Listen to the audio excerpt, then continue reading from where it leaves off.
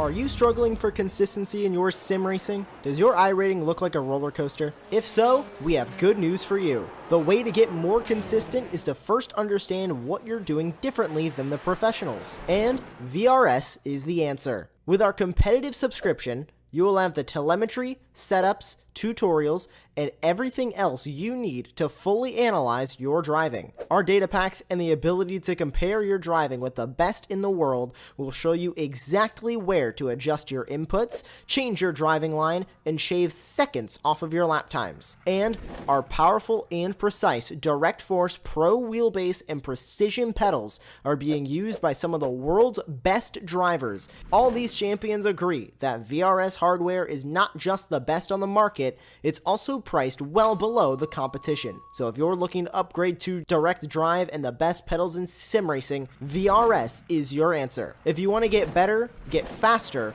and make it happen sooner rather than later, you owe it to yourself to find out why so many people are switching to VRS. You'll be so glad that you did. Visit www.virtualracingschool.com and learn why the best use VRS.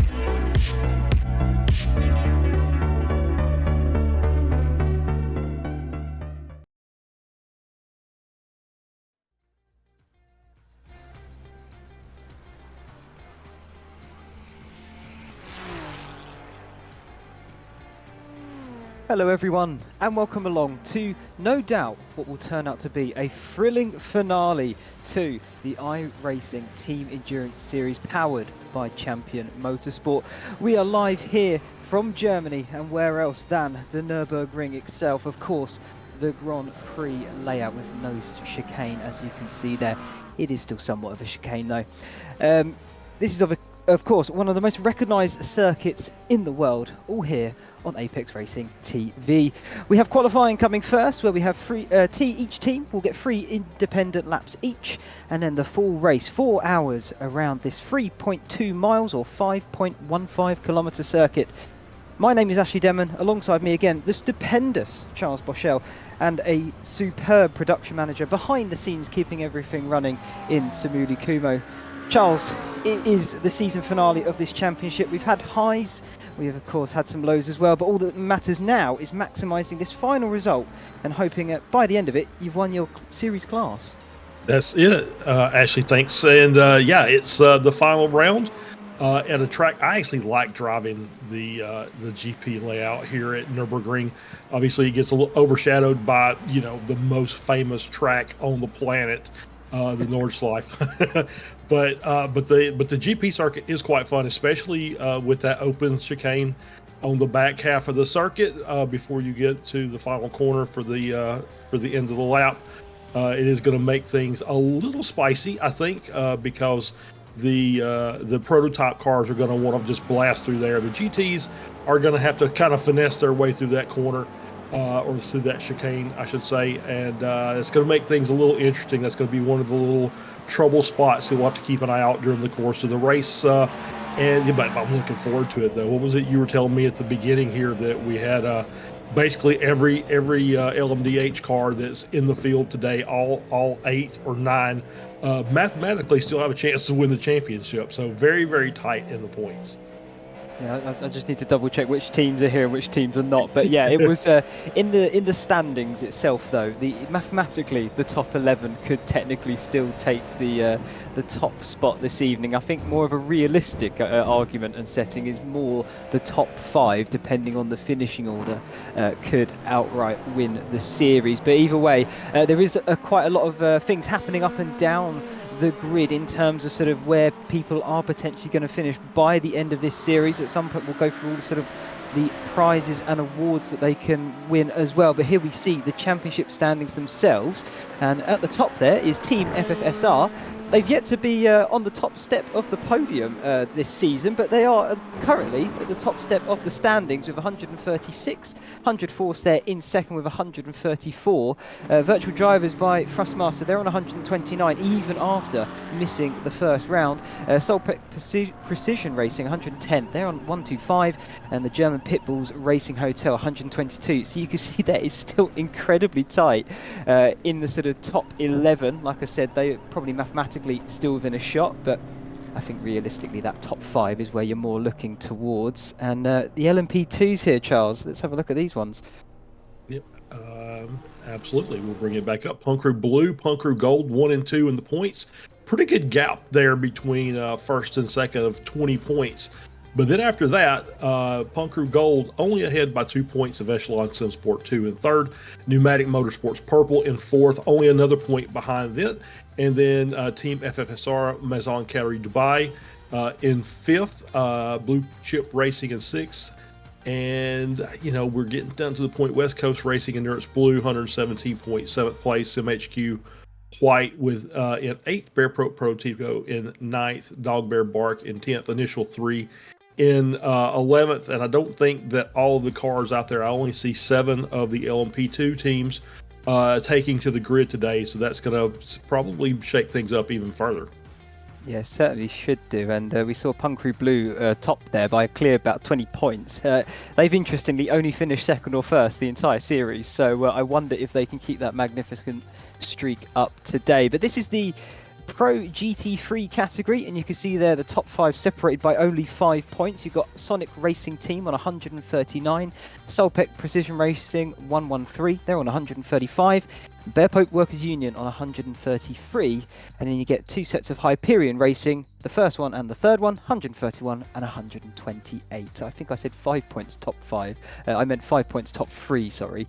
But either way, still incredibly close in this category. And then take us through the amateurs, Charles. Yeah, absolutely. The GT3 AM class has been a battle all season long, but Go Win Racing Ruby has stretched that gap out now. It's 23 points over Fendi Racing 383 in second. Penguin RC AM in third. Backpain and Ice Train in fourth. Not the greatest. I don't think they had a great finish last week with some trouble there, I think, during the race. But they're only 3 points out of the podium, along with Longhorn Racing in fifth is only another point back. And so we've still got a pretty good battle for the end of the podium positions, but it may be too much for anybody to catch Go Win Racing Ruby unless something major happens during the race today. Yeah, it's going to be tough. They've pretty much dominated the entire series in that class and category especially. They've won every single round except one, which was Le Mans for race 2, at which point they finished third. So they've had a 100% podium finishing rate, which is, well, it's almost unheard of sometimes when you go to the series, and especially with the multi-class racing, you can never really tell what sort of madness gets thrown up and put in front of you. But yeah, they've really been able to tough it out, and yeah, what an insane run they have had. I wonder if they can keep that up as well today. So yeah, I'm very much looking forward to this one, Charles. I mean, definitely a lot up for grabs in terms of sort of points, well, points of course, but prizes as well. There is so much to go for. I mean, it's the ones that obviously stand out to me. I remember we went through this from round 1, was sort of the awards from Masterworks. They are giving out 3 limited edition 1/18th scale die-cast models for the driver who completes the most total number of laps, sort of fair share, and then also has the least number of incident points. It's quite difficult, I would imagine, to work that one out, but the top 3 drivers in that bracket and in the individual category, so the prototypes, the GT3s and the LMP2s, they will of course win some fantastic diecast models. I think there was I'm trying to remember what it was. It was a Porsche Longtail, I think, a Spider. I can't remember what car manufacturer was. I do have it written down somewhere, but it escaped me for the moment. That was also a Porsche, sorry. And then the Aston Martin DBR9 for the GT3 as well. So and they look absolutely fantastic. Yeah, for sure. Those are some great looking models, and yeah, it's a nice little gift to get for just being a clean racer. I mean, that's a pretty good incentive package to get out and run just clean laps and just even if you're not quite the fastest car out there, as we saw with the fact that our leader in the GTP class, or the LMDH class, sorry, hasn't won a race this season and just been consistent. And that's what you have to do with these league events is you have to consistently score well, even if you don't win a single race. A handful of top threes will get you up near the top of the running order anytime. So yeah, it's a great prize to have. And of course, I'm sure that you'll mention the overall prizes for the champion teams. And so yeah, it's a great little gift though for just clean racing. Yeah, certainly. I mean, the sort of overall prizes we've got from Champion Motorsport, they'll provide physical trophies, and they will be going, of course, to the winning teams for the LMDH, the LMP2s, and both the Pro and Amateur GT3s, and they're made of high-quality resin, it says here, and I can't quite remember how they look, but I would imagine it's sort of more of a traditional cup, but maybe I'm wrong on that front. Yeah. But either way, a physical trophy is always something to marvel at, especially when it sits on your shelf. Very nice indeed. We've also got here some Ironman medals for all the drivers on all the teams that compete in 4 or more races, and also log the most laps in the series. So that's a nice little incentive there to make sure you get to the end of your races as well. We've also got a $50 cash bonus to the team managers for each team in the 4 eligible classes with the fewest incident points in the season, and has completed all 6 races. So I can also tell you with that at the moment, you're looking at 100 force for the top class. You've got Punk Route Gold and the Echelon Sim Sport for the LMP2s. They're currently tied on 67 incident points each. So that'll be interesting to see who can keep it cleanest this evening there. You've got Solpec Precision 113 for the Pro category. They're on 64. And the cleanest team of the lot is the amateur GT3 team of Longhorn Racing Carbon with only 53 incident points to the name. That's mighty impressive considering they're considered amateurs. Yeah, absolutely. That's that just once again goes to show you that there's something to be said. And I believe they were running. I think they were sitting 5th in the class, so it's not like they were just riding around in the back, staying out of everybody's way. They were actually competing. So good on them. And as a team owner, I'm always looking to get a little extra cash in the pocket. So I'm preaching to the guys, keep it clean. So yeah, I would hats off to them. That's a great 53 incident points over the course of 5 endurance races is pretty insane, because we've had some pretty difficult tracks to try and navigate. And you can just imagine that those cars, because there's going to be some contact here and there. You're going to get some 4Xs or have some half spins that are going to be 2X, but they've done a really good job of staying out of trouble. Yeah, certainly. I mean, my mind immediately casts back to the Algarve in Portugal, and what a chaotic race we had there on that occasion, but still came through with the majority of the field finishing. I think it was a rain, which didn't help, did it? So no, it did not. Yeah, that was very interesting on that front. But including sort of more of the prizes going a bit further down, we've got awards and prizes from Penguin RC Simulation, another proud sponsor of this series. And again, for the overall classes, again, that top Proto, the LMP2, the GT3 Pro and AMS. First place in their class will, of course, they'll receive a $200 credit towards an order. Second place will receive 100, and then third will receive 75, and that is per class as well. So they really are hampering it in on the prize pool there. So very big thanks to Penguin RC on that front, as to all of our sponsors, and we'll go through them slowly but surely as we get on with the broadcast itself. And the one it confuses me a bit, Charles, and I don't know if maybe you can clear it up slightly, but from what I read, it's the driver who sets their best qualifying time and gets pole position, of course, for their class, they get entered into a draw, and 3 of them will be chosen to win an Xbox Game Pass. I think that's how it works, but maybe you can correct me on that if you know it better.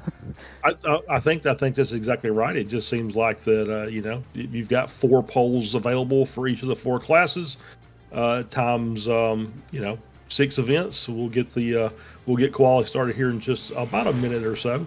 And so those names will go into a hat, and they're going to pick out 3. I don't know. Maybe the GTs, because they're. I don't think that's right. But somebody's getting 3 people are going to get Xbox Game Passes. I think it was a 1-year subscription. So. I think it is a 1-year subscription. That I can definitely guarantee. I would imagine the GTs are lumped into one because they are one category, and it's a shame that the Pro-Ams don't get it separated a little bit easier on that regard. But either way, it's still a fantastic prize up for grabs for them, and a big thanks for that. And then this one I really did like, Charles, and I actually think I missed it when we started this series. More Adness. They're going to be providing a pair of acclaimed sim racing gloves to each of the winning teams in our hard chargers category. So what that is they'll look at the end of the season, they'll go race by race across each category on which teams have gained the most cumulative positions from where they started to where they finished. And then, of course, the team with the most tallied, most positions gained, will gain 1 pair of gloves per team. I think that's a fantastic award to be given out, and it promotes aggressive driving, which is the opposite of what we had a moment ago. But either way, it's still it's a fantastic thing you can win, and amazing. I think that's a brilliant prize you can get as well. Yeah, and those gloves are about, I think, around $100 a pair. So that's a really good prize, for somebody on that team that they get the hard chargers. I always love watching the hard chargers, right? So it's these cars that maybe don't set the best qualifying time or don't have qualifying pace, but they get out there and they're just on the attack from start to finish during the race. End up picking up potentially 8 or 9 spots during the course of the event. So it's a really great prize. Yeah, I do love that one. And of course, we cannot forget Nick Pequin, one of the drivers in this series as well, but he is also a designer, and he'll be making the winning team of each class a custom poster to commemorate their championship, using pictures taken during the championship clinching race itself. And these posters will be ready to print in large format, or any format I think that they want ready for their sim room, and sort of sent digitally, and of course you can print them out as well and things like that. So I think that's another fantastic thing to sort of, especially if if you're getting that series win. It's a big moment, particularly in sort of, it's sim racing is not real life, of course. We all know that. It's no secret, but I think you have to treat it like real life, because the preparation that goes into this is massive, and you can't really take it away from anybody. And if you get to win it against the top quality drivers that are here on display, that's such an achievement. Yeah, absolutely. It's a fantastic achievement, and thanks to Nick for putting it out there. This what people don't realize is there's tons of sponsors that make these events go, not just for prizes at the end, but from covering the cost of the broadcasts, as well as leasing the server time on iRacing to get these events going, practice sessions and things like that. So it's a big thanks to go out to the sponsors of these events, for not just for the prizes, but for just generally helping out the Champion Motorsports, the series itself, to put on a great show for these for the viewers. Yeah, absolutely. So very, very big thanks to Masterworks, Penguin RC, More Adness, Nick, the graphic designer, and we do have one more sponsor to thank now as well, and that will be Engine 59 Media. And if you want to get in contact with them about getting some high quality pictures of your sim racing escapades, then you certainly can, and they get you some top quality. They do all the editing for you, I think, within the iRacing itself, and outside software to make it really pop and look absolutely perfect. So they do some high quality stuff there as well, so big thanks to them as well. And we'll mention them out again throughout the race, but we've got qualifying here. It's 3 minutes have gone. I haven't really been watching the cars all that much. I've been trying to make sure we thank everybody before we get going well and truly, but at the moment I don't think anyone has set a lap, so we haven't missed anything. too much at least yet anyway. No, I haven't. We haven't missed anybody setting any times. I have been watching the track though as they've been going around, and you can see on the hairpin there already some gravel that had been pulled out from practice. It's still out on the outside of that corner. So it's going to make things a little tricky. We haven't really talked about this very much, but the new debris physics modeling that iRacing's incorporated. I noticed it with a team member earlier this morning doing the NEC broadcast or doing the NEC race, and it will absolutely make a difference in the course of this race as more and more of that gravel gets pulled out onto the track. It's going to make some of these corners very difficult to handle, so it's something we're going to have to keep an eye on during the course of the race. Yeah, it certainly will be. I mean, the other thing to mention as well is we've had a new tyre model implemented, so both the top prototypes, the LMDHs and the LMP2s will be LMP2 less affected by it, but definitely the top class, the prototype, the LMDH, they are massively affected by cold tyres now, particularly in those first sort of 3 laps. So you can probably expect LMP2s that haven't pitted around them to be quicker than them, particularly on that first out lap. Well, there goes Thomas Baker for Blue Chip Racing, spinning it around in turn 4 on the exit of Mercedes Arena. Clearly just pushing it a little bit too hard too soon. He's currently provisional pole, I should say, for the LMP2 class. But you can see there, even then, cold tyres still not fully up to temperature, and they can bite you. Oh, absolutely, yeah. And if you've ever watched a WEC race in real life, either broadcast or in person, you know what happens when the LMDH cars go in and get fresh rubber. That car is a completely different animal until the tires get some temp into them. It's a handful. It's very difficult to drive. You can't run anywhere close to the pace you were when you were out there with hot tires for at least 2 laps. So it's going to make the start of this race as well as the first pit cycle very, very interesting as to what these GTPs, I'm sorry, these LMDHs, I keep saying GTP because I'm just imps a lot apparently, but these LMDH cars are going to be something we're going to have to watch during the course of the race, because my guess is that they're going to be, after the first stint, they're probably going to be somewhere in the mix of the GT3 pack, because that just kind of seems how it works. It's going to be, they're going to lap the cars, and they're probably going to lap them a second time around the time they come in for the pit stop, which means they may be on the back end of the LMP2s as well, which I think the last time we were here, the LMP2s had a little bit longer, a longer time on track before their pits. So it is something we're going to have to keep an eye on, because if these cars come out in mixed traffic, that's going to be it's going to be very dangerous, and you're going to see what cold tires will do to an LMDH car as the LMP2s just zip by them. Yeah, it's certainly going to be interesting to see how everything unfolds on that front, especially. But all of that and more to come. Currently, we're riding on board here with Luke Fisher leading the provisional pole in the GT3 amateur category there.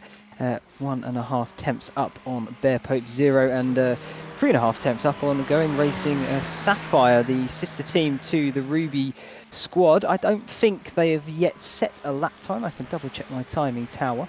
But of course they're all on an individual track, so they're not going to trip over one another, and what they might be doing is just waiting towards the end of the qualifying session. They have 15 minutes to set their 3 laps, and so they're waiting probably just to see what everyone else can do. Yep, maybe, and it's not necessarily a bad strategy. Is just kind of taking your time. You've got 15 minutes. These cars are doing, even the GT3s are doing sub 2-minute laps. So you've got plenty of time to just kind of sit there and wait and make sure you get everything set properly, see what times start coming in, and then adjust appropriately anything that you think you may need to change, or just otherwise just relax for a bit. So go set your 3 laps. You'll still have a bit of time left over because we're at the 8-minute mark. I think we've already got some cars that have finished their 3 laps and will be parked for the remainder of qualifying.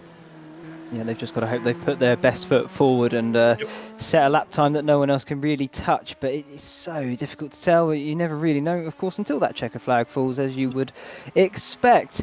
Michael Parker for Pneumatic Motorsports Blue, currently 7th here for in the LMDH category. And I will forgive you for saying GTP, Charles, because in all honesty, they are practically the same in almost every sense of the word.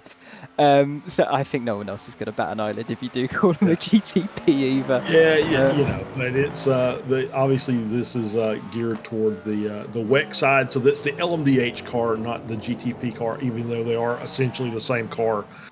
We will try and keep that to because that's something I've been doing all season. You think I would know better by now. But I will say this: I was watching that the CRF car, or I'm sorry, the pneumatic motorsports car. Their first lap was actually slower than the 2 fastest laps in LMP2. So that just shows you how much time they're losing on their out lap and first lap from the reduced tire heat. So it's going to be one of those that we'll have to, like I said, it's going to be the start of this race. It might be a little crazy.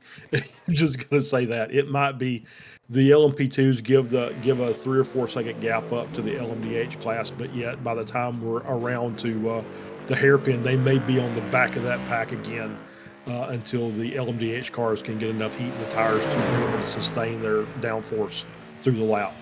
Yeah, absolutely. I mean, it's going to be, like we say, it's interesting to see how it's going to unfold. But yeah, you're spot on with everything there. So we're just going to have to play the long game on that front. I think some of these teams, they don't want to push it too hard too soon and make a big mistake, especially spinning it round on that opening lap.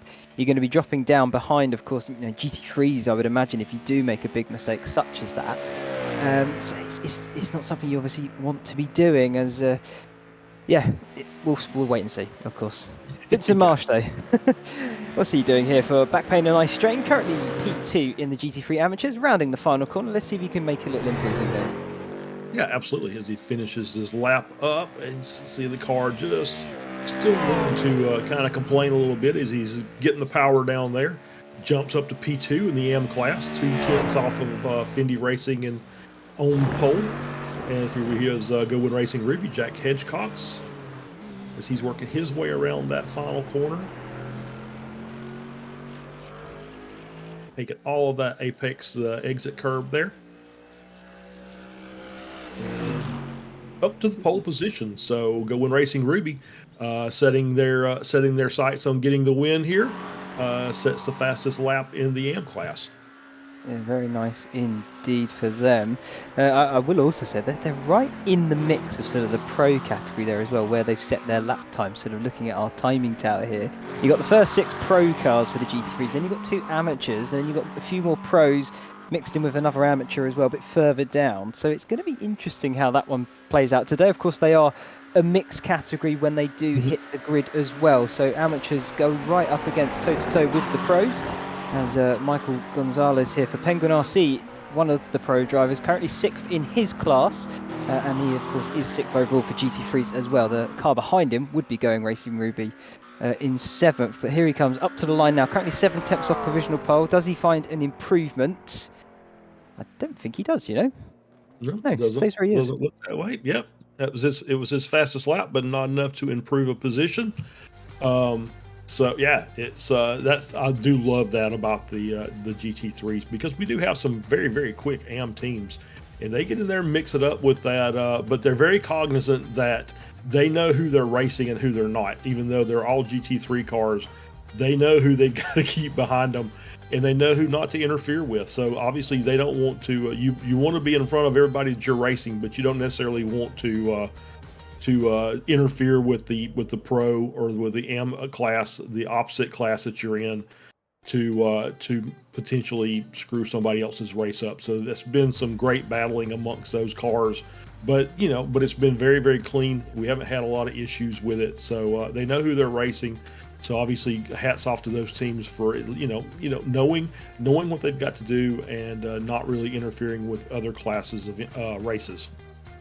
Yeah, absolutely. As we've got a few minutes left here in qualifying, I wonder if all the drivers have finished their laps already, and we could be looking at the the final grid. We're not seeing any cars out on circuit, and as I look at the timing tower, I'm not seeing anyone putting laps in. But interestingly, a few cars have yet to set a lap time. We've got Punkru Pink in the LMDH, Minor Racing, also LMDH, yet to set a time, or not set a time, I should say. And Punkru Blue for the LMP2s also haven't set a lap time from what I can see here. So I mean, they're going to go to the back of their respective classes at least. They're not going to be at the very back of the grid. But it's interesting just that they haven't set a time.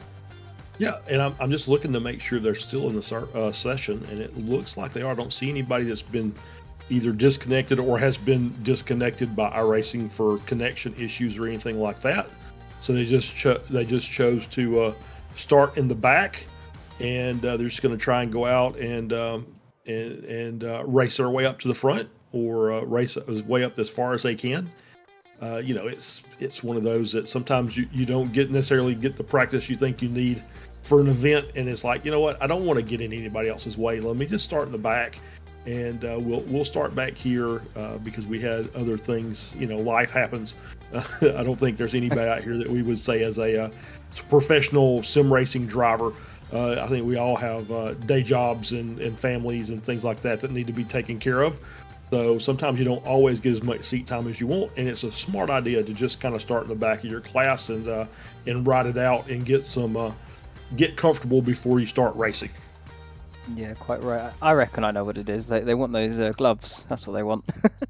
They're going to climb their way up. For the hard charger. There you go. There you go. That's what it is. Strategy. Making sure that they get them. Also starting in the back, that means that you can keep your incident points down as well. So maybe they're trying to get the hard charger and the lowest incident points and get the sim model or the model as well. So maybe that's what it is.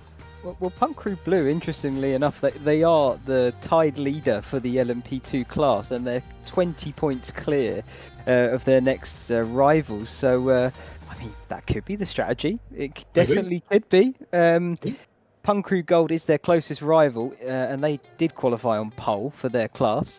As we're getting close to all the drivers getting on the grid, but we'll have a look at the full grid here while I ramble on about it. But yeah, let's have a look at the full grid instead, shall we? As Maximilian Muir for Solpec Racing 110 takes pole position there in the top LMDH class. Christopher Kindler alongside in the German Pits Bulls. Pierrick.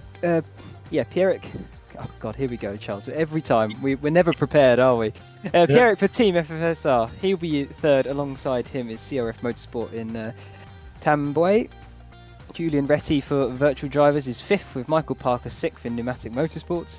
Camden Craft is seventh, with Nick Pequin alongside, and Nick and Alexander there, 8th and 9th, didn't set a lap time there, as then we get to the LMP2s.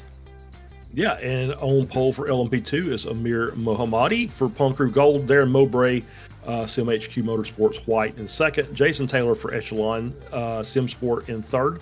James Stacey for Pneumatic Motorsports in fourth. Thomas Baker, Blue Chip Racing Black in fifth.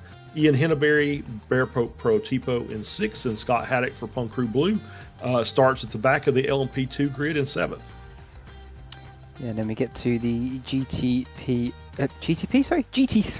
pros. Garrel Berry is Solpec. He takes pole position with Derek Heiberger alongside him for Hyperion. James Logsdon is third for Bear Pope Enduro, with Michael Hooper in the other Bear Pope Workers Union car in fourth. So it's a Bear Pope second row lockout. Bryce Rodriguez for Hyperion Racing 3 is fifth, with Michael Gonzalez sixth alongside him. Marius Blendea is Tectonic is 7th, with Spencer Reitzmer alongside him for Echelon Sim Sport in 8th. Leif Peterson in PCA Sim Racing 9th, with Martin Varga 10th. And then we have, oh God, here we go. I'm so sorry. I'm so sorry. We have Cedric. No, I'm going to go with Gaudreau. Gaudreau. All right, we'll go with Gaudreau. Going Racing Sapphire 11th there. I think they are an amateur car, though, so I think we may have already ventured into that area now. Sonic Racing Team 12th, though, Miguel Almeida. And then as we go a bit further down, we do get the amateurs. Oh, maybe I'm wrong. Apologies. That's okay. Jack Hedkoch for Go Win Racing Ruby in first, Luke Fisher second, Vincent March third, Mikko Kutinen in fourth, Michael Hickman fifth, Mark Kalen sixth, Luke Davis seventh, Anthony Flores eighth, Kevin Ayers ninth, Mark Johnson in 10th. And that's all we're going to get to. We're starting the race. Yeah, apologies, people, but we'll see how everyone fares as we do get going here. They've already gone, I think. The lights are still red. They should be green now, though, as they fire their way down towards turn number 1. Solpec Precision takes the lead with Team FFSR, managing to jump up into second, down into turn number 1. German Pitbull's not going to give up, as that's the round. That's virtual drivers by Thrustmaster. Round at turn 1, lit the rear tyres up, and clearly off to not the best of starts as the LMP2's now coming down towards turn number 1. Yep, LMP2's down into turn 1. Punker Gold in the lead. It's like fanning out a little bit there as we're making that corner. And it looks like everybody's going to go through clear. Did notice a big gap between the two prototype divisions here. Probably pretty smart. That's going to give those LMDH cars a chance to get their tires warmed up without getting any interference from LMP2s, as the GTs are now down into turn 1. It's such a contrast of a sea of cars down into turn 1 here for the GT3. Solpec Precision as well, managing to lead the pro category. Going Racing Ruby also leading the amateurs there through turn 1. They go as we're looking down the timing screen. So Going Racing Ruby 7th overall in class. So it's the top 6 are pros before you get to the original amateur. As cars going side by side out of Mercedes Arena, now through the kink of 5 and in towards Valvoline corner of turn 6. One of the best corners, personally, I think, on the circuit. Definitely enables you to go side by side. And is that McLaren of Penguin RC able to just edge out the Bear Pope car? Yes, it is. Through forward corner and in front he goes into 5th in the pro class. Go Win Racing Ruby down here on the inside of the hairpin.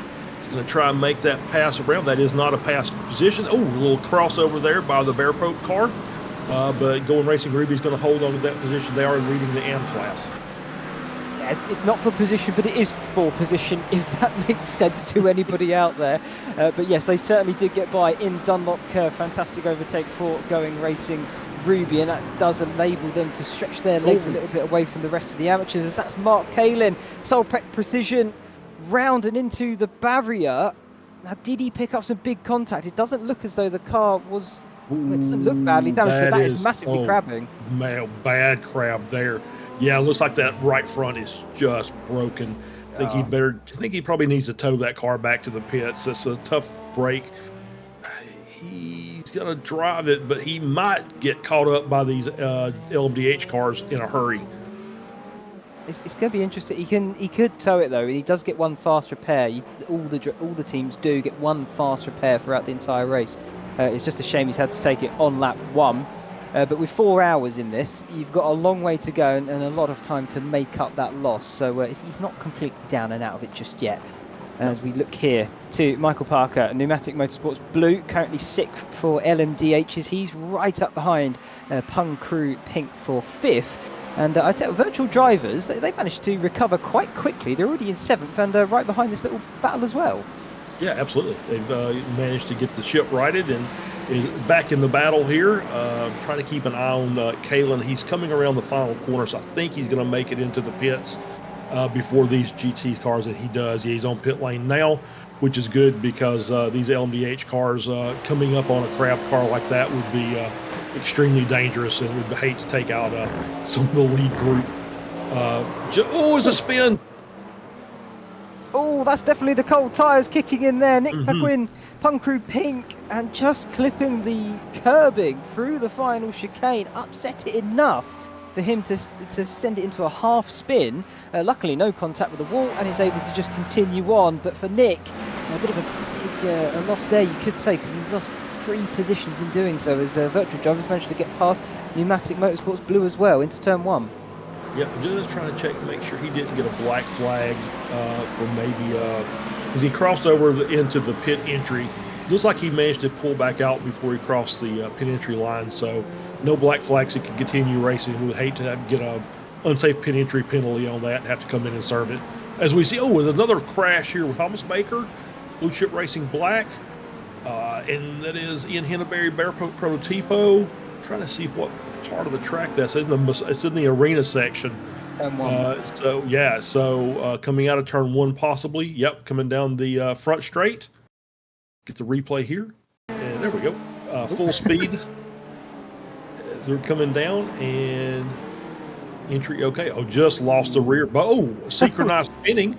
And now he's going to pull out and kind of block the 112 car there from working through. That's Mark Kalin again, Solpeck. And no harm, no foul. Everybody got through there without any contact. But yeah, the synchronized spin down in turn one was just, obviously the first one was too hard, either a brake lock up and lost the rear.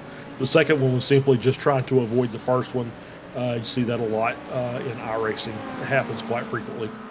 Yeah, it certainly does. And also the characteristics of that corner, the apex really does drop away from you, quite a height difference. So it definitely unsettles the car, especially if you're having to go hard onto the brakes. It can very much result in a spin. But either way, racing continues, and we're looking here at Jason Taylor for Echelon Sim Sport, currently third in the LMP2 class. He is right behind Sim HQ Motorsport White, although the car is blue. I think we've had this before, Charles. It confused us massively, but that is the white car, and Darren Mowbray currently at the helm of that ship too, currently hanging on to second. They're dropping a little bit back from Punkru Gold. They've got a tiny little break there between them, but this is the top four for the LMP2 class, and they are still relatively close together. Yeah, they are indeed. It's still pretty tight, and that we'll say that's the white car because it's got white trim. It's got a nice white accent stripe on there, so that's a good way to tell what car that is. It's you get out here and it's sometimes you just run out of ways to call your teams. If you've got Sim HQ's got 3 or 4 teams out here, so it's like, okay, how do we differentiate these? So they said, well, we'll put a white stripe on this one, so that's what we've got. Some white trim, and just a good looking paint though. I really like that. Yeah, I must admit, I will commend, I think, pretty much every team on the grid for their liveries design, because they really all have done a stellar job. And like you say, a lot of them have got multiple cars on the grid, and they've been able to differentiate really, really well in that regard too. James Stacey here for Pneumatic Motorsport Purple, and you can see once again just well-designed livery schemes. I think that's fair to say for the majority of the grid. Yeah, I completely agree. Every livery out here looks really good, and it's pretty distinct. You can generally tell who you're talking about by looking at the livery. Obviously, this is the Pneumatic Motorsports Purple. Pretty easy to tell. Whereas Echelon in the LMP2 car. Still a pretty good battle up here. It's only about really a second between those 3 cars, and they've dropped a little bit off to Punkru Gold. Punkru Blue has worked their way up into P5, starting from the back of the class. They're 8 seconds back, so they've got a little bit of work to do, but they're in a comfortable position because obviously with a 20-point gap that they had to start the race and 35 points on offer for the winner, pretty much I think if they just finished the race, I think they've got the championship clinched. And so sitting in P5 is a good position for them. They can just stay out of trouble for the rest of the race, and they'll collect that championship hardware. I'm glad you did mention it, because this was the point I was trying to make when we were going through the grid as well. They just have to finish the race. Punkru Blue, they just have to finish the race, and the amount of points you get for finishing 7th, which is where they would in class if they finish last in class, is enough to take the championship for them. They've got a big enough gap there. So it's very much a very, very long victory lap for Punkru Blue, but they're going to enjoy it all the way to the end, I'm sure. And like you said, that they do not have to push the car and rag it. So fair play to them. Congratulations to them very early on already, but we'll see more of them later on, I'm sure, because they are still very, very quick. As we jump here to Solpeck Precision Racing, currently leading the GT3 Pro class, and doing a mighty good job of it as well. Managed to get a tiny little bit of a buffer back to Hyperion there in second, and Bear Pope Enduro just bringing up the rear, and they're also being hampered by another Hyperion racing team. Yep, absolutely. It's still within a second of gap there between P1 and 2, and you see 3 and 4 just behind them, so 2 seconds covering 4 cars. So we're starting out to be we're looking like we're going to have a really good battle here at the front of all of these classes for the overall race win. Punkru gold, obviously, up in the LMP2 class. They're going to finish second, but they're going to try and get a victory out of this before the end of it. And so they're going to keep their eye out behind as the rest of the cars chase them down. But good job here by Barry. Obviously, these contact, almost contact. That's very, very close there between Echelon and SimHQ. Side by side battle. Yep, absolutely. A little bit of door banging and still hanging on to the inside. And it looks like SimHQ is going to clear it and hold on to that position. I think they were still in front of Echelon before that battle started. But you can see these cars are going to battle for every point they can get during this race. Yeah, they certainly are. I mean, for Echelon here, they are they're trying to put up a good fight, of course, but they do have to keep their eye on the car behind them as well. So, of course, you want to get by. You can see their flashing of the lights showing their, I guess you could say, almost rage, as here comes Camden Craft making his way past some of the GT3 cars now. The lapped traffic already commencing on lap number 7. But yeah, he's trying to find a way past, do it cleanly and quickly, but at the same time, you don't want to lose too much time while going side by side, because you've immediately got another competitor right behind you who will pounce at the chance. So you have to play it carefully, as Pierrick and the rest of the LMDHs are now trying to navigate their traffic for the first time. Yes, this is where you start earning your money, I guess, if you want to say that, is this traffic management. Obviously, I think this is a really good track. I think it's wide enough that it supports good passing and some good side-by-side battles in between the classes, with obviously some hard braking zones that give the LMDH cars a chance to do what he just did there.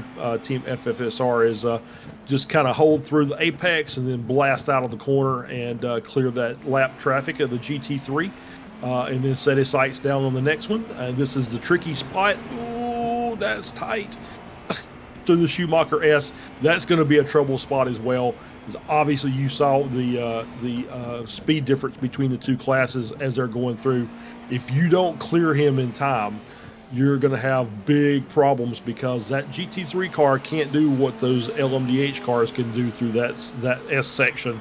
And so you're either going to get there and get past. If you get behind them, you're just going to wait, because obviously they're going to have to slow down to, you could almost go flat through there, but even then, with the GT3, you're still talking about, 20 plus mile per hour speed difference. Yeah, here we go. We're on board now with Christopher Kindler, experiencing that the hard way. Wasn't able to get past some GT3s, as they're now going to try and send it down the inside into the final corner there. He's right behind the virtual drivers by Thrustmaster there in P5 as well. So this is a very close battle in the LMDH class. And look at them, they just absolutely tear past the GT3s. Absolute monster speed difference. And very close on the brakes. A little lock up from virtual drivers in front, and now obviously the traffic being a factor too. Is this going to be a move? Kindler having a little look down the inside in Mercedes Arena. That GT3 is definitely going to come into play here as we get tucked up into the apex. And now for the exit, turn 4. Oh, he's had to wait. GT3 cut in front. Yeah, he did, but that was nice. He kind of saw that coming. He said, "I'll just cross him over." So good move by Kindler, just to be patient. It didn't cost him but maybe a couple of tenths to the car in front, and the car in front is going to have to deal with more traffic. So that gap will close back up as they're working their way down toward the hairpin. As you see the group of GT3s in front, and they're going to have to wait. It's like looking to the outside. Is he going to be able to make it? Obviously, what Kindler wants to do is do this. It's just penny behind the car and make the move to the inside. And, but nice move by German Pitbulls to go around the outside of that GT3 and stay in the lead. This is getting really intense now with the GT3s just about keeping it clean enough. He's going to have to wait once again now, is Kindler. There he goes through, and now right behind Retty once again onto the back straight, down towards Hatzenbach. The quick kink here in the middle of it. Flat out for all categories here. I think they're both going to have to wait here now into the final chicane with the GT3s in front. But this is just showing how intense the racing can get, particularly when you have traffic involved as well. And again, into the final corner, he really is trying to just keep tucked right up underneath Retty's car, just to make sure that he can follow through and not get held up by the GT3s as well. Bit of a lull now in the GT3s. Are we maybe going to see a move into turn 1? Round the outside, he's going to give it a try. just about enough room for the pair of them. And no, he's managed to stay ahead. As Retty defended it well, but it's so close. And like you said, you're using some of the back markers potentially to try and box them in, but he just wasn't able to make it stick. No, it was a good attempt at that, but yeah, it's like maybe the GT3 car moved to the inside, gave the German Pit Bulls car a chance to work the other side of the car, was able to hang on to that position over German Pit Bulls. But you can see this battle is not going away anytime soon. No, it certainly isn't, and I think they're getting now towards the front of the field of the GT3, so they're almost out of it. I said that they've got the pros still to go, so still a fair few. Never mind what I just said, I'm completely wrong. They've still got a few to get past, so action will still be unfolding. Is he going to send it here? No, he did wait for it. Smart driving there from Kindler. Goes for it now, so nice and easy. And he should now catch up once again to Retty in front when they get through this next right-hander, because they should carry a lot more speed than the GT3s. Although actually, I think he's got away with that when he should now get them really easy down this back straight. Yeah, he should be able to just use a little bit of the draft to pull up some of that gap, as well as see how many cars is going to be able to see the virtual drivers manage to get through too. He's stuck behind the Go Win Racing Ruby car. And he's going to just move to the inside there, and that gap is now gone again as virtual drivers are stuck behind the Penguin RC McLaren. So yeah, it's a little bit of traffic giveth, traffic taketh, and until they get through this group, it's going to be like this, and so it's going to be he needs to hang on to the back of virtual drivers. Once they get past all the GT3s, these two guys can go racing again. And but he doesn't want to get separated too much until they get clear of all the GT3 cars. No, I think you're spot on. It's just if you can manage the traffic as best you can, then of course you're just trying to mitigate how much time you lose to potentially the car in front or even the car behind. Maybe they're navigating it better than you at a particular moment in the race. So as long as you can mitigate the loss as best you can, that's your aim. Get through the traffic, and then you can go proper full racing again. As they're still going at it here in Dunlop Curve. Nose to tail stuff all the way through. They've still got a few more cars to navigate. We saw the LMDH leader just pass the GT3 Pro leader just a moment ago. So these are about 20 seconds behind that. So taking it to the grass. That was close. That was close indeed, but yeah, that was the leader of the GT3s. This is Kalen, who is coming to a lap down now, so he's trailing because of the earlier spin, and then he got caught up with those LMP2s in turn one, so he's lost some time, but he's still out there, and obviously he's going to go a lap down, but still we're only 17 minutes into this race, so there's plenty of opportunities to make up positions as other people kind of drop off, and then you can do some things to make up some seconds here and there, as we're back on here with Darren Mowbray, LMP2 P2 along with Echelon SimSport. You see that Pneumatic Purple's kind of dropped off this a little bit, so it's now just a two-car battle with Pneumatic just kind of trailing behind. So these cars are still going at it, hammer and tong, working for that final, that second podium position, and only 18 minutes in, but the Hunker Gold team seems to have checked out.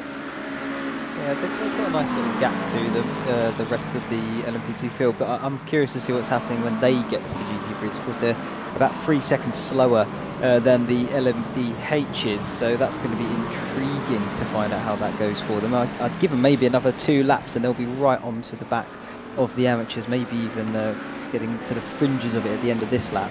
But this is a nice big battle we've got here in the middle of the amateur class. There's about, 5 cars there in shot, all going for position. I think that's Mark Johnson we're currently looking at here for Longhorn Racing Carbon. You've got Kevin Ayers for CMS Racing. I think Penguin RC is Anthony Flores in front, and then that first car, I think, I'm going to double check it, but is Luke Davis for Lunatic Racing as well. But actually 6 cars, look at that, even more. It is Luke as well. Yeah, it is. It's a big train of cars, and it's what you see with the GT3s, right? You got obviously you got some very fast GT3 cars out there, and then you've got a big group of we'd say mid-speed pros and fast AMs kind of mixed together, and I think you're kind of seeing a bit of that as part of this group. And these cars are just going to be stuck together like this for the next couple of hours, as pit stops and maybe errors kind of separate them. But for now, just on pace, since the start of the race, these cars are pretty much identical to each other. Yeah, so, I mean, I'm looking at their last laps, and they're all within sort of, you know, give or take from slowest to fastest. There's about a second difference, but then you easily make that back up with slipstream, you know, particularly down a back straight like that. And there's quite a few straights around this circuit, which is nice, into somewhat heavy braking zones, which give you, you know, nice chances to overtake. It's not easy to get past another GT3 car because they are very similarly paced when you think about it. Overall, you really do need to commit and have a nice advantage over your rival when you're going to absolutely send it, as I spy in the background, Charles, the first LMP2 catching up to these guys. So yeah, it's here we are. This is Amir in the Pun Crew Gold car, and he's caught to this group, so he's going to start having to work his way through the lap traffic. And generally speaking, when the LMP2s start working through the GTs, generally speaking, that gives the LMDH car the chance to catch the back of the LMP2. So it may be a triple mixed before this is all said and done, as we're about halfway through the fuel stint for the LMDH cars, and just around half as well for the LMP2s. So we'll see if we start getting that mixed bag where we've got three classes fighting amongst each other. I kind of hope we do. It always puts on a spectacle, I won't lie. Yeah, absolutely. No. Yeah, it's you know, it's just, it doesn't matter. It seems like it happens every track we're at. It seems like that we're, you know, the first time through, the LMDHs come through the GT3s. By the time the LMP2s come through, it's time for the LMDHs to come around again. And strangely enough, it's not just this. I've seen it in other series as well. When you're talking about even slower cars, you're talking about GT3s and Porsche Cups and GT4s, and it just seems like that second time around, it just seems like everybody's amongst each other, and it makes the racing very fun to watch, but very difficult to drive. It certainly does indeed. Here's a move then potentially for Jason Taylor down the inside of Darren Mowbray into the final chicane, and does make the move stick as well into that very, very fast chicane.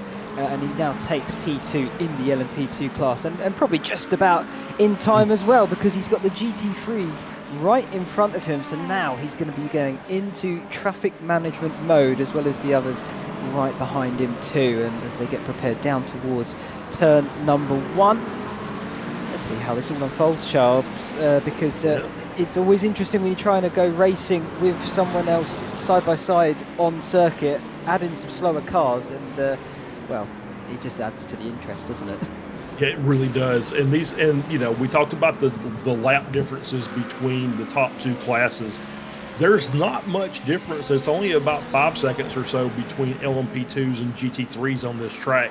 It's just, you know, the LMP2s are much better in the braking zones and through the corners because of the added downforce. But then the GT3s are powerful enough that there's not that much as far as overall pace down the straightaways. So, you know, the LMP2s are having to make their way through, coming in and out of the corners. So that makes it even much more challenging. So it's the same thing we talked about with with the top two classes, the middle class and the bottom class. Very similar as well as far as how they're having to make their lap times. Yeah, it certainly is, and I'm curious how this is going to play out, because like you say, down the straights, the GT3s almost matching the LMP2, so it very much is in the braking zones. What it means is the LMP2 drive really have to commit to an overtake if they want to get past a car or a driver. In particular, you can see there the closing speed is just not quite on the level of an LMDH car, so they may even have, he's gone for it, okay, into final corner. I was going to say he may have even had to wait until the exit of this one to go into the first corner, but he's just about managed to get through. So that's Jason Taylor out of that first little pocket of GT3s. He's got probably about half a lap, and then he'll get into the next pocket, which will be full of pro drivers. They're much quicker. They're probably going to be harder to pass. Yeah, it's going to make it that much more difficult. And being primarily a GT driver, there are certain things that the GT drivers will do. If you're in a battle for position with your class, that back GT3 car, you may see them move over into the braking zone or move over into the inside line as a defensive to say, "Hey, wait until we get through the corner because I'm in a battle. Let's make you be a little more patient and wait until we get clear so you can clear all of us at once and we can continue our battle without you getting stuck in the middle." So the GTs, these passings that we are seeing with the multi-class is very much a bit of cooperation amongst the drivers. Drivers know when the other classes come through, where's the good place to pass, where is it going to hold you up, or where is it going to hold them up, and so they will sometimes forcefully help you out by saying, "No, you don't want to pass here. Just wait." And we haven't seen that very much, but I have seen it a couple of occasions, not during this race, but during the course of this season. Just saying, "Hey guys, this is not where you want to make that move. Let's wait till we get out of this corner, and then you can get a run down the straightaway and get by, and we can continue our little 3-car battle that we're seeing on the screen here between the Penguin RC, the Bear Pope Workers Union, and that's the Go Win Racing Ruby Am cars. It's kind of stuck in the middle there, not racing these other 2 cars, but is once again trying to maximize his pace to stretch that gap back to Fendi, who's running in P2, 4.5 seconds back. Yeah, he certainly is. He is sandwiched between 2 pro drivers here. So once again, it's showing the caliper of Jack here in the ability to be able to run with these guys. Of course, it's I think they base it on the I rating. Correct me if I'm wrong there, Charles. So once you get up to a certain point, they'll promote you into a pro driver category as opposed to an amateur. I wonder if Jack is sort of on the cusp of that because the fact that he's doing this sort of pace, particularly in a Mercedes as well. It's not a very popular car on the iRacing circuit and scene. Doesn't tend to be used all that much. I think there's only a few certain circuits each season where they will pick it because it tends to be a bit better sort of on the straights, a bit more muscular in that department and not too much on the corners. But he's made it work. The entire series has Going Racing Ruby, the whole team, they really have done well in that Mercedes car. It's impressive. He looks like he might even be lining up a move here into the left-hander of Michelin. Wasn't able to get alongside though in the braking zone. Is he going to be vulnerable now down this back straight through Hatson back and into the chicane, I wonder, or has he just about managed to hold on to some momentum? Yeah, he's doing a good job of just maximizing what he's got there. Obviously, we've got a under review there for the Penguin Am car and Punk Creek White, so I wonder if that was maybe some miscommunications through a corner. That is a GT3 AM and an LMP2, I believe. I could be wrong. Nope, Punk Creek White. There we go. Nope, it is another GT3. So it's 2 GT3 cars. Apparently there's an incident that they're reviewing. But yeah, I think it's, I'm sure that Jack in that Go Win Racing Ruby car is just basically keeping an eye out as we're going to get a replay here from Samuli. We're working their way down into the hairpin, I believe.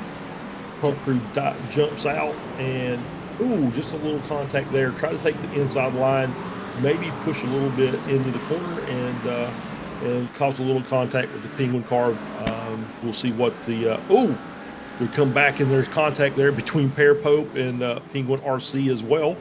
I think this is the Go Win Racing Ruby. This is now the Bear Pope car. I believe that's the Bear Pope Enduro 321. Is that? It is. It absolutely is. Okay. All right. So that's the Bear Pope, maybe the Bear Pope Pro Tipo, but we'll see this as we're coming down the front straight, down into turn 1.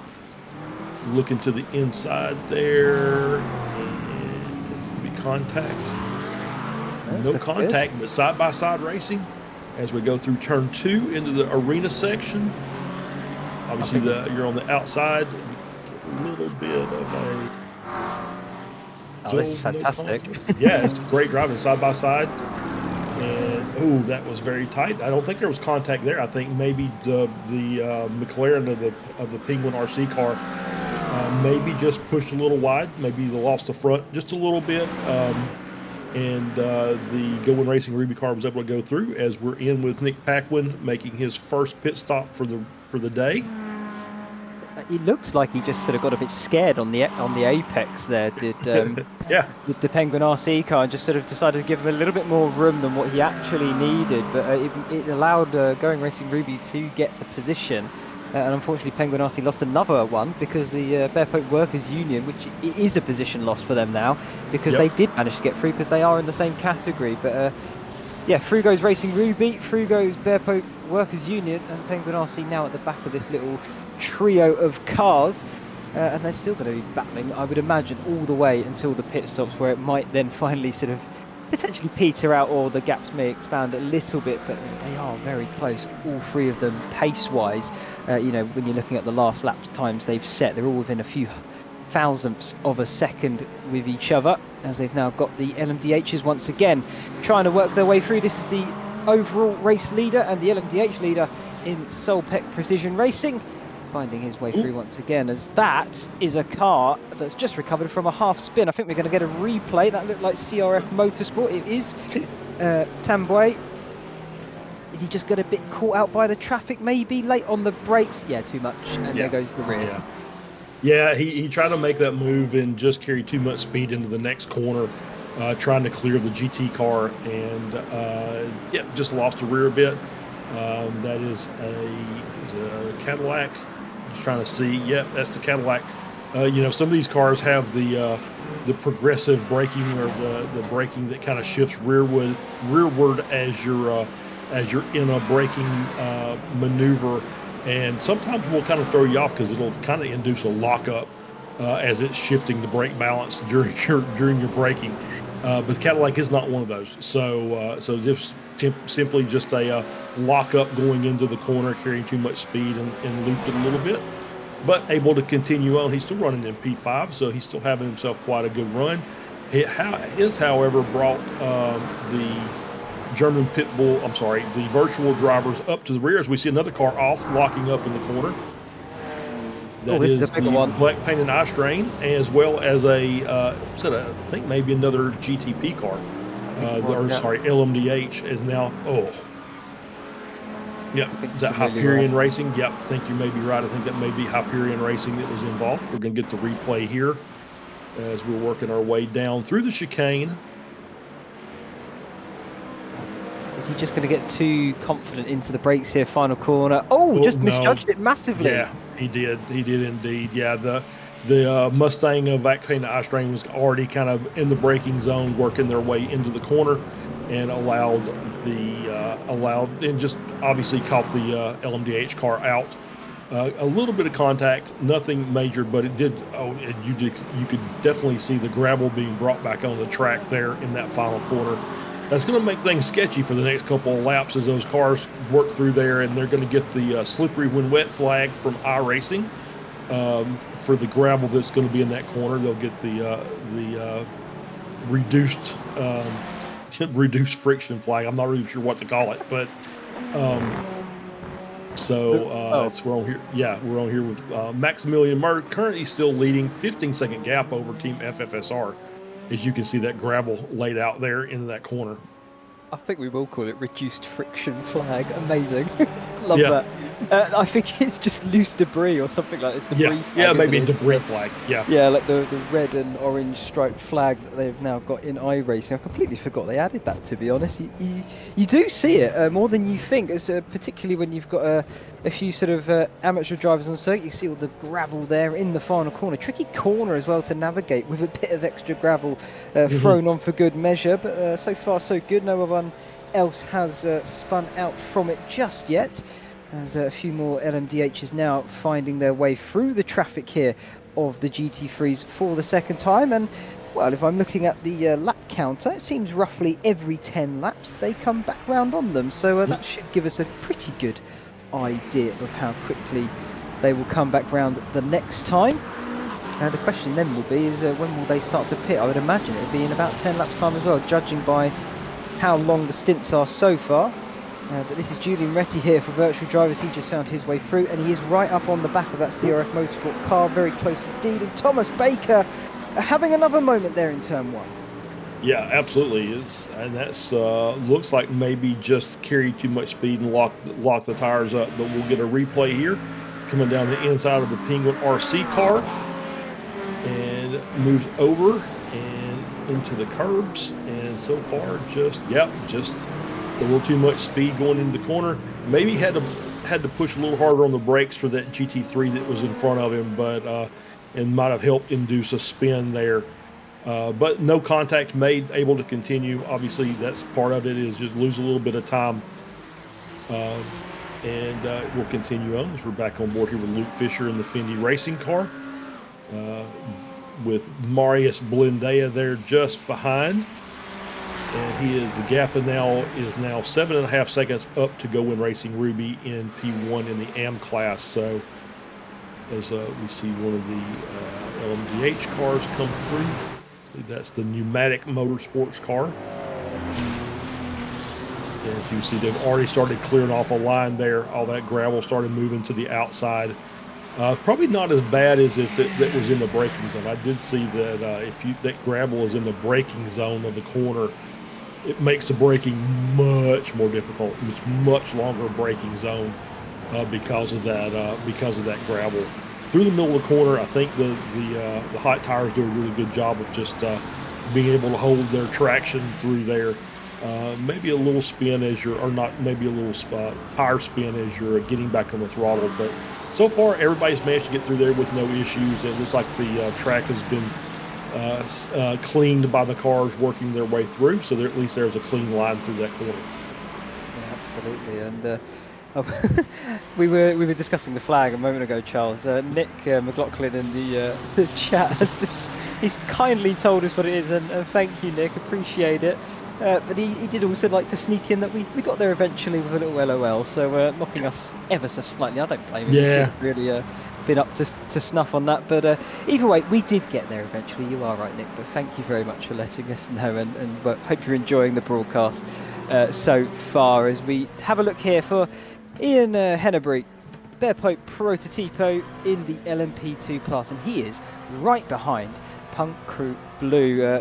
Going to be, well, they are champions, aren't they? There's no way about it. All they've got to do is finish the race, but they're probably going to try and do it as clean as possible, as they do want to make sure that they get the least amount of incident points they can, because they are tied first in their category. Yeah, absolutely. Is definitely want to just make this the cleanest race as possible. And if they can get away with it's almost impossible to get a 0x in a race anymore, but especially with these cars that are constantly pushing the edge of their performance and the edge of the tracks as well.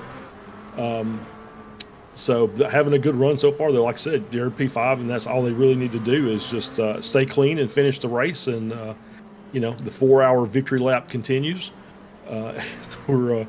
As Bear Prototipo would obviously love to get by this car and say, I want to go racing. I want to go try and catch the next guy who's about 4 seconds up the road.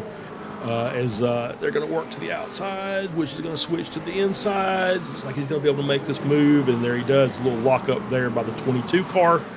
And so nicely done. Very clean pass as we see some LMP2s and now a GTP LMDH again. Working his way through along with some GT3s in front. So I think we're at our mixed traffic part here of the race, as we're about 5 or 6 minutes away from the pit cycle for the LMDH cars. Yeah, it's finally come around. We've got the triple threat on the circuit, all car classes on the same part of it at once. And thank you very much, Samuli, kindly putting up the track map there so you can get a good sense, an idea of what is going on with each of the car classes. The black is the LMDH, the blue is the LMP2s, and then the Pro GT3s is red, and the Amateur GT3s is green. So a nice big mix-up on the circuit there. And of course that does mean we're going wheel to wheel, as I wonder if that is maybe the first pit stop there, the LMP2 of Scott Haddock, Punk Crew Blue, coming into the pits, or maybe he just wants to try and get away from some of the other cars. I say that though, no, Jason Taylor also in his LMP2 for Echelon, so maybe this is just roughly the pit cycle then for the LMP2 cars. So Yeah, we've already hit the pit stop phase. That's gone quite quickly. It has, yeah, 40-minute mark. So yeah, it kind of seems like that's about right. I would have thought it was a couple more laps, but hey, you know what? They're out there driving, and once again, Punk Crew Blue not in any hurry to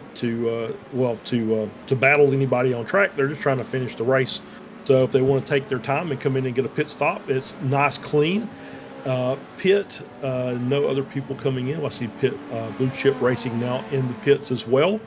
So yeah, it's the early part of the stops. You'll have another lap or two as we see Amir here coming around. It's Coca-Cola corner, I believe.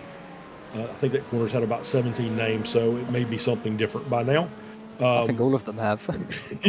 Yeah, with sponsorships, we want to make sure that that we're accurate. But with sponsorships changing seemingly every year, you never know. We're working through the chicane here. Is he going to come in and take his pit stop? No, he is not. So he's going to go one more lap. We'll see about the rest of the cars and just keep an eye on it. But yeah, it definitely looks like we're at the early edge of the pit cycle for the LMP2s.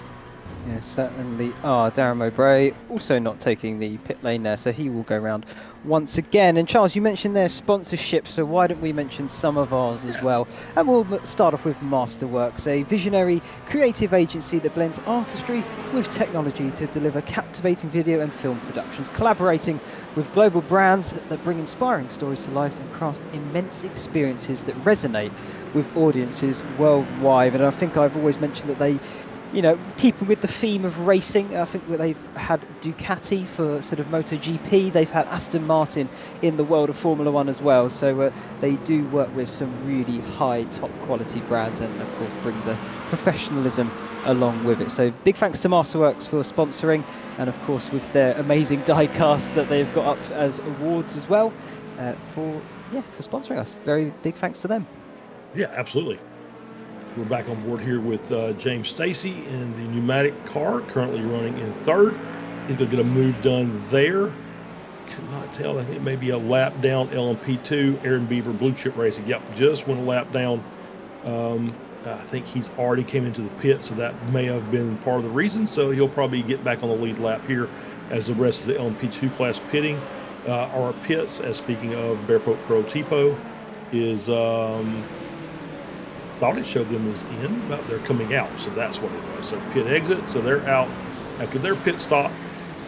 So we're down to about the top three left in the LMP2 class, and then we'll start seeing the LMDA. Oh, there's a little slide there from the Barefoot Prototipo car, and so we'll see the last three of the LMP2s, and it'll be beginning of the LMDHs shortly thereafter.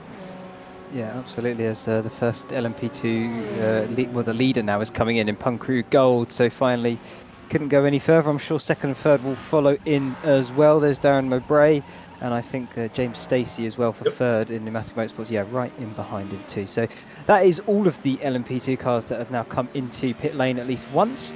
And as we look further up and down, the GT3 is not there yet. Next will probably be, and I'm sure pretty much, no, I say that, 100% certainty, the LMDHs will be the next class to come in for their pit stops. They don't always tend to make the hour. They get pretty close though on some occasions, but it's the GT3s that normally do it every top of the hour, sometimes going over that if they really are able to save on fuel. As we are looking here at Garrett Berry, Solpec Precision Racing, currently P1 in the GT3 Pro category. Interesting for him, I should say for him, for the team at least, they've only had one podium this entire season. That came at round 4 in Aragon. They finished third, but they're currently second and only 4 points behind Sonic Racing. If it stayed as things are, I think they take the series. Yeah, I think you may be right. And yeah, it's, once again, it's consistency. Race in, race out, you got to have good finishes, and that's what they've done. Even though they've only got one podium, to their credit, they've been up toward the front each and every race, maximize their points, and puts them in a good position here. And yeah, obviously they want to get this win if they can, so they'll be pushing for that. But so far, having a good run. And yeah, to get back to the fuel, yeah, I think you're right. I think the GT3s can run 55 minutes pretty easily. and then it's can you stretch it that extra 5. I don't know this is a track that we can do a lot of lifting coast and fuel saving that you're going to get up to that 1 hour mark, but there'll be some people that try it just because I think it's a good strategy. Obviously it cuts out a pit stop at the end, even for a short stop. So if they can get to that 1 hour mark consistently, then that'll save them a pit stop at the end, and that'll give them a chance to battle for a good position, because that's about 30 or 40 seconds they won't lose at the end of the race.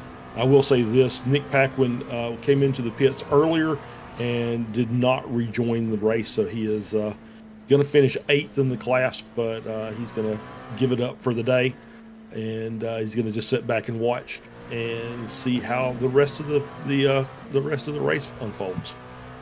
Yeah, it's a tough one when you feel like you can't really give any more than what you already have. So retiring the car is never an easy decision. So fair play, Nick, and well done for the series so far, because they Punckery Pink they have had an impressive run. I think they've currently in the standings going into this race and event, they're sort of sitting, I think, around 7th or 8th in that top class, and they're definitely in the top half of that top class as well. So they really did have a good run. So fair play to Punckery Pink, that outfit of the Punckery team at least. Yeah. Well done. Yeah, for sure, absolutely. As we're back on board here with our LMP2 leader, the gap is now 14 seconds, so Amir has just checked out as he's working his way through some GT3 traffic. He's having himself quite a good run. 14-second gap back to P2. The rest of the field, at least the next 3 are only 2 seconds between each other. So Echelon, SimHQ, and Pneumatic are still all pretty close to each other on the track. But Amir's had his way with the field, and obviously he's done a great job in lap traffic as we on board here with Spencer Retzma, Echelon Sim Sport GT3. Ooh, and a battle there with Sonic Racing in the number 219 Ferrari. They're still tight on the track. Yep, still that's, and then there's about a second and a half up is Tectonic. So it's still a very, very close group here in amongst the GT3 Pro class. Well, it's a shame Sonic couldn't do the qualifying. I don't know what happened for them. They're leading the pro category for the GT3s. Where they haven't qualified, obviously they're right down at the back of the GT3 field, so they've had to go through all the amateurs. They're still going through some of them now. I think Going Racing Ruby is further up than they are still, for example. And so it's a very, I don't know if it was their decision to do that, but either way, they really made it hard on themselves, because their rival in it, their closest rival in precision racing, is leading. They're winning this series so far. They're only 4 points behind, and with a performance like that will win them the series. Even when you look at Hyperion Racing and Hyperion Racing 3, they're 2nd and 3rd in class. In the standings, they're 4th and 5th, and they're definitely mathematically within a shout of winning the entire thing. So I can only imagine that something went wrong in either their preparation, or whether they were out there trying to set some laps and just pushed it too hard and didn't get a valid time in, but it's cost them big time either way. Yeah, it makes that hard. It makes that chore a little harder when you've got to start in the back and work your way through the field, especially knowing these cars, knowing this team is pretty quick and has always been up near the front. They're leading the points. I don't know if they've got a win this season. Maybe they did early, but either way, but they've had a slew of top 5s. So they've always been up near the front toward the end of the race. So it makes it, like I said, makes that job a little more difficult as they're working their way through. Currently running 8th in class, and as you said, they're 10th overall. So there's a couple AM cars in front of that they're going to have to work their way through. Fendi and Go Win Racing Ruby both. It just makes that much more difficult to accomplish. And I did see that Punckery Light did get a drive-through penalty with that avoidable contact. I believe that was with with another RC AM car. So they did get the drive-through penalty. They'll have to serve that. It's going to put a little dent in their laps there. So they'll have to to just kind of claw their way back from that as well.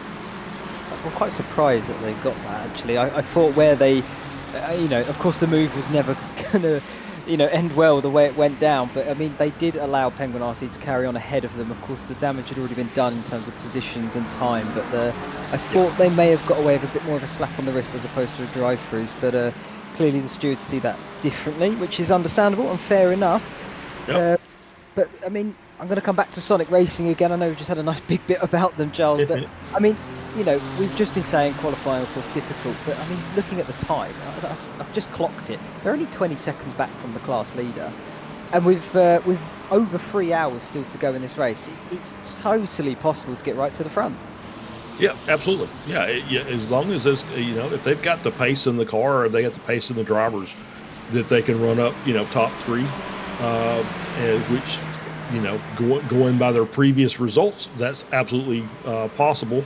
Then yeah, they can wake the time up, and they'll get up in the top 10 here. Well, they're in the top 10 now, but they'll be up in the top 5 pretty soon. And it's just a matter of just working through the field. So.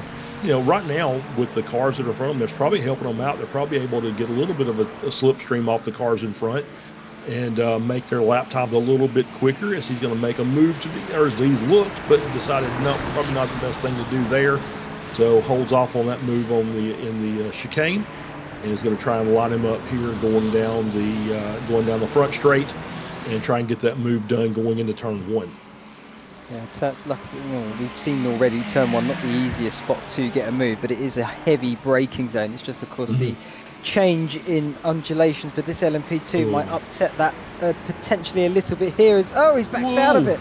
Almost made contact with the Sonic Racing team there into turn 1, backed out, and luckily none was made, as we now have a few of the LMDHs coming into pit lane for their first stop. I think pretty much the entire field apart from Solpec out front. I don't know how they've done that one. But either way, look at it.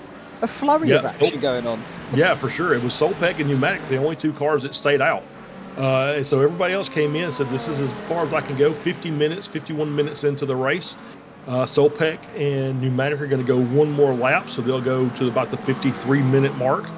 So that's what we're looking at. And then once those cars come through, they'll come through on their next lap around. Then it'll be the GT3's turn for their pit cycle.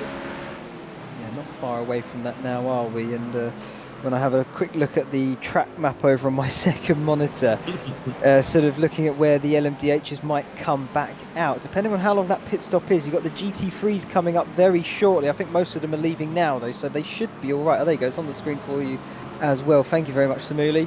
They're just about going to get away with having to clear the GT3 traffic again there. But, I mean, halfway around the lap, and you're coming back to the GT3s again. So even you can see there, the pros and the amateurs, it's already a half a lap difference between them. Yeah, absolutely. It's you can see that the field is spread out pretty fair. And P1, Solpec is actually kind of working his way through the cars that just came in on the last lap. So he's kind of stuck in lapping some class traffic before he comes into his pit stop. He did not stop the last lap, so he's going to go he's going to go +2 on the rest of the field, with the exception of Pneumatic. So that's going to make things interesting at the end of the race. That's going to be a little bit quicker stop for them.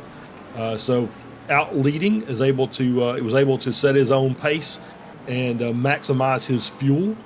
So that puts Solpec, the 110 car, in a really good position going forward in this race. It's impressive that he's done that. The fact that he's been leading, he's not even been able to sort of sit behind someone and save fuel, and he's still been able to go the longest of everybody out there, which is, I mean, that's just mighty impressive on its own.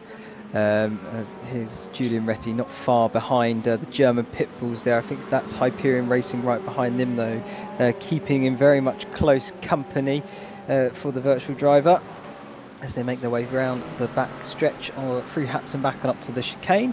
As that's Michael Parker in for Pneumatic Motorsport Blue. What happened? Is that one of the... Maybe that was an unscheduled pit stop? Not sure what's happening there. And a drive-through for Hyperion Racing 2. What has gone on there? I don't know. It was like his drive-through for avoidable contact. and that is Solpec going around again. So that is +3 to the group. The pneumatic blue just did their pit stop, so they are +2 to the rest of the field. So they do have a bit of an advantage, I think, over the rest of the group. But that's but obviously Solpec with them being able to go around again, he is really doing a great job on his fuel mileage. Yeah, he certainly is, and I exclaimed, I remember, because I did remember what happened.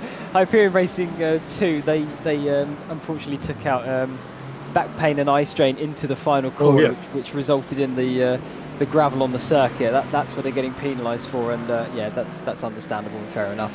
As we're looking here at Going Racing Ruby, Bear Pope, I think that's the Workers' Union car, has managed to get back past them. Of course, this is a pro versus an amateur team, so mighty impressive stuff. Flashing the lights, clearly not impressed is the Racing Ruby car. I think they've had a driver change there as well. Michael Hooper in for Bear Pope. As you can see here, this is Luke Fisher now in Fendi Racing, P2 in the GT3 Amateurs, being overtaken there by Sonic Racing. That's Miguel getting his way through, and lots of cars just trying to get through this sort of traffic for them. That's Julian Retty there for Virtual Drivers, making his way through. There's a few, I think, LMP2s in there amongst it, so we've still got 3 different classes all on the same bit of tarmac. Yep, and that's wide.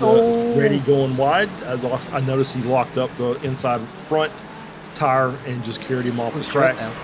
Yeah. Oh, it's Jarrett now. So they have a driver change at their pit stop, and Jarrett's in the car. And so obviously maybe that's just getting used to a little bit, and coming out and trying to get settled in as Solpec is now in the pits.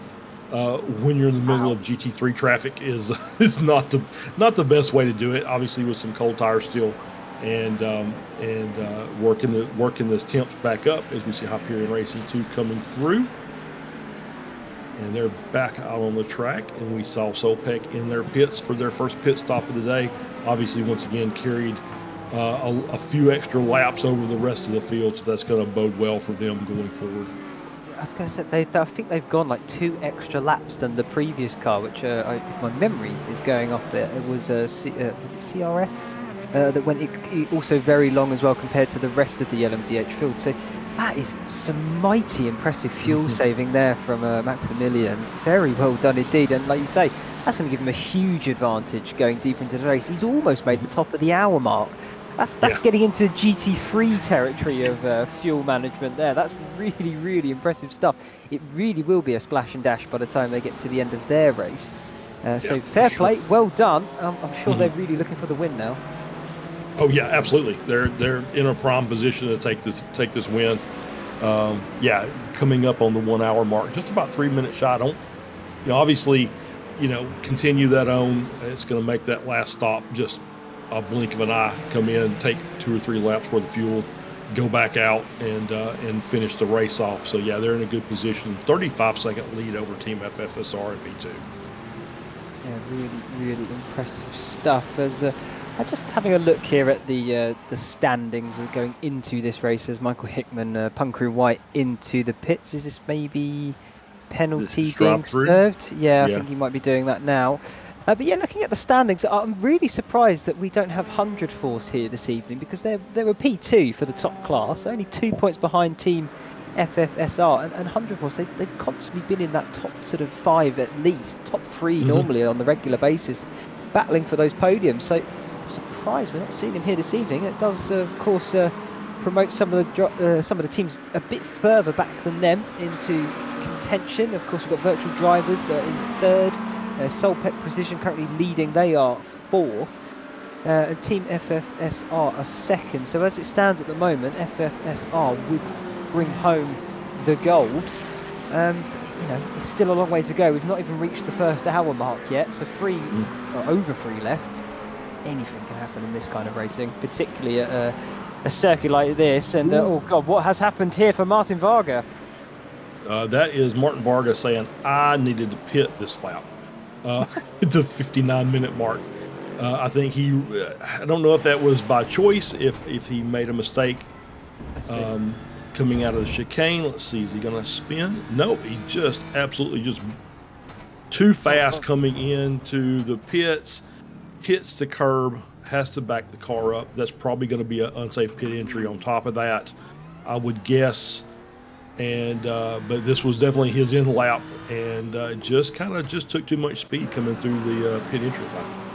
Yeah, it's a real shame. I wonder if he picked up a fair bit of damage there as well, because he did take that car took a bit of a whack on the pit entry. So I wonder, is he going to use his fast repair there for that, or maybe take the optionals depending on how much they are? He's still stationary, but that's probably the fuel going in now at this point. Tyres have already gone on. What is it, about 40 seconds, give or take? 40 seconds, and right just with clockwork. 40 seconds. So I don't think there was a pit. I don't think there was a pit entry penalty as well. So 40-second stop, got fuel and tires, and he's back out on the track.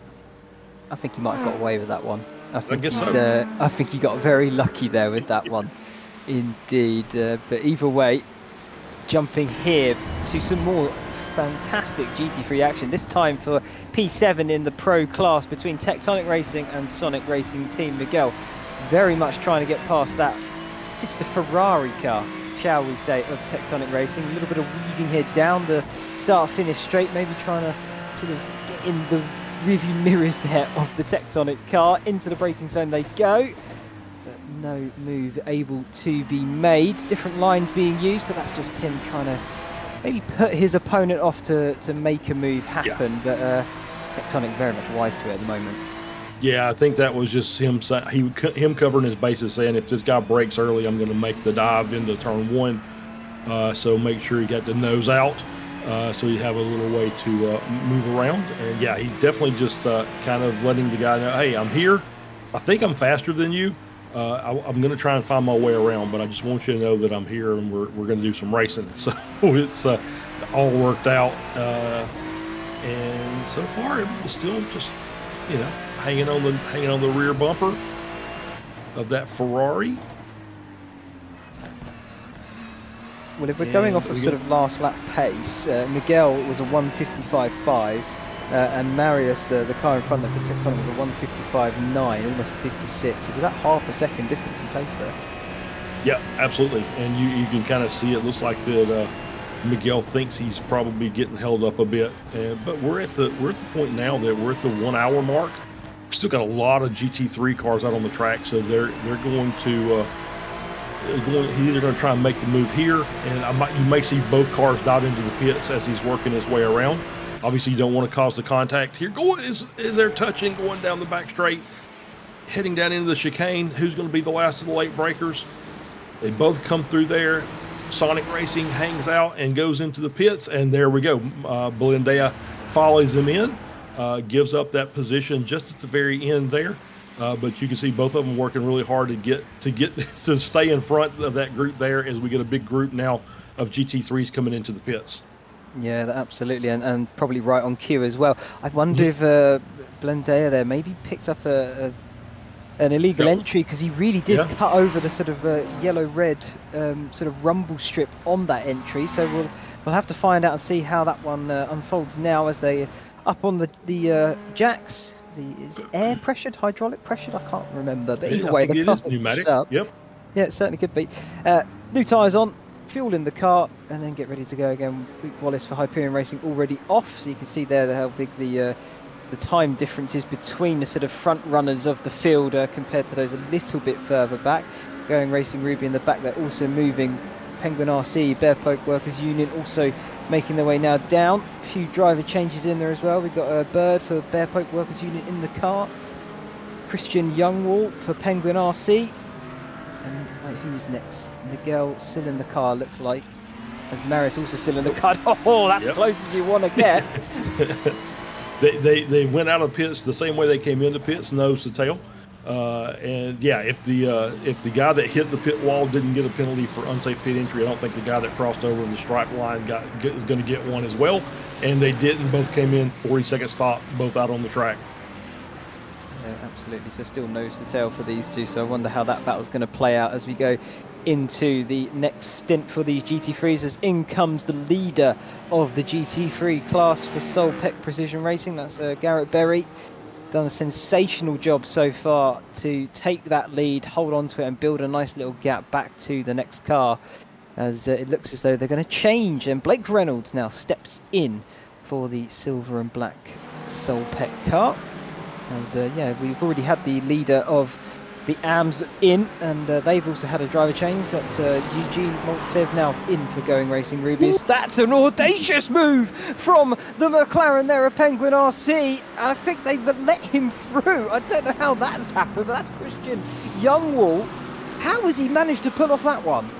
I don't know, but he came through there in a hurry and managed to get past both those cars coming through that set of corners. Let's get the replay here. That was absolutely insane.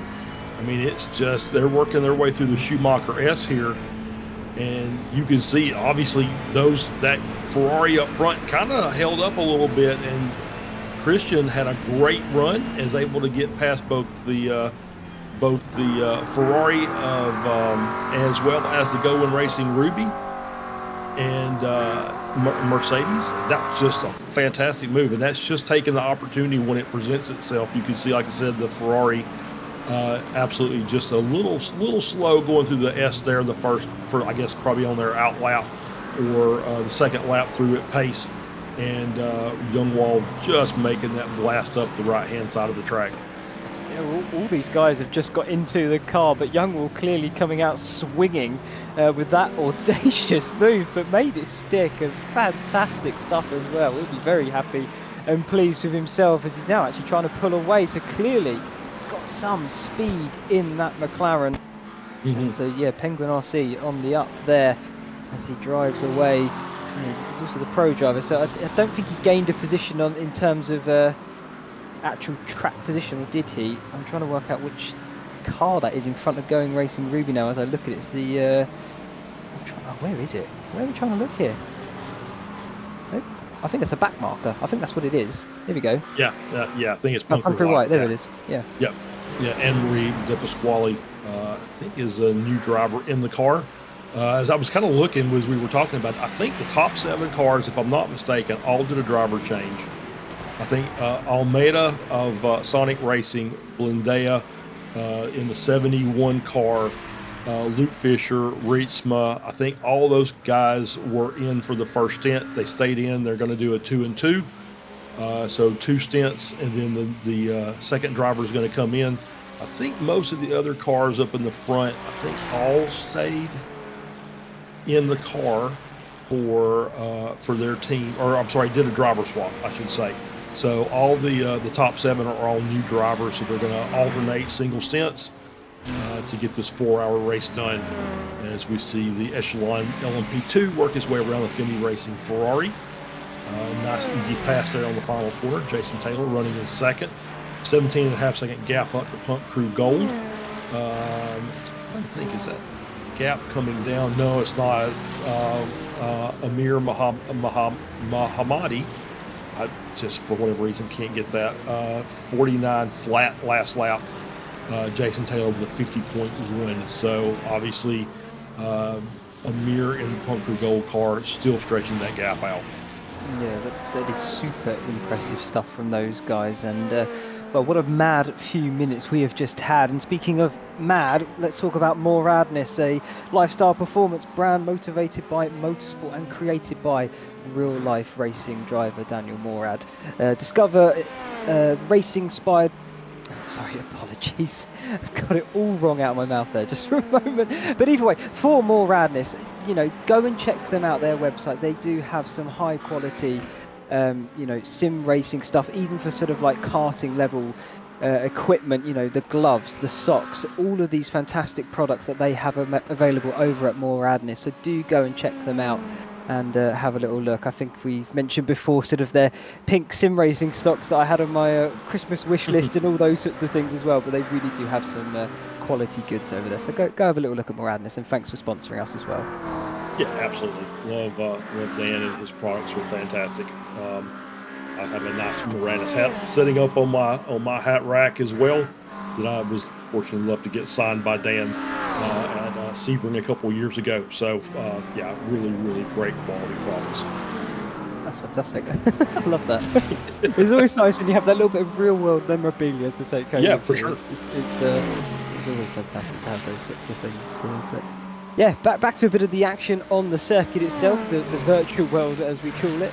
That's Echelon Simsport getting their way past the Racing Ruby team for the GT3 AMs there, and some 19 seconds off of Pun Crew goal. We mentioned just a second ago just how dominant that it really is. That's an impressive gap that they're going to have to try and close down. I mean, the only people that have been rivaling that is Pun Crew Blue, because of course they've only been first or second the entire series, and it's quite odd to see them in fourth, but here they are. Andrew Taphorn at the wheel, the Canadian. And they found their way up a little bit. They started at the back of the LMP2 class, apparently fourth as I've just said, and they're right. They're not too far away from a podium now, are they? Absolutely not. No, still, you know, we're only just past the first hour. Plenty of racing left to do, and you get a good driver in there. Got some speed in the car. You can erase 4 or 5 seconds in a hurry, especially with lap traffic being involved. So yeah, there's plenty of time. We're not settled by any stretch.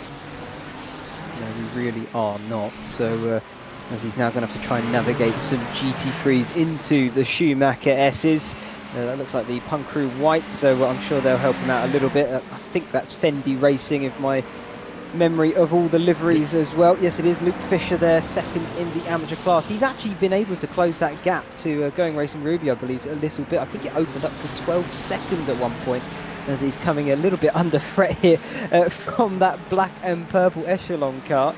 That is Spencer Reitzmer having a little look at trying to get past him. I think that they are also racing for position there as I jump over to my timing tower. Yes, they are. That is for track position. So getting a little bit feisty with the traffic lapping them at the same time. Spencer clearly thought a move was on, but Fendi Racing having none of it. So fair play to Luke Fisher. See there the lights flashing in disapproval as well. Yes, the light flash of disappointment from Reitzma there. You know, it's so early. It's easy to get frustrated when you're in the car, but sometimes you just, you know, when you're this early into a race, you just got to kind of let that go and say, all right, let me settle back in, get back up to him, and we'll see if we can do something the next time when we get back up there. As we've seen with LMP2 here, just kind of stuck in the middle, is kind of mucking things up a bit, and so he's going to get clear. Oh, there we go. I haven't talked about this car yet. The Bear Pope Murder Hornet is out on the track, currently running in P3 in the AM class. The Murder Hornet. Fantastic. Well, I mean, you're not wrong. It looks pretty much like that. I mean, it's got almost like a cobra look down the side, so maybe a big, nice blend of animals going on there. But yeah, Murder Hornet, I think that could fit quite nicely. Either way, I tell that it's been go on. It is a fantastic livery, by the way. I'm not mad at it at all. But yeah, it's just, to me, it looks like a bee of some type. So just kind of giving it the nickname, the Murder Hornet.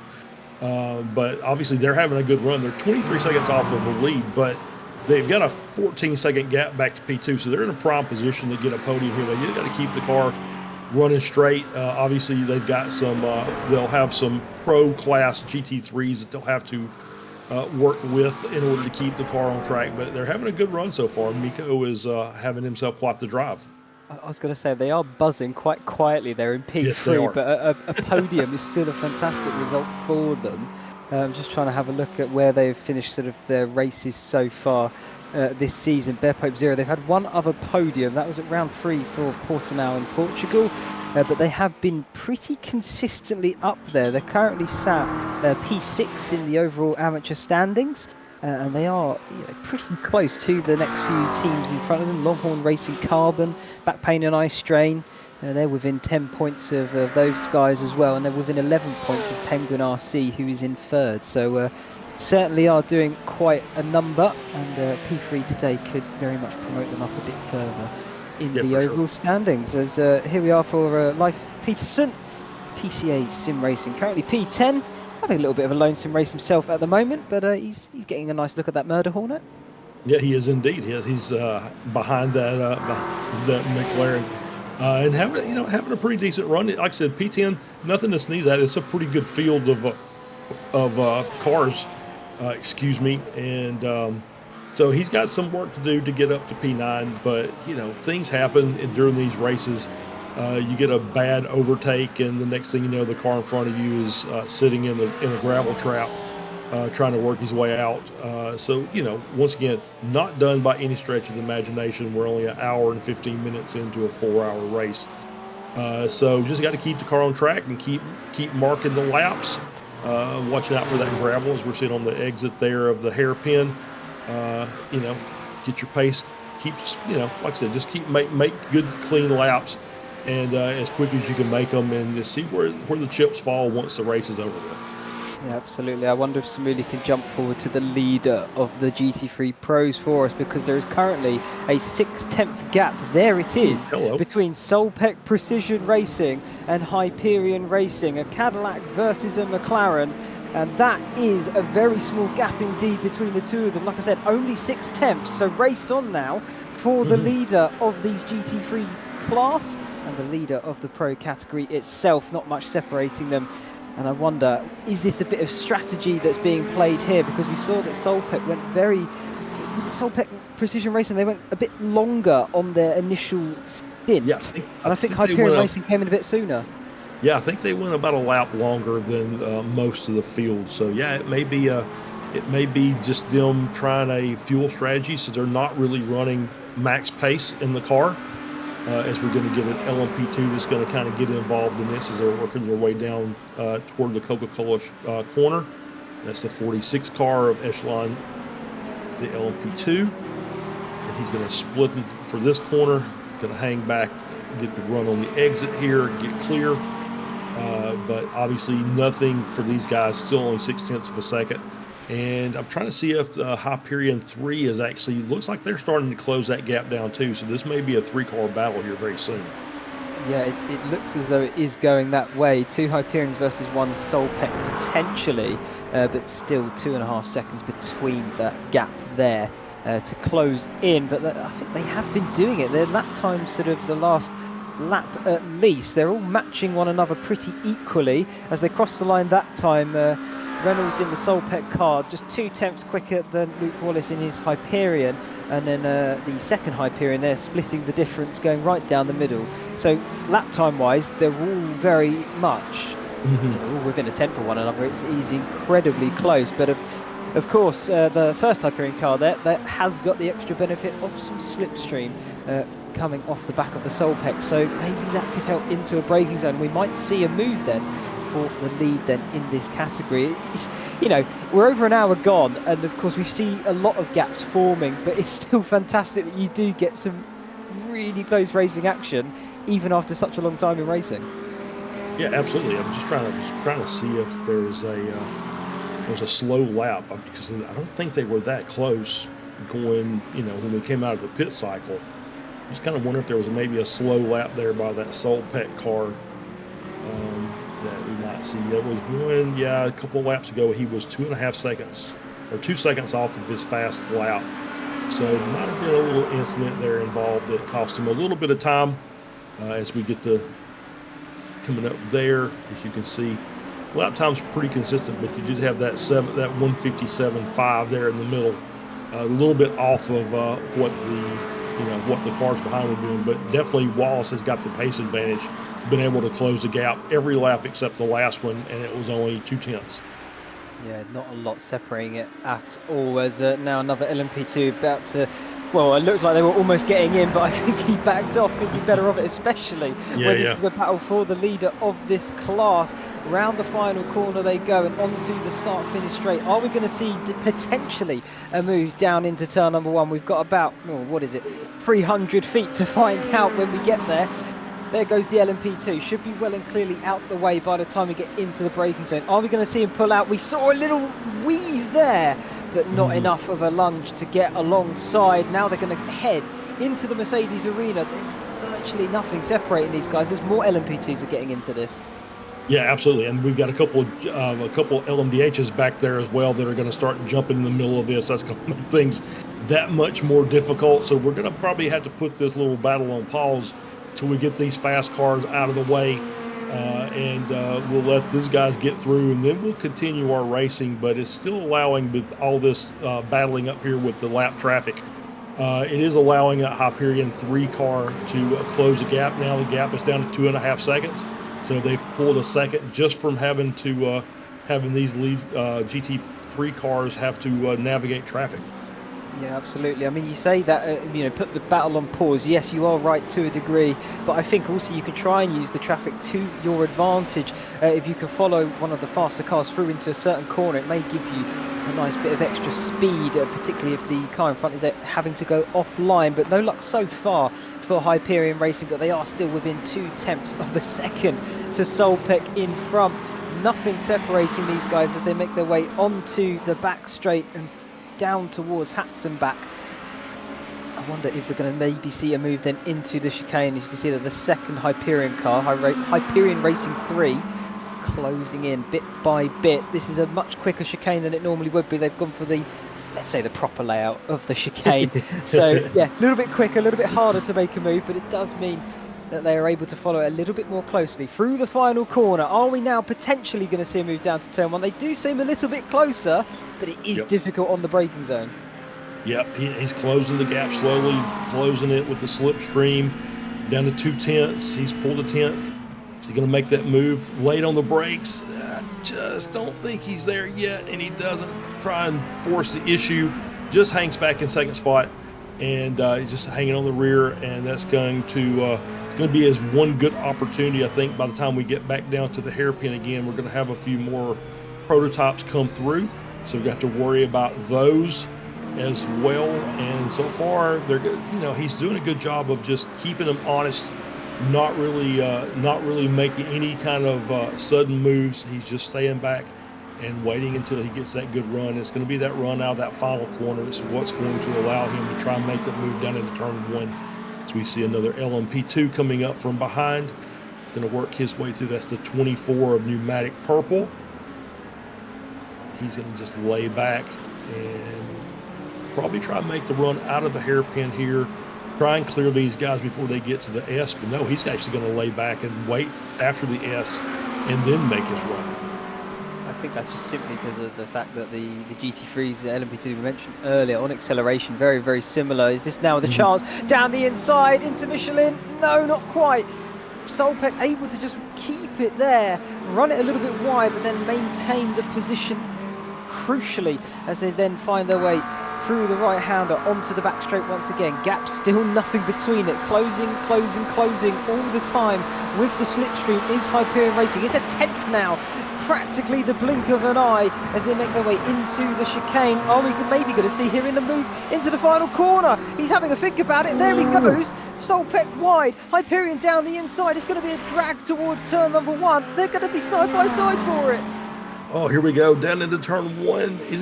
They're just dead even coming across the start-finish line, working their way down. Last of the late breakers. Who's going to be brave on the brakes? It looks like he is ahead by about a half a car length.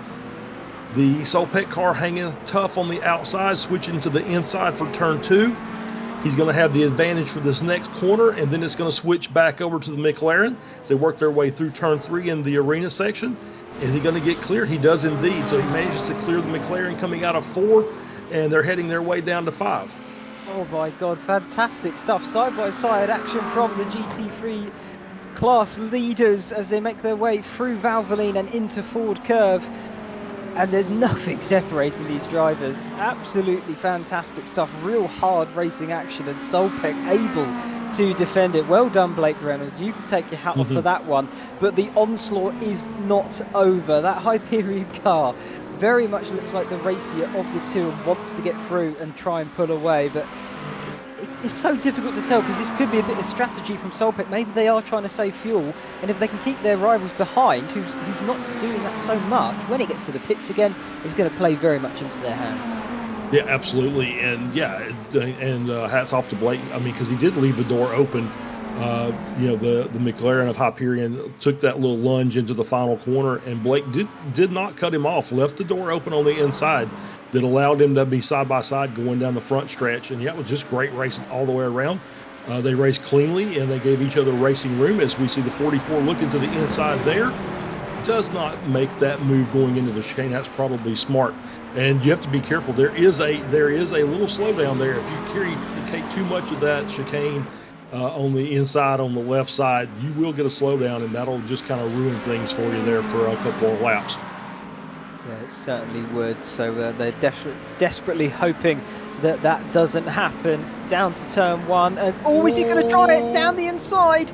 Tries to follow the LMDH car, but I don't think he's got enough speed to do so. And now the corner swings back into the favour of the Solpec Corvette. That GT3 could play a pivotal role here as they make their way into turn 3 in the Mercedes arena. Turn 4 now, and that's sort of cut the line off a little bit there for Luke Wallace in his Hyperion car. He couldn't quite maximise the entrance to it, so that's just opened up the gap ever so slightly, over half a second now between these two. But I mean, looking at it, I can't imagine why he won't close that back up in a few corners' time. No, I don't think so. I think he does have a little bit of a pace advantage over Blake Reynolds in the Solpec car. So we'll see if he starts working it down. It looks like he already is starting to. We're down to about a half second. But Blake obviously doing a great job of just putting his car on the right line and not giving too much room to the Hyperion car to work his way around.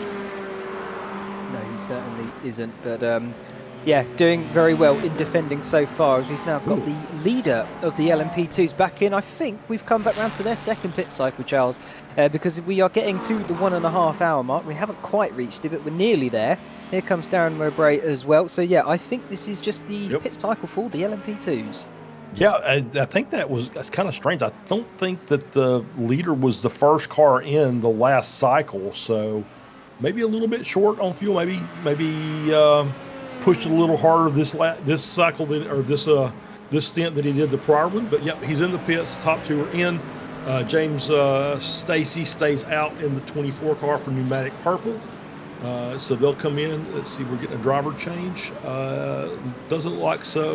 Looks like Mohammadi is staying out for Punk Crew Gold. David Nichols in for CMHQ White. So he is in the car now, and I think that's a driver swap. I don't think that was the same guy that was in there earlier. You can correct me if I'm wrong. I've been wrong before. I'll be wrong again. No, I think you're right on this occasion. Yeah, don't worry. I'm with you. Yeah, 40 teams out there. It's hard to keep up with 80 drivers or something like that. So I don't always catch them all. So it certainly is, and so I think some teams even have substitutes brought in if they're, if the driver's unable to make it. So you can't always remember every single name as you go around. What is happening there? What is going? He's facing the wrong way. That's for certain. Is that a hardware failure? I think this could be. We have not seen this in the entire 6 rounds so far. I think smartly though, he's applied the brakes and stopped the car, and he's not on the apex. Yeah, that's a good thing. It just looks so strange. Here we go. So we get him coming out of the pits here. All well and good so far. A little lock up. Oh yeah. And then all of a sudden it just turned left. That's wow. Either he caught that turn 1 bump, the little dip, in such a way that he broke the suspension of the car, or there was a hardware failure on his wheel. Pedal still worked, obviously, because he was able to get the car stopped. But that was very bizarre. Hopefully somebody from that team will pop into the YouTube chat and let us know what that was. But that was very, very odd. I would love to know what that was. But yeah, either way, he was very, very lucky to not cause an incident with another car. We really thought they were going to make contact there, my word. But fair play, and I think they'll sort that issue out no problem. Well, we hope no problem either way. We did have for a lap there a new leader of the LMP2 class. I should point out, Pneumatic Motorsport Purple did lead for 1 lap, so Punk Crew Gold unable to do the full 4 hours, but I mean there's still 2.5 left, so it might have been a tall order either way. But it's nice to see that they're not completely dominating it so far. Yeah, absolutely. As we're on board here with let's Solpeck, Blake Reynolds showing out. Did we get a disconnect? Let's take a look and see from our scoring here if he's been kicked. He's back out on the track. I'm sorry, Charles. I'm going to cut you off. What has happened to Solpeck? I think that is what you're working out. But yeah, Hyperion is in the lead. Blake Reynolds' connection dropped due to upload packet loss, so he has been ejected from the race server. Oh no! So that is what it is. So that's basically going to be a tow back to the pits, and his teammate's going to have to jump back in the car early. Obviously, we were talking about them pitting about the 50-minute mark. So it's going to be about 20 minutes early for that driver swap. But we got Garrett Berry back in there. He is in the car, and that looks like just, and that's one of the things that's the difference between real racing and sim racing. Real racing is you've got a $2 part that fails on the car. In sim racing, your internet craps out, and iRacing keeps you. So that's pretty much the difference between what we do and what the pros do.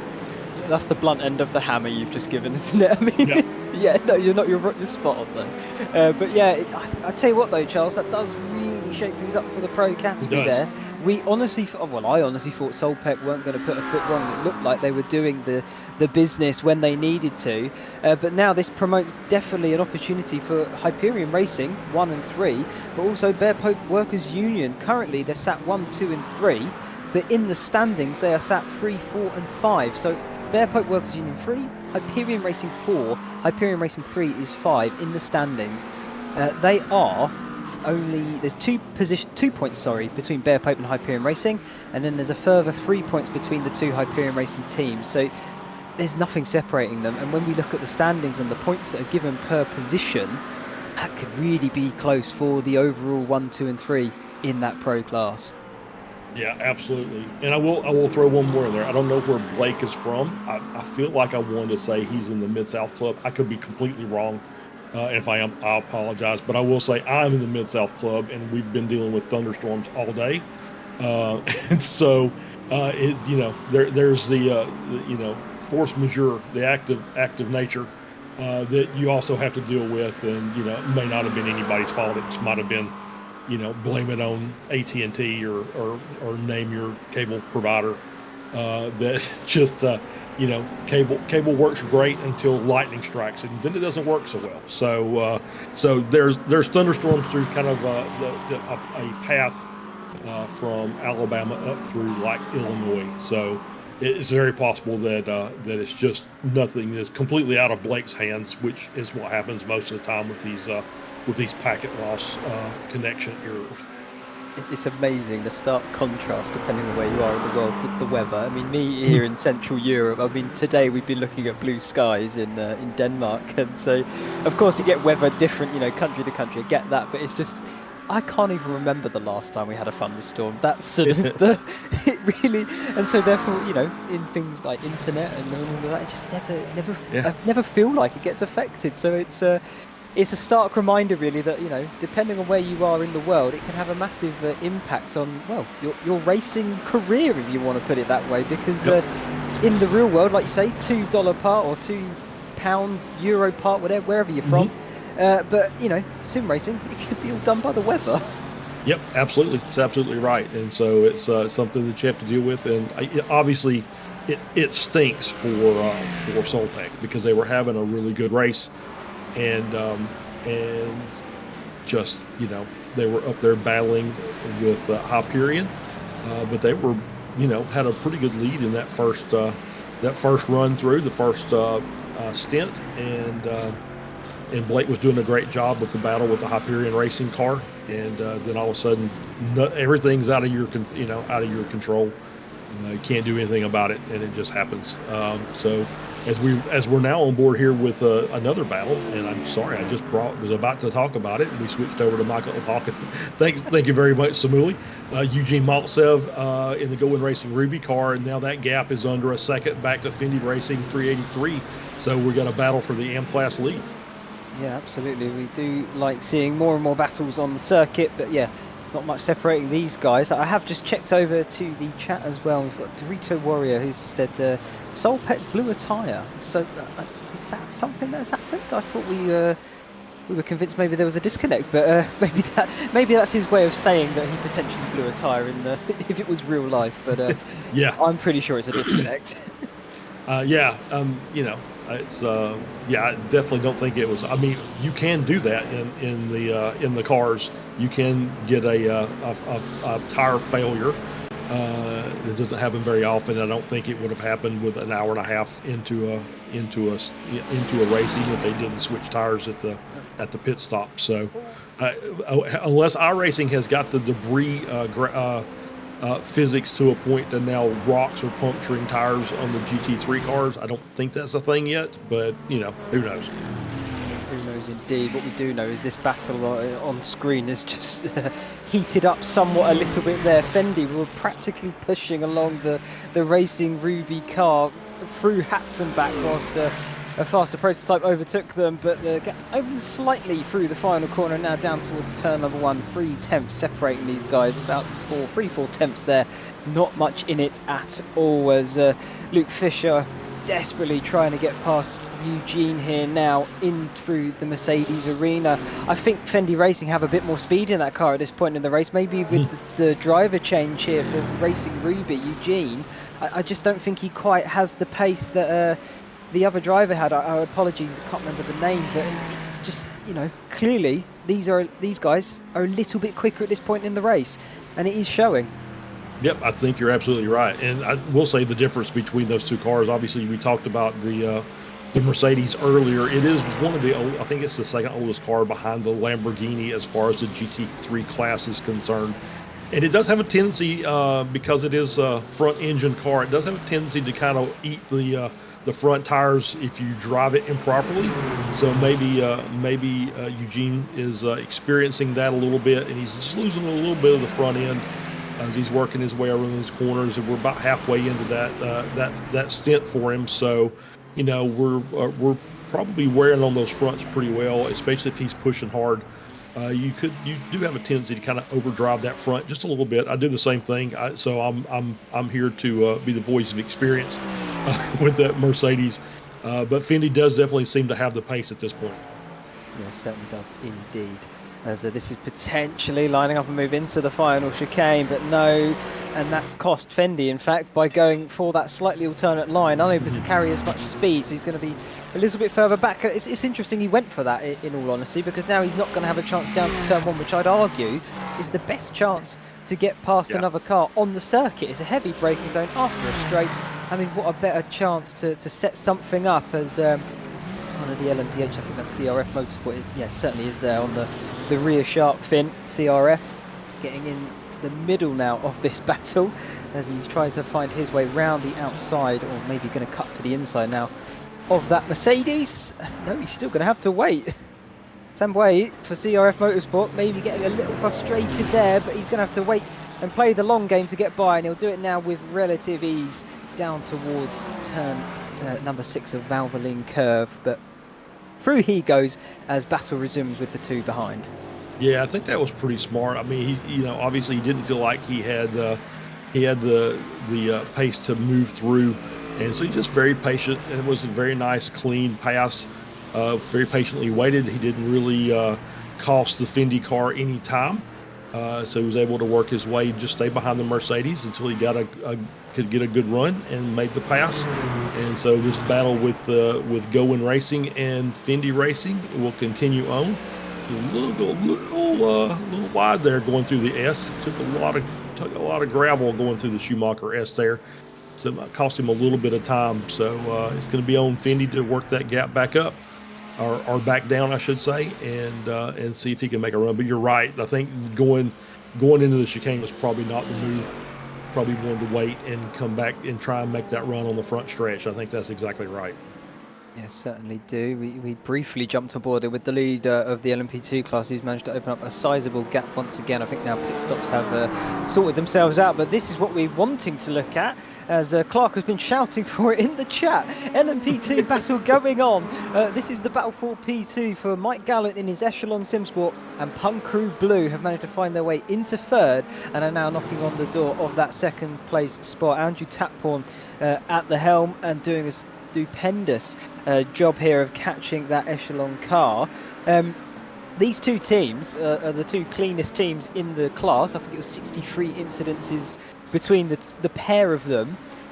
I mean, could you imagine if there was a bit of contact? I mean, just to spice that up. I don't want it, of course, but I think it'd be rather ironic. But I hope that this could be a nice battle going on for P2 in a moment. Yeah, absolutely. And it will say this, that if there is contact, then iRacing issues that equally. So both cars get penalized for it. It's not just one. But Punk Crew Goo obviously +6 on positions gained. Because they started in the back of the pack, so we're now up to P3, and they're knocking on the door of P2. So they've got the Hard Charger Award, looking at that as well. So yeah, it's been a really good battle, and they've done a really good job of working their way through the field. And now they're up to battle for Echelon for P2 overall in the LMP2 class. The one thing I can do, I've just looked at the time tell, I can see how many off-tracks each team have had. Currently, Punk Crew Blue 10 with Echelon SimSport 6. So that doesn't include, as that was very close indeed, with the LMDH. It doesn't include, incidences where they've either had a little spin or, contact with another car, which is where you get the big four. I think Andrew there might have held his breath as he almost potentially picked up for just then. But at the moment, it's going towards Echelon SimSport as they only have 6 over Punk Crew Blues 10. There we go. Oh no! That's the going car around. Yeah, but that's Fendi Racing and Going Racing Ruby. They've clearly had contact in the final corner there. I'm assuming Fendi went for the move and has made contact with Racing Ruby here. Through the final chicane they go. Luke Fisher looking to that inside line. Oh, is it just going to be a bit too late? And there it is. Yeah, I think that was just carrying a little too much speed through the corner. I think that's probably going to end up popping up on our screen as a review for the stewards. We saw a couple of incidents in that final corner, and that's not the way you want to do that. As we're back on board here with Eugene Maltsev in the Going Racing Ruby car. Drop down to P2. They got a 7-second gap up to Fendi Racing. Obviously, I think Fendi's got a little bit of a pace advantage, so now it's going to be Eugene trying to just work hard and at least eliminate or reduce the amount of time he's going to lose to the potentially faster car of Fendi in front until we get to our next pit stop, which is going to be in about 20 minutes or so for these cars, 15 to 20 minutes. My guess is you may see a driver switch again. And the other driver for go and come back in, or who knows? We'll see what kind of strategy plays out as we get closer to that next pit stop. Yeah, absolutely. The one thing I would say for Going Racing Ruby, of course, that is unfortunate what has just unfolded. But the good news is, like Punk Crew Blue, and I haven't mentioned it because in all honesty it slipped my mind, but they've such a point advantage. They can finish last in their class and still pick up the first place trophy for the overall standing. So you can also say congratulations, Going Racing Ruby, because providing you do finish this race, you'll be taking home the top spot. And Fendi, I think, obviously wanting that top spot here in the race itself, but I don't think it's going to be bought very much more than second place, unfortunately. But either way, that they've had a really great run. All teams have had a really great run when you think about it. In terms of sort of big incidents, the only thing that I can think that really does come to mind was when we had the start of Portimao, and we saw a car on its roof. That's the biggest I think we've had. Apart from that, the little things here and there. Yeah, it's been really clean racing for the entire season. We've only had a couple of really, what I would say, are major incidents. It's usually just been either a couple cars, maybe a third car gets involved, but otherwise everything's been really smooth this season. I've been really impressed with the level of racing involved in this championship. So it's been a great season. It has been absolutely fantastic, and it's been a pleasure to work on it as well, because it really has been some exhilarating racing up and down all the different classes. We've seen various sort of changes to the model of iRacing itself, and even with all of that, the drivers have still been able to get through it, if you like, professionally, and sort of still perform at the absolute maximum level. And it really is a breath of fresh air from certain series. Sometimes when you think about it, you do get some real chaotic ones out there, let's put it that way. But yeah, fantastic up and down. And I can confirm for you here, Charles, Garrett, Blake's teammate, Blake had a power cut, so they're now 2 laps down, but they said they will finish the race, which is good. Yep. Yeah, absolutely, and that's great on them to just say, you know what, we're going to finish the race no matter what, and it's good to see Blake back in the system, back in the race, back on track. Obviously, a bit behind the power curve now, running last in the GT3 class, but you know they're going to be able to maybe cycle up a few positions during the course of the race. As obviously we've still got quite a bit of racing left to do, so you never can tell what's going to happen. But he's back, and it's good to see him back out on the track. And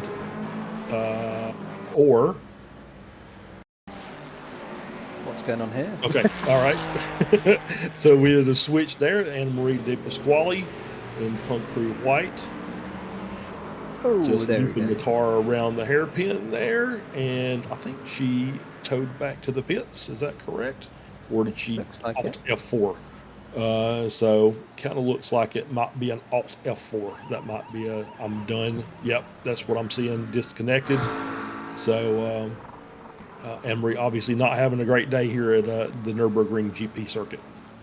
No, it's a shame because we you know, personally for me, I like to see all the teams that start finish regardless. Yeah. You never want to see people down and out like that. So I hope you bounce back from this. You know, don't ever give up, because you can always bounce back from certain things, particularly in racing. And yeah, it's a shame we lost the driver, but I'm sure they will move on as well. As we look here, this is between Nicholas Holden and Spencer Reitzmus. This is a free car battle now, as one other has decided to join. You've got Epsilon Simsport in front, Bear Poke behind. That's the Enduro car as well. This is for position, and Tectonic Racing also getting in on it. 3 pro drivers, 3 teams, all going for it on the same bit of tarmac from 5th to 7th. And yeah, very, very close action indeed as they round the final corner to start another lap. And I think Echelon now looks like might be able to pull away a little bit, but still very close. Yeah, still very close, and they're going to be looking at, as we're watching, the pit cycle for the LMDH class has started, so they're going to have some LMDHs that are behind them on cold tires that'll be trying to get their tires heated, and they're going to have to work their way through. So that's going to be fun. It's going to be fun for the GT3 cars. And yeah, to go back to, I hate to see anybody leave the race. I can completely understand it, but I'm as a team owner, team manager, I'm the biggest cheerleader for the team. I'm always going to want the drivers to finish, even though we're having a bad day. But sometimes it's just not worth it. But you know, especially in league events, when you've signed up and maybe paid a little money to get in there and race, you want to get your money's worth out of it. So there's 2 sides to that story. But as a driver, I can completely understand knowing that I've been defeated by the track. I'm not going to be able to do anything else with the car today. So completely see both sides of that. Yeah, absolutely. I mean, I completely agree as a driver as well. Yeah, spot on. Sometimes it just happens, and these things do happen. Anyway, we will move on, and I hope you can pick yourself up, because I'm sure you will. This is Back Pain and Eye Strain, and this is CRF Motorsport on circuit. An amateur and a pro going at it once again. 4th for the amateurs, and I think 8th for the pro driver there. Is it the same car, or is that my eyes? It's a Mustang, isn't it? Is that a Beamer in front? I think that is. It's a BMW in front. Yep. Slightly different grille, I've just noticed it. Yep. But they are close wheel-to-wheel racing action here between the 2 of them. Are we maybe going to see a move from the amateur of Back Pain and Eye Strain get past the pro driver? I always love an underdog story, and normally they provide the best entertainment, I find, as well, because you really do get some lovely outcomes. You really do, and yeah, it's they're having a really nice battle here, and obviously they're not really battling for that position, other than they want to be, if they're faster, they want to be in the front of that 2-car group. So you know, Vincent will see what kind of pace he's got versus that BMW up front. Obviously, both front-engined cars that that's not good. That's David Nichols in the SimHQ white car. I did see a part fly and then rejoin the vehicle, so we'll see if see how much damage that car may have taken on as he's working his way through the Mercedes arena, and just, I think, maybe had to check up and lost the rear. And that was the grill of the Ferrari on the inside that could not quite catch the number. But maybe Echelon, or was it Tectonic? Okay, yep, Tectonic, you're absolutely right. In that 3-car, which was a 3-car battle there in those GT3s for the time being, and SimHQ White got involved. Once again, I just think it was a break and then a lockup and then a spin. And then I think the car behind just really didn't have anywhere to go at that point. So it's racing inside the arena there, and it's very tight racing amongst those classes.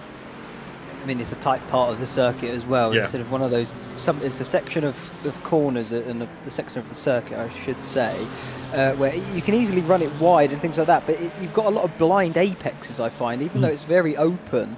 I think just the nature of the corners themselves and the sort of angles at which you approach them, you can't really see what's around the corner until you're sort of on it. And I think that's just exactly there. You know, it's, I think you're right. Pass sideways, and before you know it, you're into them because you can't see them until you're on top of them. It's a shame, but like you say, it's racing, Charles, and you just got to take the rough with the smooth, and that was a bit of the rough patch of that race. But they'll both march forward, and they'll both carry on, as you can see. They did eventually get past Tectonic Racing without issue, and yeah, these guys are still battling it out though. This is Bear Pope Enduro and Tectonic for 7th position here in the pro category. I think Bear Pope might feel they've got a little bit of an advantage now, considering that Marius Blendea might be carrying a bit of damage on that Ferrari. Yeah, maybe so. And I saw under review the Sonic Racing team, who we've mentioned earlier, and the overall leader of the race, the Solpec 110 car, on the board for review for an incident that happens at some point a few minutes ago. So that's being reviewed by the stewards, and we'll see what comes out of that. But as I'm looking down the list here to find Miguel Almeida currently running in P4, so having himself quite a good run. Let's see if there's any damage on that car that we can see. Don't really see anything on the front. The back, I think, looks pretty good as well. Well, I see a little bit of damage there on the right rear, just on the back corner there. It's probably cost him a little bit of time, just from a little bit of aero drag. And maybe some cornering, handling issues, maybe in the right-handers as well. Obviously, he's still running pretty well, so I don't think there's any like wheel or suspension issues there. Just like a bodywork issue. I mean, if it is the right-handers, he's going to struggle. If it's a darn shame it's a right-handed circuit. You go clockwise around here, so you're going to be turning right more than you're turning left. So let's hope it's not that, but it could well be. Who knows? I wonder if Maximilian here, just riding aboard with his Solpec car, has he sustained any damage himself? It's probably on the front. I would imagine it's sort of a traffic collision in that the faster car has just gone into the back of the slower car, just unable to judge the speeds as much. But I mean, that LMDH is looking pretty clean from my eyes. I don't know if you've spotted anything there, Charles? It looks pretty clean as far as I'm concerned as well. I don't see any kind of damage on the front. Obviously, that with the right rear, I would say left front is probably where I would want to look. But I don't really see anything. But maybe Samuli has found something in a replay. As we're going to kind of look on board here of the Solpec car coming down to Valvoline, into Ford. This is turn 7, so now you're going to make your way towards Dunlop Curve. I would imagine that's where the collision potentially has taken place. I think that's going to be a late move to the inside here by the GTP. Yeah. Oh. Bigger than I thought. But, interesting. No one spun. That's what I was expecting. That to be a big spin when you go in when you go in hard like that and make a bit of contact. Normally you go round. Yeah, you would think so. And you see Muir coming in to the pits. I wonder if is this a stop? This is indeed a pit stop from the lead of the race.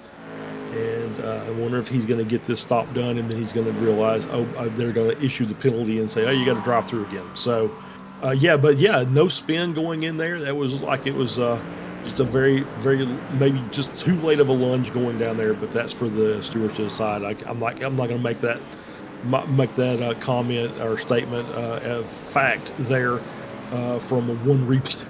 So we'll let them review it and make any issue any penalties they think they need to make. But yeah, it was heavy damage. I'm kind of with you. I'm shocked that there wasn't a spin involved, but it looked like a pretty hard hit.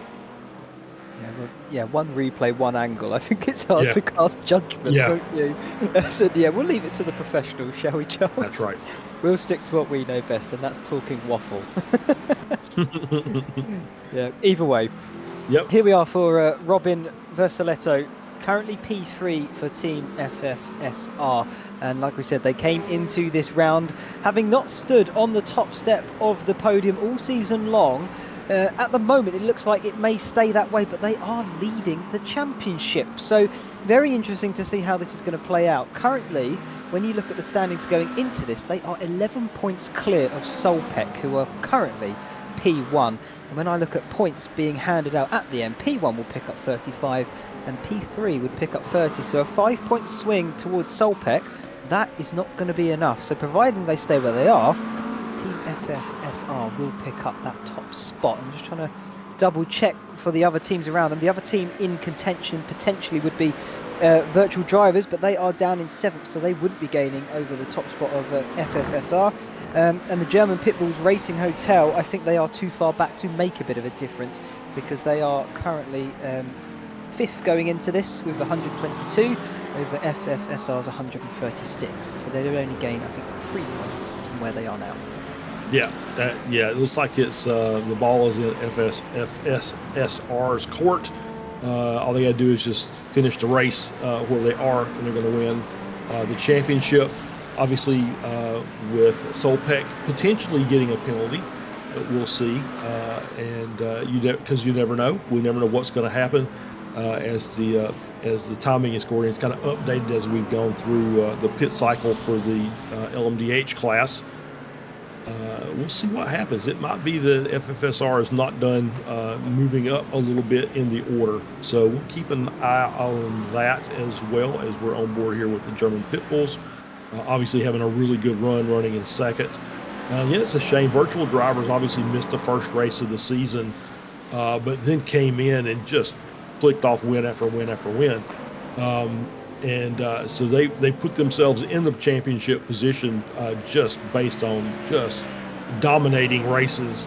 So it's a little bit odd to see them kind of off the pace a little bit running down in 7th. Yeah, it does seem a bit of an odd one, doesn't it? Indeed. And you also wonder maybe with Solpec here, they started the series off with a win. So, set your best foot forward. Fantastic, well done. And then 2 to 4, sort of, Le Mans, Portugal and Aragon, they just sort of had that mid-season slump. But then they've won Suzuka and they're now winning here. You just think, if you could somehow maybe get a little bit more out of the car in the middle, you could have easily taken the top prize home, but that's not always how racing goes, and we'll have to wait and see, like you say, Charles, if they do pick up a penalty or not. I think if they do, there it is, just as we're speaking about it, drive through. The one thing I will say though, I don't think they're going to lose that top spot. I think they'll be quick enough down pit lane and back out before the German Pitbulls even pass them. Yeah, I don't think they're going to lose the race lead as well. Oh, that's pneumatic off in the gravel there through the chicane. Zachary Kunin getting it a bit wrong and bringing gravel onto that part of the circuit. That is not where you want to find gravel. I promise you. That is a high G load section of the track. To be honest, I think that's the first time we've seen a car going off in that manner through the chicane, which is a little odd. I would have expected that already, as you just see them going through the gravel and just picking it up and throwing it around. That's going to be a bit dangerous for a couple of laps until they naturally get that cleaned off. We see Solpec coming out after their drive-through penalty. We're going to see how that gap drops there. It was 26 seconds from cone to cone. Obviously, it's a little bit slow on pit entry, but pit exit's fine. You're able to build up speed, so probably 25 seconds or so maybe lost as far as track time is concerned. So that's going to reduce the gap. It's not going to take them out of the lead, but it's definitely going to reduce the gap down. It could mean that then it gives a bit of the German Pitbulls maybe a bit of a recurrence, a bit of motivation to go charging onwards to see if they can bring that gap down further and maybe take the win away from them. You see there, the timing tower has updated itself now, so 36, I think that's where it's going to settle. The gap between Solpec and the German Pitbulls. There they are, making their way into the Mercedes arena, turns 2 to 4. And yeah, it's going to settle at around the 36 mark. There we go. And no, it's a bit of a dent. You know, it's not what you want, of course. And it does mean that your rivals behind you, if they were a bit closer, of course, they could have taken the lead. But you know, Solpec so far have done such a flawless race. They've been able to go longer on the fuel than all the other drivers around them, other teams around them, and they've had the pace to back it up as well. So they really have had an impressive run, and that drive-through, it's barely a chink in the armour. It is, but it kind of puts you in that zone where we already saw a car kind of get pit entry wrong and drive it into the pit wall, and you know, with a 25-second penalty. On pit speeding on pit entry, shouldn't get that, but you know, some people push it to the limit, and it's just part of their nature. So you know, you take that 25 seconds in a pit stop later in the race, and that gap is now 10 seconds, and that's a whole different ball of wax. So you know, you've got to be very careful with your pitting, and you've got to be pretty consistent on track as well.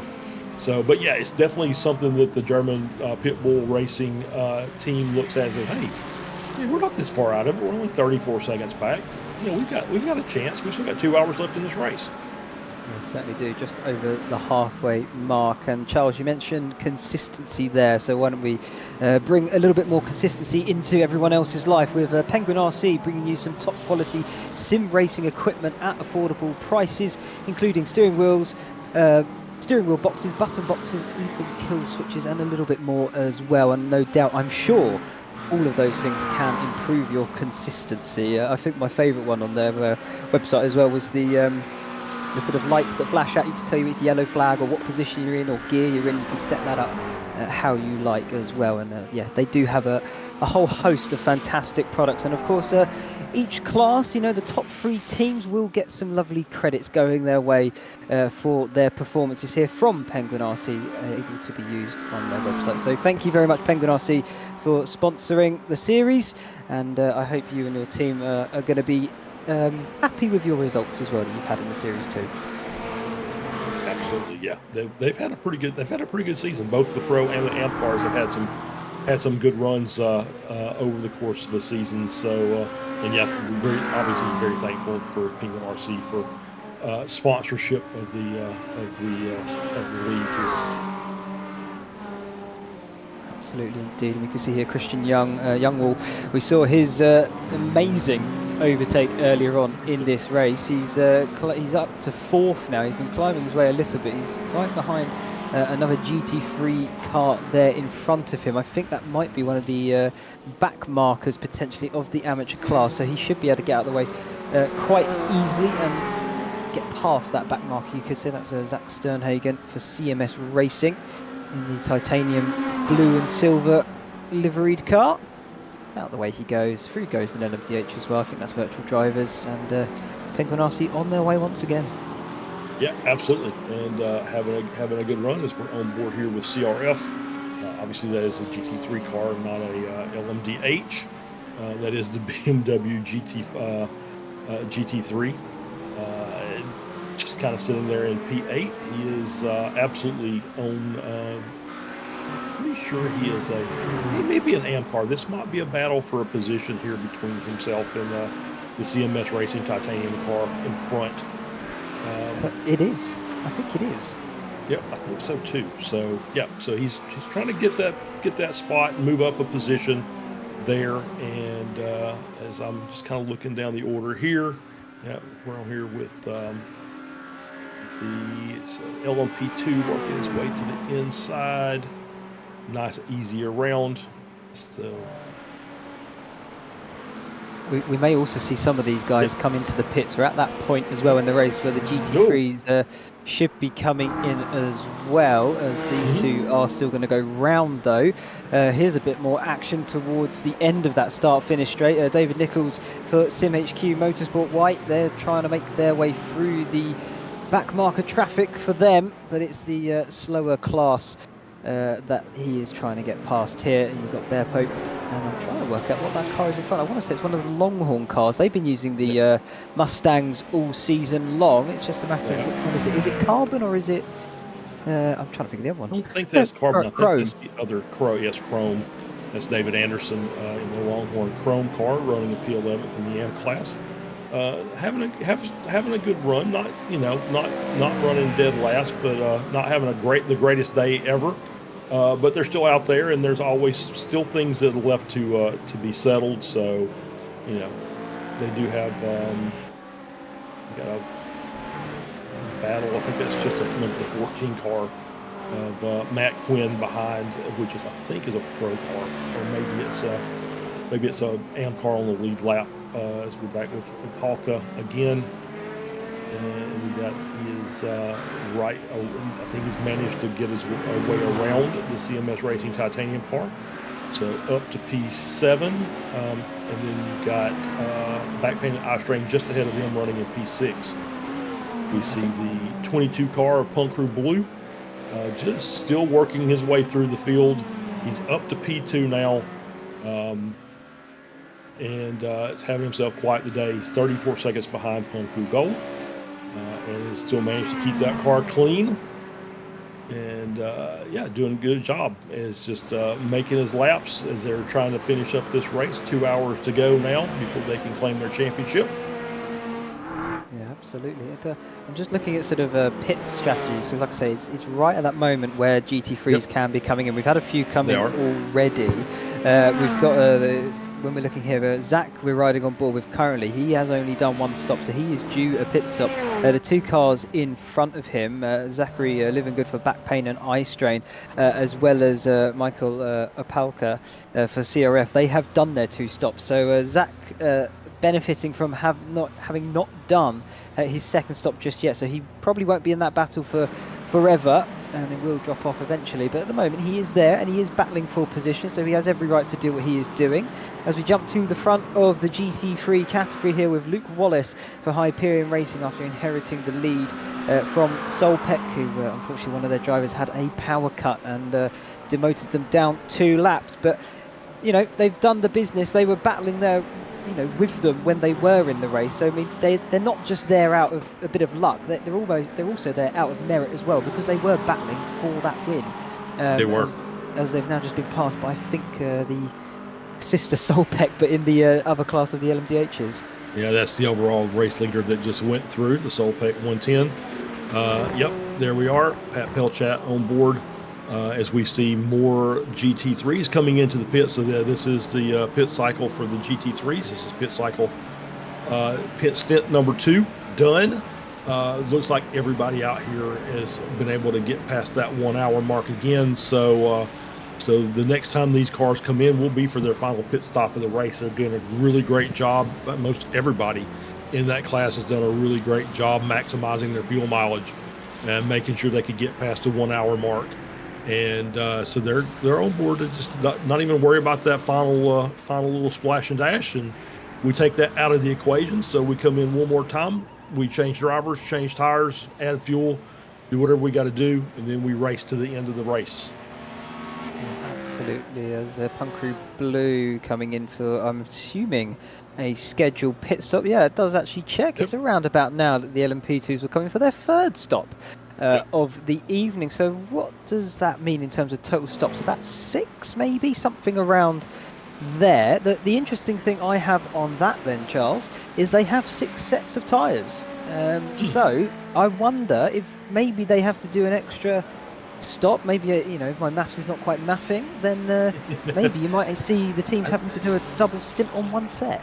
Yeah, I think the way it's worked out is they're able to do that final, partial half stint, whatever you want to call it, the final partial stint, the splash and dash at the end without a tire change. So that last set of tires kind of gets used up, gets an extra 15, 20 minutes or something like that on them. So I think we haven't had any races where we had like tire management issues that they've had to just really, really kind of stretch out a set of tires for more than maybe a stint and a half. So I think that's all worked out to their advantage or no disadvantage, I should say, during the course of the series. We see the lead car, the Punk Crew Gold car, now entering into the pits. Amir, I think it's about time for Amir to get out. We'll see if there's going to be a driver change. We'll see if it blinks away. It does indeed. And Eli Singh will get in the car for the final half of the race. Nice driver change. Good time. Amir did a great job, obviously. Put out a huge gap to the rest of the field, was 30 seconds plus on his sister car in the Punk Crew Blue. So it'll be see how this ends up. I think they're in a good spot to go ahead and at least take the race victory. Did see several driver changes. Sonic Racing is up to P4 in the GT3 Pro class. Federico Faria is in the car now for Miguel Almeida. So he'll be out there and finishing the race more than likely. I think most of the teams are splitting there, even though they've got fair share. Where really you'd only have one driver would only have to take maybe an hour of the race. I think most of the teams are saying we're doing this as a team, so we're splitting it up. Equal work for everybody, and they're doing 2 hours each. I think at this point in the series, final round, as this is a battle here for P3 between Punk Crew Blue and Echelon Simsport. But yeah, I think as final round, it kind of makes sense. If you know potentially you're not going to be fighting out for the top spot, let everyone have their equal share. Why put your team's needs ahead of the driver's sort of feelings, if you want to think about it like that, if you know nothing extra is going to be gained from it. So yeah, I think fair enough, splitting it even 50-50 or thereabouts. But yeah, these guys very much on the circuit, neck and neck almost, bumper to bumper I should say, and they're probably not worried too much about the 50-50, they're just enjoying the action that's in front of them. Yeah, absolutely. Yeah, it's just a nice battle here for P3, the final podium position. So you see, that was a nice move by Echelon to move to the inside there. He just kind of lifted off the brakes and carried a little more speed down into that next corner as they're working their way down here to the hairpin. Yeah, into Dunlop curve now. Echelon having the inside line, but Punk Crew Blue not giving it up. Look at them edging each other out as they make their way through the 180-degree turn, and Punk Crew Blue just going to have to give it up into the Schumacher S's. That is basically down to the fact that you don't want to go side by side. You're going to lose too much time, but Echelon Simsport managed to get by. This move is definitely not cemented though. Jason Taylor still got his work cut out for him, because Punk Crew Blue very much can fight back at this one. They're right there and able to make it if there is a mistake that occurs or anything such as that. This LMDH I don't think is going to be too much of a hassle. He's going to slot in behind, and yeah, that's going to be nice and easy, and probably will get him down on the start-finish straight. Yeah, absolutely. And we'll say this, those two cars, of all the cars that we've got on the track, those are the two cars that don't want to hit each other, because they're kind of in that battle for lowest incident points. So neither one of those cars, even though it's an equal balance of 4Xs, neither one of them want to take them, because there are other people out there that are trying to run clean. So neither one of them want that extra 4X added to their total, especially against the team that they're battling for that award. Yeah, they certainly do. I mean, there's 3 points, incident points between them now for off track. So Jason Taylor in his Echelon there, he's still 3 points to the good over Andrew Taphorn in the Punk Crew Blue. But yeah, it's so close between the two, and of course they've gone into this final round tied on those incident points. So it'll be interesting to see who picks up the most at the end. I think that's something they'll just have to find out afterwards, and we probably won't get the information privy to us here, unfortunately, Charles. But it's still fascinating and interesting to watch.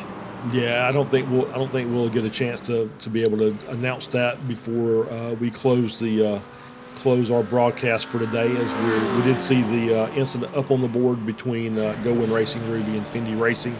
That incident we looked at earlier. So we'll see what happens from that as we're on board here with Jimmy Vark in the Murder Hornet, the Bear Pope Zero car, currently sitting behind Matt Quinn, and that is P9 in the Pro class. Bear Pope Zero currently running third in the M class, so having themselves quite a good run going. They're only about 7 seconds or so behind Go Win Racing Ruby, so not out of the woods yet for a potential higher step on the podium, as we still have about an hour and 45 minutes left to go in this race. So he's running his pace. I think maybe could be potentially faster than Quinn in front, but Quinn, obviously that's a nice looking Porsche, and B, I don't think they've got quite the pace that the Bear Pope car has. So we'll see if the Bear Pope car decides he's going to try and make a move to clear that Porsche. Yeah, well, Matt Quinn, I think he's just got into the car. So I think it was Leif Anderson. I want to say it was Anderson. It could be Pettersson. Apologies, I know it's Leif. So he's just jumped out, and Quinn has jumped in. So maybe he's just getting up to some speed then, because we do know that the Bear Pope Zero car behind us has got some definitely got some good quality drivers. But Jimmy Vark also new into the car, so potentially having to also try and gauge where the pace is and where the grip is and everything. So this is pretty much a bit of a head-to-head in terms of assessing that.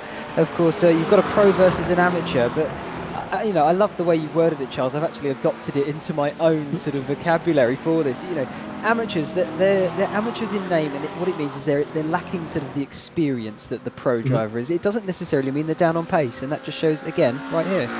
Yeah, absolutely. Yeah, it's exactly right. There's some drivers out there that I've seen in other series that simply they don't run official races anymore. They just said, you know what, I like running with a group of people that I know and that I trust on the track, and I know what kind of quality racing I'm going to get, and I just don't run officials anymore. So they may be much more experienced than their iRating indicates. So iRating is good for a little bit as far as assessing abilities, but not the end all be all. I might have to start taking that one into my racing. Some of the iRacing lobbies you can get yourselves into are so chaotic, but they do add a massive amount of entertainment into our lives, and I'm sure everyone can agree on that. I'm sure James Logston here is getting a bit of entertainment at Bear Pope Enduro, because he has got Tectonic Racing right up his chuff, trying to get past that car. He's doing well so far to defend it, but I mean, it's a bit of cat and mouse at the moment where we are in this race. We've just gotten over the halfway mark. So some of these battles are sort of going on quite fiercely, but I mean, a lot of them, and the majority of them, of course, are played out over the long game. So you don't see those immediate lunges and dives that you get in a sprint format. No, absolutely. I think that's probably pretty smart. Obviously, you've got more time to make up any time lost behind a slower car. It just makes sense. You got to be just a little more patient, when you're out here. And obviously, Robin is doing a good job there navigating the traffic. So clears one coming down into turn one. Going to work to the inside, give a little light flash that, hey, I'm coming through to the Bear Pope Enduro car. Works his way around with a little blink. Oh, that's not good. Oh, that's a long blink. That's a very long blink. Is he coming back? Oh, I saw pit lane. That's not him. Oh, I think we may have had another loss there. Unfortunate. That's he was having quite the run. Obviously running in. Oh, there we go. He's back. So obviously, iRacing didn't kill him after all. He's back on track and is able to clear all those GT3s. He was around no contact, no damage. And he's back out on the track and still running in P3. I think he's probably just breathed the biggest sigh of release release he ever has had. Yeah. Because if that had happened, he would have been very much out of the fight for the lead of the overall lead of the series, and of course his class as well. So for anybody that has never experienced that blink, that just may be watching these races, when the car blinks on track, you see one car blink. All the rest of the cars stay there. If you're driving the car, you don't blink. All the rest of the cars disappear. You have no idea where anything is at that point. You just kind of have to guess and hope that you don't hit anything. And for an extended blink like that, obviously, with him still trying to pass cars, he's lucky that there wasn't some kind of invisible contact that was made, fortunately for him. But it's a very scary experience when you're behind the wheel and all the cars disappear. I think we should also mention there at that point then, Charles, as well, is of course in the latest update for iRacing, they've implemented the new sort of internet security buffer. I don't know how you quite want to word it, but it effectively means that if your internet connection is not deemed worthy, shall we say, by iRacing, they effectively boot you out so that you can't race on the circuit itself. You get sent straight back to the pits so that you are not a danger to the cars around you and ruin potentially other drivers' races. You can rejoin the circuit, but you would effectively be just a ghost. You are not in the race at that point. So I think he's probably breathing a sigh of relief for that as well. But like you just said and mentioned, Charles, when you do have a blink, you don't know where your other drivers and opponents are. So on the double, I think he's very happy to still be in third. Yeah, and it's the internet latency warning is what you would see on your screen. I've seen it a couple of times. My internet's usually pretty stable, but once again, we're in spring, which means storms here. So I've seen it a couple of times. But yeah, it's something that iRacing's implemented that just basically sends you back to the pits and says you can ghost race. If your internet clears up, you can get back out on the track and race with the rest of the people. And then, oh, by the way, if you have any spins or contacts or anything like that, that still gets added, even though you're ghosted. It still gets added to your total, so you can still accumulate incident points while you're out on the track, even if you're not technically really racing with the rest of the cars. I did not know that, so thank you for telling me that. I will just say we were riding on board there with Fendi Racing. Thank you, Samuli. Basically, we got the message that they are going to have to serve a drive-through penalty for that avoidable contact with Racing Ruby. So the gap is 5 seconds. Bear Pope 0 behind 18 as well. I would imagine they're going to slot in between third and fourth currently, which is Bear Pope 0 and Back Pain and Eye Strain. Based on what we saw earlier, but equally I think Back Pain and Eye Strain could potentially get a bit of a promotion. It's around that sort of mark as they're in now to do that. So is Racing Ruby, so that's interesting. Why is Racing Ruby coming? That is a good question. I don't know why Racing Ruby have they managed to extend their... No, this says 2. Have they also been given a penalty? They can't have, surely. I don't think so. I think that well, they definitely are serving something because they've gone all the way through pit lane and out they come. So they've lost position too. That's very strange. I obviously saw the penalty for Fendi when I was droning on, but I did not see a penalty for going. So I don't know why they came through the pits.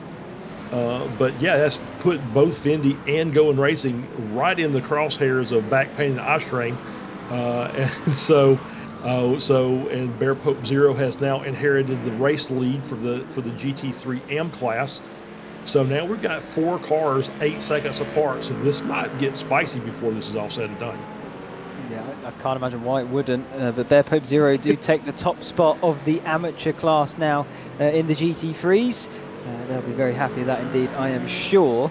As we're going to jump to the Murder Hornet then. Jimmy Vark, here he is, leader then of the GT3 amateurs. That is the Bear Pope 0 car. Only 2.5 seconds though back to Fendi. So even with that drive-through penalty, the same for Going Racing Ruby.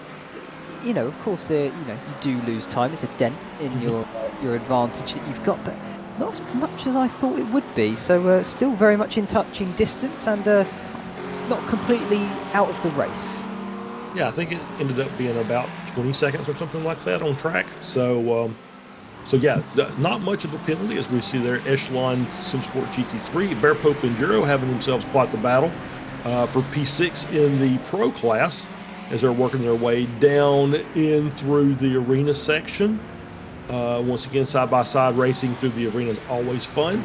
They managed to give themselves plenty of room, and they're still side-by-side going down into turn 5. Yeah, and I think Tectonic just playing the long game, waiting to see how this one unfolds. Side-by-side into Valvoline, now forward curve, the right-hander. Tricky corner because you want to be a bit patient and not get too eager on the exit curve there because you can dip a wheel into the gravel quite easily as they're still going to be side-by-side now. Down towards turn 8 of Dunlop Curve. Going to be still side-by-side through it as there goes Bear Pope Enduro through, and now Tectonic trying to force their way through as well on that Echelon car. There's a little bit of contact on exit. Are they going to be side by side through the S's? No, surely not, and no, they're not going to go for it. Echelon Simsport just about in front of Tectonic, but battle's certainly not over yet because here comes Tectonic again. Yeah, absolutely. As they come through the was it Michelin corner that I think you called it, Yes. and yeah, so still battling down. They're going to get this run down to the chicane.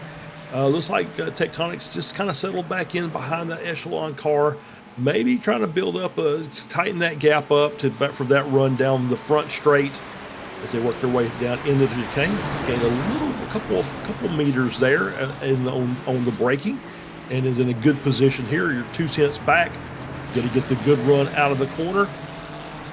Ferrari versus Ferrari here as they're getting the run down. The Ferraris tow really well, so it might be a good chance to make a move here. We'll see if how confident he is on the brakes. I don't think he's going to try anything, and he is not. He's just going to lay back, and they're going to stay where they are for the time being and look for another spot. But that was a great 3-car battle there for a couple of corners as Bear Pope has worked their way through and is starting to pull a little bit of a gap as these cars behind. Ooh, that Echelon car a little skittish coming through there. There's like a lot of rear kind of coming around there, but he managed to hang on to it. Carter James clearly getting eager to get on the power, but in doing so, like you say, lit the rears up slightly, so that has allowed the Tectonic car just to close in that little bit once again. Through forward curve they go. The right-hander now down towards Dunlop of turn number 8. I don't think he's going to be close enough on this occasion, but you can send it quite a long way back into that corner, as this is a battle for P2 then in the LMP2 class. Andrew Taphorn is having to defend from Echelon Simsport. Once again, Echelon getting into the fray and battling. Are they going to be able to do that on the exit of the Mercedes arena? I thought they might have done it. They're still going to be side by side now, down towards Valvoline, turn number 6. Echelon with the advantage of the inside. Punk Crew Blue now going to have it for turn 7 of forward curve. Oh, they contact, they touch, and that was a half spin. It's not the worst you can have, but definitely not wanted. Is that a battle for the amateurs there as well? That's Bear Pope and Fendi, and Going Racing. Yeah, absolutely. They're battling for P2. They're nose to tail. Gowen's caught that car up, and he looks like he's going to move to the inside. He's going to be able to hold that line as we get a GTP or LMDH again coming through.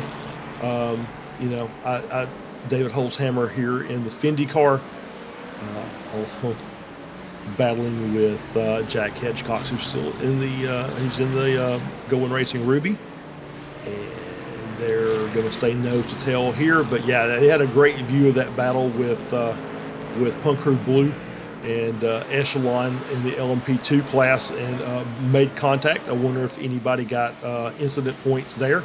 We talked about them being the two cleanest cars battling for that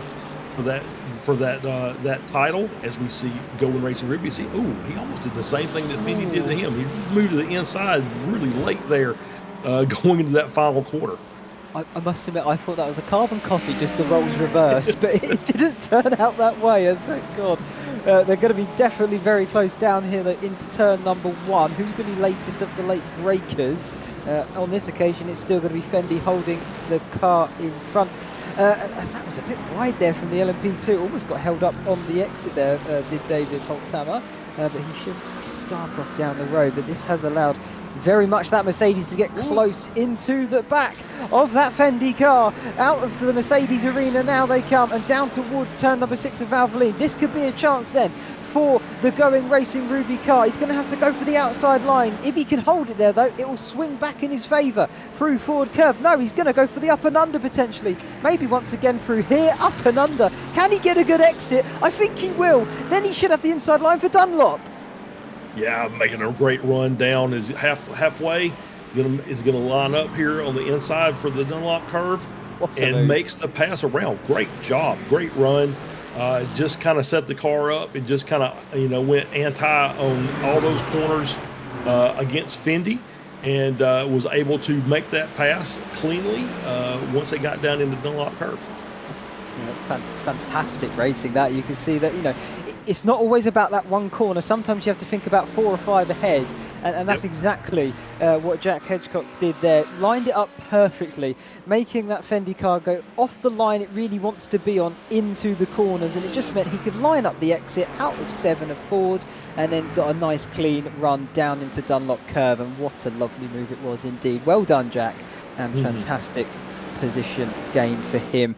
Hopefully then he can go and try chasing down the Murder Hornet for the lead of the amateur class. Hasn't gone to perfect plan for Going Racing Ruby at the moment, nor has it for Fendi at the moment either, but they're still very much in a good position, and Backpain and Ice Train right there in 4th, ready and waiting to take a chance at more positions. Yeah, and I don't think David Holtzhammer is very happy with Michael Opalka in that CRF BMW. I think he kind of moved to the inside and made a pass into the chicane, kind of threw Fendi off just a bit. I don't think there was anything dirty about it. I just think that it was probably, I would think David's just not real happy that he's got to have that car in front of him when he's trying to chase the go-win car down. And it's allowed the Backpain and Ice Train car to close that gap. He's only 1.2 behind Fendi now. Yeah, not a lot back at all. I know we've probably mentioned it every single round, Charles, but I still love the name Backpain and Ice Train. I do wish that sometimes you'd get a few more teams out there that are just creative with the name, but I can understand you want to have that professional aspect about you as well. I think, interestingly though, the guys that are in this team, so Zachary Livingood here, I think when you look at the standings and you've got that 50 plus standing, I think the reason why they've called their name potentially that is because they're in that category. I could be wrong, as I'm trying to get a quick look at it now. Saying that though, I can't see their team ID on that on the dock. So maybe I'm completely wrong, but you know, unfortunately, as you get older, these things creep in. So Backpain and Ice Train being one of them. Well, I'm in that category. I'm not on the sheet, but I'm definitely in that category. So I'm definitely. Oh, as we see the pneumatic car around. Zachary Coonan, that was in the Mercedes Arena. So just looped the car, just too much speed, or is it a curb? Just loops it. Yep, just loops the car around, just carries a little too much speed through there and couldn't get the car to, that's not the place you want to try and make that move. As we saw, that was, I think that was virtual drivers that came through. Obviously Zachary thought he had some clear track, and maybe he did. From that angle, it looked a lot closer than probably what it was, to be fair. Yeah, it certainly was touch and go for these guys. Julian Retty, they're currently 6th for virtual drivers in the LMDH category. I think they're 3rd overall coming into this final round. I don't know if they'll stay there because it's very tight in that LMDH class. But a quick rundown of the entire field. I feel like we haven't done that at all this evening so far, Charles. But we've got Palchet currently leading. You've got Julian Kramer for the German Pitbulls. They're 2nd with Team FFSR in 3rd. CRF Motorsport 4th. And then we've got Hyperion Racing, the first of the LMDHs that has been lapped. They're in 5th. Virtual Drivers 6, so we were just on board. We've got Pneumatic Motorsport Blue as well, and the final LMDH car. Then we get to the LMP2s of Pun Crew Gold, then Pun Crew Blue, Echelon Simsport, Pneumatic Motorsport Purple. They're the top 4. Then we've got Bear Pope Prototipo, SimHQ Motorsport White, Blue Chip Racing Black, and that is your LMP2 lineup. Why don't you take us through the GT3s? Absolutely. We've got obviously Luke Wallace in the Hyperion Racing car leading in the GT3 Pro class. Hyperion Racing 3 currently 3.5 seconds back, running in 2nd. Bear Pope Workers Union running in 3rd, the 321 Acura. Sonic Racing Team in 4th. Penguin RC GT3 Pro in 5th. Bear Pope Enduro in 6th. That's James Logston in that car. Echelon Sim Sport GT3 Pro in 7th. Tectonic at 8th. PCA Sim Racing 9th. BRF GT3 Michael Opalka and that the BMW running in 10th. Solpec Racing 113 is shown as out of the race. I think they've decided they were going to give it up. It looks like Blake's in the car, but they're not circling the track. That very well could have been another power cut. Obviously, when you get one, sometimes that's just the precursor to another. It's almost like earthquake. You get the small ones, and you get the big ones. So it is. We'll go to the to the AM class. There's our Motor Hornet, the McLaren for Bear Pope Zero, running in 1st. Going Racing Ruby is now only 2.5 seconds back, so they are taking a chunk of time out, running in second in that Mercedes. Backpainted Ice Train up to third. They've made the pass to Brownfinity Racing, who is currently running in fourth. Lunatic Racing in fifth. Longhorn Racing Carbon in sixth. CMS Racing Titanium in seventh. Going Racing Sapphire running in eighth. Haven't talked about them very much today. They've kind of been in the back of the pack. Penguin RC Amcar running in ninth. Longhorn Racing Chrome in 10th. Solpec 112 in 11th. CMS Racing Endurance running in 12th. And Punk Creek Light is also out of the race, and they will be classified as 13th in the GT3 AM class. Yeah, absolutely. We should also mention Nick Perquin for Punkroo Pink and Minor Racing. I don't think they ever even got onto the starting grid. I think they were qualifying, but never saw them from there on. So those two teams also out. But yeah, it's a shame for Nick. We mentioned him earlier on, and we'll mention him again now because he is, of course, one of the sponsors of this lovely series. And Nick, he is a graphic designer who specialises in posters, branding, logos, and social media in the sim racing world. He also does liveries and in-game photography. And of course, we mentioned earlier, he will be designing a poster for the winning team of each class to commemorate their championship using photographs taken during their time here in the iRacing Team Endurance Series powered by Champion Motorsport. So a very big thanks to Nick, and yeah, it's a shame you weren't able to finish the final round, but here we are, and good luck for the future as well. Yeah, absolutely. Matthew Rice there in the Go Win Racing Sapphire car. We just mentioned a few minutes ago, set there running in 8th. He's right ahead of one of the Solpec cars. Could not catch that number, the 112 car of that's Peter Muller in the 112 for Solpec Racing. They are looks to be a lap down. Are they a lap down to Matthew? I think they are indeed. Yeah, so they're a lap behind. They're absolutely just nose to tail on the track, but unfortunately a lap behind, running in 11th. Yeah. I wonder, you know, I do apologise, Charles. I don't know if this is maybe your thing or not. Going Racing Ruby, Going Racing Sapphire, I wonder if they got their inspiration from Pokemon at all. It's a very... I'm throwing it out there, and maybe you're not familiar with it, but there's two games. They're called Sapphire and Ruby. I don't know the answer to that question, or they could just be fans of gemstones. I don't know. Could be that. We may have a Go Win Racing Diamond floating around here somewhere that's not being used for this event. But you don't know. So, but I do like the fact that the colors do match the gems. So we do have a blue Sapphire car and a red Ruby car. So that's very nicely done. Always like to see that. Yeah. So I can tell you the next in the series was Diamond and Pearl. So that's just there you go. There you go. I'm showing my nerdy knowledge. I think I being a bit older, I think Pokemon was a little bit after me, so I don't think that I was that was not in my wheelhouse. I think my son was very much not a Pokemon but a Yu-Gi-Oh card guy when he was younger. So that just kind of shows you where I am in life. That's fine. Yeah, that's also me. So maybe in another life I could have been your son. Anyway, we'll move on because Punkroo Blue have just been given a drive-through penalty for avoidable contact, and I'm trying to think, where was that avoidable contact? Was that with the Echelon car? That's where it when was. They had the contact with the Echelon. It. Yeah, I think that's it. Nail on the head. That's a tough pill to swallow. Obviously, you know, they're going to win the championship, but you know, they were having themselves quite a good run working their way up through the field. But yeah, that's as we're on here with Bear Pope Zero and Go Win Racing Ruby is battle for the AM class lead, and we're going side by side. We are indeed going side by side. Jack Hedgecock's taking that car wide on the outside, very brave out there in that curb in the AstroTurf. Makes the pass around, good on the brakes, real late, and is able to make that move before they get into 4. That was a very impressive. You know what? I think if we didn't have Christian earlier do that insane pass into the center S's, I think that could have been overtake of the day. But yeah, I think Christian pretty much snapped that one up straight away, very much in the first hour of racing.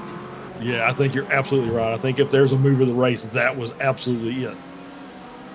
But it was a very impressive move nonetheless for Jack to take the lead of the amateur class once again. So Going Racing Ruby back to the top of the GT3 amateur field, as that is Jason Taylor in the pits for Echelon Simsport. Have we reached the pit window again? I think we have. It's a 240 mark. Yeah, it sounds about right. I think that's about where we're going to end up coming out as far as pit cycle for the LMP2. So we'll know in short order as the cars circulate around. You'll start seeing them start dropping in. But they've had theirs done and they're back out, and so now they're going to have the full tank, fresh tires. Once they get those tires up to speed, they'll start setting out some cracking laps and see if they can make up some time on the cars they've been racing with. Well, that's certainly what they're going to be hoping for, at least. Where putting that into practice is another matter entirely. As here is Jason Taylor back out onto the circuit. Has Jason done the whole race, or is that just me misremembering that? I'm trying to think who his teammate might be in that car, but it seems to be Jason every time. Sometimes it seems that way, and I don't think so, but it is very possible. I think at some point he's going to have to come in. If he's been in there the whole time, this will be his last one, because he's got to come in and let the fair share get worked through. So the second driver is going to have to jump into that car if he hasn't already. That's a bit late over the entry line. I think he'll get away with that one, though. We've seen it earlier where drivers have done that, and no penalties being issued by the game itself or the stewards. So maybe they've chucked a little bit of a rule in there to not penalise drivers extra on that. But either way, you'd argue it's a bit naughty. Yeah, let's hope the F1 stewards aren't watching that. They would just hammer him. So, yeah, but I think that's for iRacing. As far as iRacing concerns, that's legal. Ooh, there's a very slow car behind that Echelon car. Was it an LMP? Could not tell, but it just kind of looked like there might have been some other issues going on. Maybe it was that the virtual drivers coming out of the pits here. Oh yeah, just locks the car up and just right in front of that GT3 battle between Echelon and Tectonic. Yeah, that's again an odd sort of mistake, you could say. You don't often see that on pit exit. Normally you find they're taking it a bit easy. I think that's over eagerness to get ahead of the GT3s that he saw coming down the start finish line, but in doing so he's ended up behind them anyway. So it's a shame there for the virtual drivers team, but but I think he's lucky to get away with what he did. It was a small tap from Carter James's GT3, and Ludovic Juret will continue on, and he's got to now try and warm up those tyres. Yeah, for sure. Yeah, and cold tires may have actually played a part in that as well, with hot brakes coming out of the pits, and you've just been comfortable dropping the hammer on that brake pedal for the last hour or so, and then all of a sudden you've got cold tires and you try and outbrake a GT3 going into turn one, and you end up outbraking yourself, unfortunately. Yeah, it does just end up that way, and it's a shame here for the virtual drivers. They came into the series from round 2, and I thought they might have dominated it to the end of the season, but they've just not been able to do so. He's in again. In again. Did he make? Is this damage? I think there was a little bit of contact, but I didn't think it was bad enough to do any damage to the car, unless he just maybe got hit right on one of the wheels. It could have caused some suspension damage or something like that. We'll see if he's coming in to take his fast repair and go right back out, or maybe has he hit an incident limit that he's got to have a drive through on incident limit? That's a drive through for sure. Yeah, that's a good point actually. It would have been that, I would imagine. I mean, the incident limit is 20. And then you get a DQ at 36, so that is what they have decided to set for this race. And of course, we've got the one fast repair, but well, obviously that was a few too many for virtual drivers, and that does mean that they're going to have to. Well, they just served that drive-through penalty, of course. Here we go. We get the replay once again. He's just going to get eager, isn't he? And of course, there he goes. Rear goes round on him. Yeah, I think he added a little steering as well, just trying to keep himself off of those cars on the outside line going into turn one, and just, that's a 2x for loss of control, and so that might have been 20 for him, and so it drive right back down through. Obviously, from bad to worse, not the way you want to start a stint. But they've not had the greatest of days today. They've been involved in some in some very fierce battles, and it hasn't worked out for them. So, not the way they wanted to end, I'm sure, with a big run, a big string of victories early in the season. I'm sure they were thinking that, hey, you know what, we've got an outside chance of actually winning this championship today, and it's not going to quite work out for them. No, it's a bit of a shame. I've been enjoying their company on the interview rooms, a little bit of French lessons for us, Charles. Absolutely. So it's been nice chatting to them on those few occasions. But yeah, today, just not their day, and that's sometimes just the way it goes. David Nichols here, currently 7th then, and at the back of the LMP2 class, but he is fighting Aaron Beaver for Blue Chip Racing. So this is the battle for P6. They might be a lap down, but they are neck and neck, bumper to bumper on the circuit still, and going for those positions. And Aaron here having to look very much into his wing mirrors there to try and make sure he can defend this 6th position. I mean, no one likes to finish last, but of course someone has to be there. Yeah, unfortunately, there's always the person that ends up last on the timing tower, and sometimes it's you, and sometimes it's not. But yeah, they've had a pretty rough day today. Obviously, a lap down with I think that's the SimHQ right behind them. Yeah, 1 second back.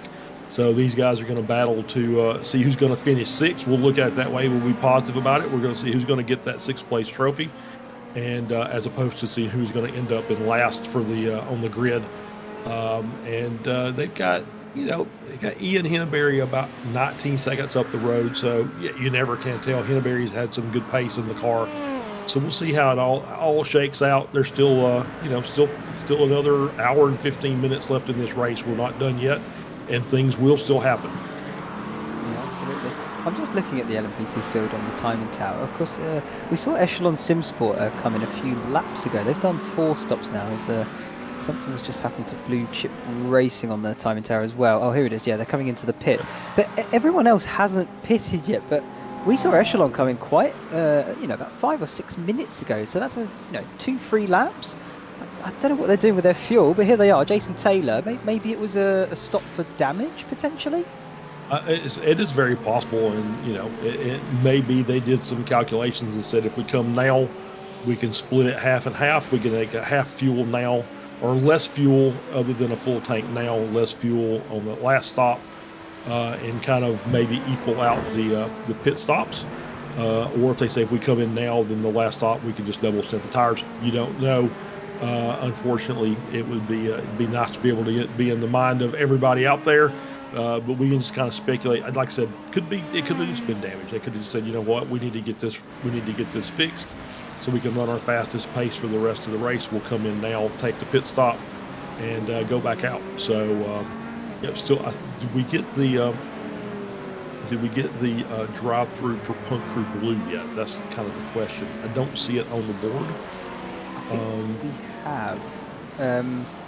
Just because I remember the gap between them was about 20-ish seconds between the gold and the blue team.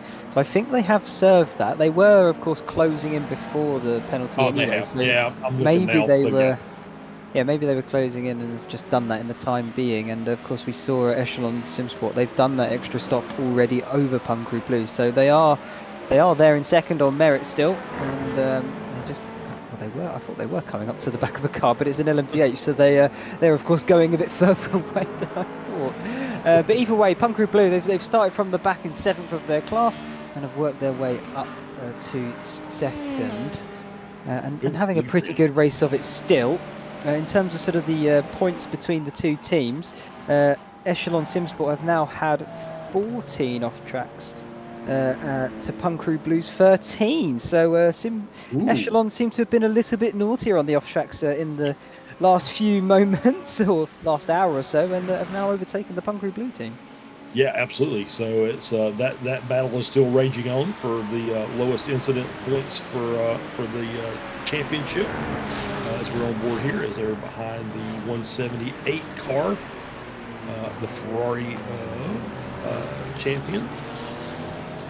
Brian Blanchett in the car there. Yeah, and so they've made their way through, coming up on a Solpec Acura. So they're still just, clocking laps and trying to get to the end of the race. They're in P4, 23-second gap up to P3. Seems like that's going to be kind of tough if we're getting to the last hour and 12 minutes or so. You know, at some point in the race, the gaps become to a point that there's not much you really can do except hope for something to happen with the other car. As we see Pat Peltrack back out on track, they've taken their stop. They'll have, I think, one more around 30 minutes to go mark, somewhere in that neighborhood, to finish off this race. I think something like that is pretty accurate. I mean, looking at it in that top LMDH, they've all taken 3 stops now. Of course, Solpec there just took their not their final one, but that's probably their second to last one, because they've been able to go much longer than all of the other teams out there, which has been super impressive, considering they've not been able to sort of sit behind another team and save fuel that way. They just seem to have the natural ability to save fuel and still have some amazing pace to go with it. It's been super impressive to watch. The German pit bulls there, they've just brought the gap back down as it's sort of waiting to level itself out and see what that gap is. But yeah, they've had a drive-through as well. Of course, they had that moment earlier with Sonic Racing Team. They're currently still 4th in their class, Sonic Racing Team. They're doing well still. And yeah, even with that drive-through, they've still got 45 seconds over the next team. It's a nice gap to have. Yeah, and you can see what Cold Tires is doing. You can see the Solpec car kind of taking it deep on some of the corners, and the GT3s are just kind of hanging around there until the car gets back on a straight line and it can zoom away. So it's kind of interesting to watch. It's always been kind of something we've looked at. Haven't really had any issues with it today, thankfully, and no rain, which is a really good thing. That would have made things quite a bit more difficult for the for the LMDH cars. But I did see that the gap now between Bear Pope Zero and Back Pain and iStrain is now 1.8 seconds or so. So that is a battle for P2 in the AM class heating up, as we see our LMP2 class leader Eli Singh, Punker Gold, coming in. Like a massive lock-up into the pit lane as well. Here he goes into the lane a bit earlier than some of the other drivers, which is good. And he just gets a big old lock-up, doesn't he, into the braking here. Hang on. Oh, just about. I think it's that slowed down. It'll be interesting to see if he did pick up a penalty or not. Yeah, we'll have to see about that. Just yet. Yeah, we won't be able to see it just yet. We'll know when. Well, I take that back. We'll know, I think, when they come in, but we'll see when the pit time is done. He's up on the jacks. That's done. I think he got away with it. I think he got slowed down enough before the line. I don't see, because I think the penalty gets served first. So for him to be up on the jacks already, I think that means that no penalty on entry, and so we should see a I don't know. Well, he's still there. Ooh. Are you sure Maybe, it's not after? Maybe it is after. I thought it was immediately when you got there, but maybe it's not. So. Yeah, we can. I think we can definitely tell. Yeah, we can definitely tell when 17 comes out. Yeah, they're at a minute 7 stop. So yeah, I definitely think that. Yeah, that's definitely a penalty for them. Yeah, that stinks. He just basically locked the brakes up and slid through the timing beam, and was a little too fast when he crossed, and that's going to be the 40-second penalty. So unfortunate for them. So lost 40 seconds, as we're going to get a replay here from the overhead. But the interesting of that 40-second penalty you just said, the gap between them and the blue squad was 37 seconds. Oh yeah, they get way past the locking of the brakes. Well, I think that's just cost them the lead then. May have indeed. We'll see if that's going to cost them the lead. We've still got a few cars in that class. The top 2 still have yet to pit, so we'll see when Andrew Taphorn, that Punker Blue, comes in, where he's going to end up coming out. And now he's kind of stuck behind this GT3 for a minute. He's got here we come, Punker Blue in the pits, and he did get stopped, so he's not going to get a penalty. So. Or is it promoted echelon? Because they've obviously pitted early as echelon, so that's going to be interesting to see where they come out in relation to Punker Blue. I don't know what was going on there either for Eli Singh in his gold LMP2. Just let that through one of the GT3 cars. He's looking like he's going a bit slow there. Is this just cold tyres? Because obviously he's just done his stop. You know, the LMP2s also have to warm up their tyres as well. And sometimes on an outlap, you can get a GT3 that is a little bit quicker, even with the reduced downforce that is on that GT3 car. But, you know, the tyres just facilitate that because they're able to get them up to temperature quicker and push them harder than an LMP2. Yeah, I think there's a little bit of warm-up time on the LMP2s. It's not nearly as pronounced as it is on the LMDH car, but there is a bit of that involved. And yeah, I think he just kind of got caught up with that GT3 car and just said, you know what, I'm just going to be patient. I'll wait. Let me get a little heat in the tires. Let me get some straight line on the track, and I'll work my way around, and we'll see where he's going to come out. He's going to be Punker Gold. It looks like they're going to be in 4th place. They're 43 seconds back of the lead. That's Pneumatic, and Pneumatic still yet to pit.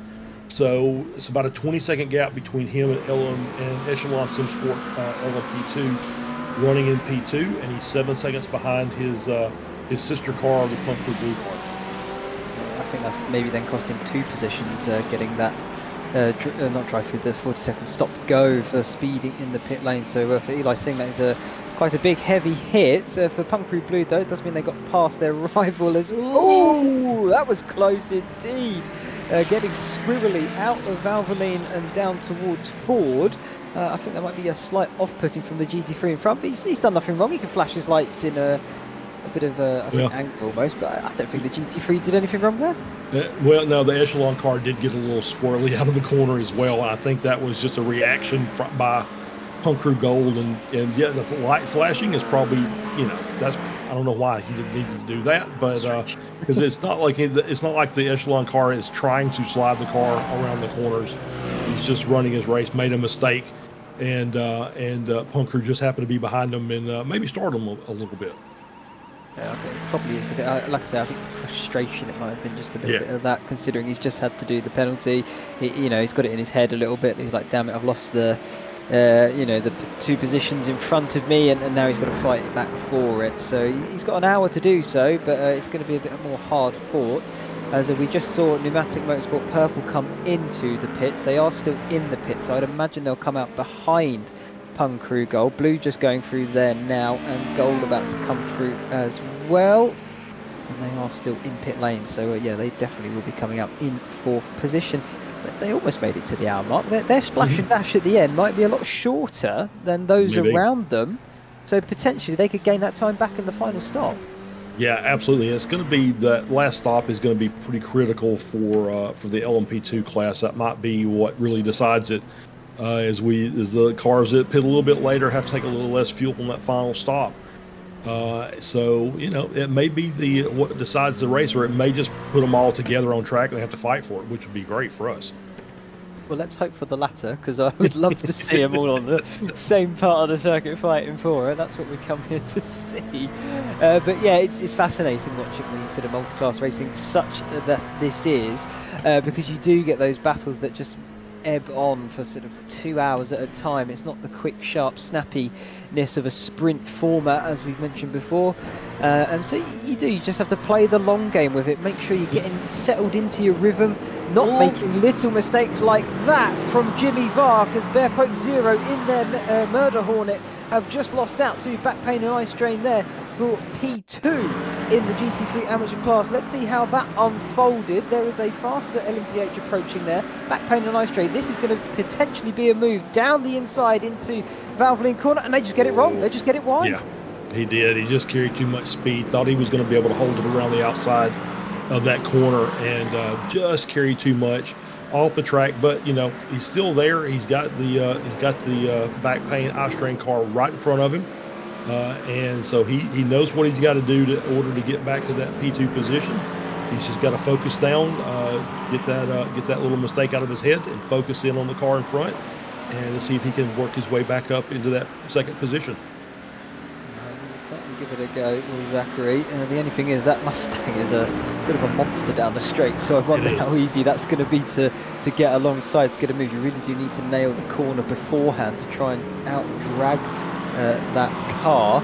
It's a little bit squirrely there on the exit of the final corner for the Back Pain Eye Strain, but I think he's got nice bit of an advantage over Bear Pope 0 behind, so no threat will be caused on this occasion.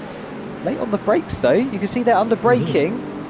Much better is Jimmy in that McLaren. And so yeah, I think that's where it's going to be won, but he's going to have to try and get as close as he can out of a corner to then be close enough on the braking zone. Yeah, absolutely. He's going to have to be right up on the tail of that Mustang to make it around. I think the McLaren does kind of make cornering better than the Mustang does. Obviously, Mustang with that big V8 up front is going to be a monster down the straightaways, but it's not necessarily the most nimble car around the tight, twisty sections of the track.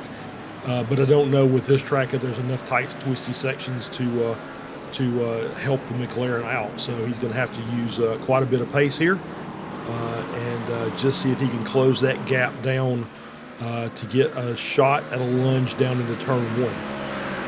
I think unfortunately for the McLaren, the circuit itself, the corners after the first sector, so you're talking about sort of the Mercedes arena where it is slow, tight, and twisty, they are a bit more mid-speed corners. You're not having to slow the car down as much. I mean, you take sort of Michelin and bit curve there in about third gear, I would say, as that was incredibly close to the LMDH of the virtual drivers. Oh, it's wrong again. How did he catch that?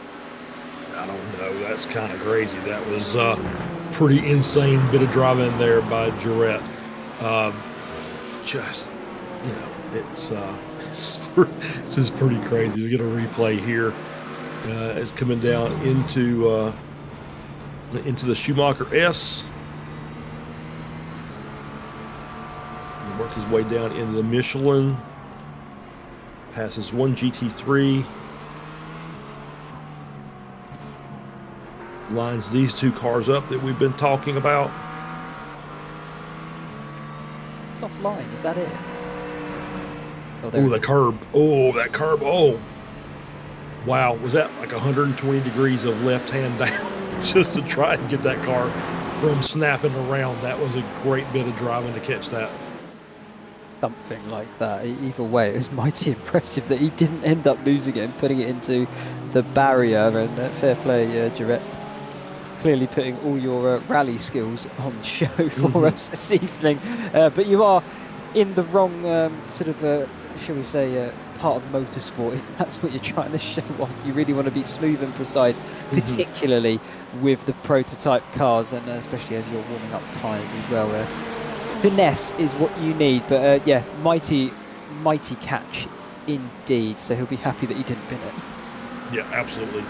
Yeah, I'm sure that was he took a breath after that, just thinking that saying thank you to somebody as he was gets that car righted, and yeah, it just carried. You see the curb there; it's a pretty high curb for GP track standards, but manages to get up on it, get the car cleared, and obviously, you're not doing yourself any favors with that much slide.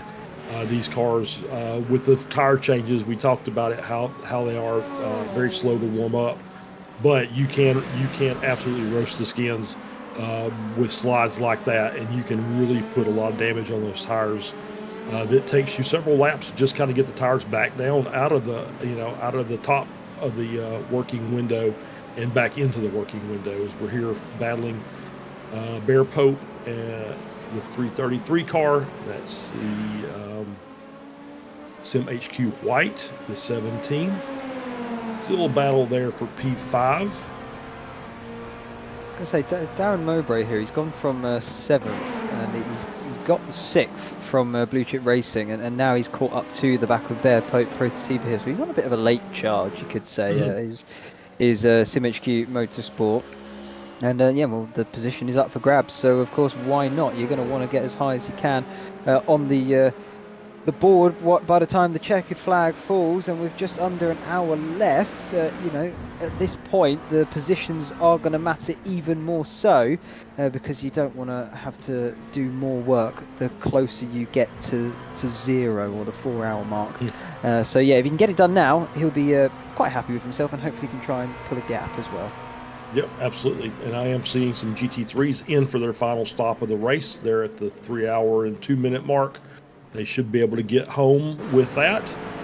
Might be a little tighter than they want, but they should be able to get it to the end of the race as we're this battle still raging on, passing Go Racing Sapphire, and able to clear them through the arena section. And it looks like Mowbray here is starting to stretch that gap out a bit over Bear Pope Pro Tipo, so he's got it clear, and he's up into P5, and we'll see if he's obviously got quite a ways to get another position. He's going to need some help for that, but you know, P5 may be the best he's going to get, but he's going to try and get it. Yeah, I think to the next car is somewhat further, but this is the move for that position in for P5 then for Darren into turn number 1, and I tell you what, that was very nice indeed. He ended up having to sort of use the GT3 almost because well, Bear Pope had nowhere to go. They just had to back out of it and relinquish that position. Very nice move indeed. Yeah, for sure. Just using the GT3 car as a pick, as a block, and was able to take the inside line there and get clear. It looks like he's checking out. Looks like now that he's in front of Bear Pope Pro Tipo, he's going to start stretching that gap out a bit. The gap now up to over a second. So got the GT3 that's going to slow up Bear Pope just a bit there going through the chicane. So that's going to cost him a little more time. Yeah, like 0.3, just kind of sitting behind that BMW. So yeah, it's he's setting sail, and yeah, it's a big gap up to the next car. It's like 1 minute and 25 seconds or something like that. So it's once again, if he's going to get any more positions, he's going to need a little help from the cars in front. Just see that the 222 car. Oh no, that was a car around. Was that one of the? That's Hyperion Racing 2, running P5 in the LMDH class. Was that pneumatic that I see behind him? Yeah, so they've got a car, Zach Coonan, and the number 4 Cadillac is about 2.5 seconds back. Is this just getting caught behind a GT3? I think so. Yeah, there it is. Yeah. Yeah, easily done. Yeah, absolutely. We've seen that a few times today. He's going to wisely back up to get himself righted. I think he was wise he did that, yeah, Bear Pope took a very wide line through turn 1 there. And or not Bear Pope, back pain eye strain, and that 62 Mustang, as you see right in front of him, took a very wide line through 1. I think there's a lot of traffic coming through, so very wise to just kind of back that car up off the racing line, or off the racing surface completely. Yeah, I have the sort of the YouTube to my left, so I can keep an eye on the chat. And I've just seen it because it's a bit, you know, it's a slight delay from what we're seeing live to what we're seeing on the replay. If he didn't back that car up, I think Backplane and Ice Train would have chopped the nose off of that LMDA. I really think it would have happened. So he was lucky that he did do that and had the sort of, I guess, experience maybe to do that. Otherwise, he could have been in a world of hurt. Yeah, for sure. Yeah, absolutely. Sometimes it's just better to just get out of the way and get yourself reset. We're on board here with pneumatic. This now get a chance to chase down that Hyperion Racing car. That's about 2.5 seconds ahead. So we'll see if he's got anything in that car to make a charge, maybe get that position. Maybe still battle for P5 and P6 in class. So yeah, it's just, you know, we're just biding our time here. We've got one more pit stop to go, I think, for still a few of the GT3s haven't pitted yet, so they're going to pit here the next couple 3 laps. Oh, good catch by Zachary there. That car just wanted to come around backwards, and it was able to wrestle it back to the proper direction, but you could see the back end of that car wanting to step out. Did, and yeah, you're quite right. We've still got some GT3s waiting to do their final stop, and of course all of the prototype cars have still yet to make their final stop, as we're getting probably near the territory now of the LMDH potentially doing theirs, but I would imagine they'll probably try and go as deep as they possibly can to make that splash and dash as short as possible. As we saw Tectonic Racing in the pits, they're now coming back onto the racing circuit itself. Pit exit there as one of the other, I think it was Bear Pope, currently yes, the leader. leading the GT3 Pro class at the moment. They've just made their way into pit road as well. I'm just trying to work out that GT3 class. Actually, as I look at it, the Bear Pope Workers Union, they've just pitted and they've done 3 stops now. The car behind, Sonic Racing Team, they've only done 2. Penguin RC have only done 2. They're actually just coming in now. Penguin RC have taken the lead because they haven't done their stop yet. When did Hyperion Racing lose those positions, or is it just the fact that they haven't been sorted out yet? I think it's just because they've pitted already, and so they've dropped down a few positions. Sonic Racing Team has now taken the lead in the GT3 class. Still with a pit stop to go. So yeah, you'll see cars kind of working their way around on the timing tower as pit stops are being made. But Sonic Racing is still out there at the 3:08 mark. Every lap they can make here before they pit is one less lap of fuel they have to take on the pit stop, so that everyone, the longer they can stay out here, the quicker their last pit stop time is going to be. Yeah, well, that's exactly what you want, because then you've got the best chance of gaining as many positions as possible. We just saw there a brief little graphic in the corner about the stint length time. I think the GT3s, they're able to get up into sort of 32 laps, 33 lap stint. I would imagine that's the upper echelon of it. You can see there, Sonic Racing Team, they've been 32, 32, 32, nice and easy. P2 of Hyperion Racing, they've done 32, 33, 30. So that final stint a little bit shorter. So maybe they're trying to cover off or find a little bit of a gap in the traffic so they're not going to be hampered or held up too much. But I mean, looking at it, there's a few different things there, but I think overall you sort of, if you can get to 30 laps, you seem pretty safe. Yeah, absolutely. And I think that means that if I'm reading this properly, then is this Faria coming in this time for his final stop of the race? He's on 32 laps. And yep, there they are. So they're coming in for their final stop, and it'll be a couple of seconds quicker than what we saw with the other cars. The pit stop time for P2, that Hyperion Racing number 44 McLaren, was 34.3. So Farias, unless he runs into issues, should be a little bit quicker than that, probably 33 seconds or so. So we'll see how that ends up shaking things out as he gets stopped. Car goes up on the jacks, taking the tires, as we see Hyperion go by to take the lead again. And we'll see where Sonic is going to end up coming out. I think it's going to be close between Bear Pope Workers Union and being, whether it's in front of them or behind them. Sorry, I mean Hyperion Racing is what I really meant, but I think actually the Hyperion Racing 3 might be too far back and they should just slot out in P3, but still in pits, the time will of course still march onward. They're on pit exit now. I think they're going to be third. So Sonic Racing Team, they also started towards the very back of the GT3 field. That includes the amateurs as well. So they really have had quite some run on their way through up into now the podium spots of the Pro class and of course the GT3 field overall. But they have got Hyperion Racing 3 not far back. You can see there just on the back of the shot. So race not over for them, but potentially a podium on the cards.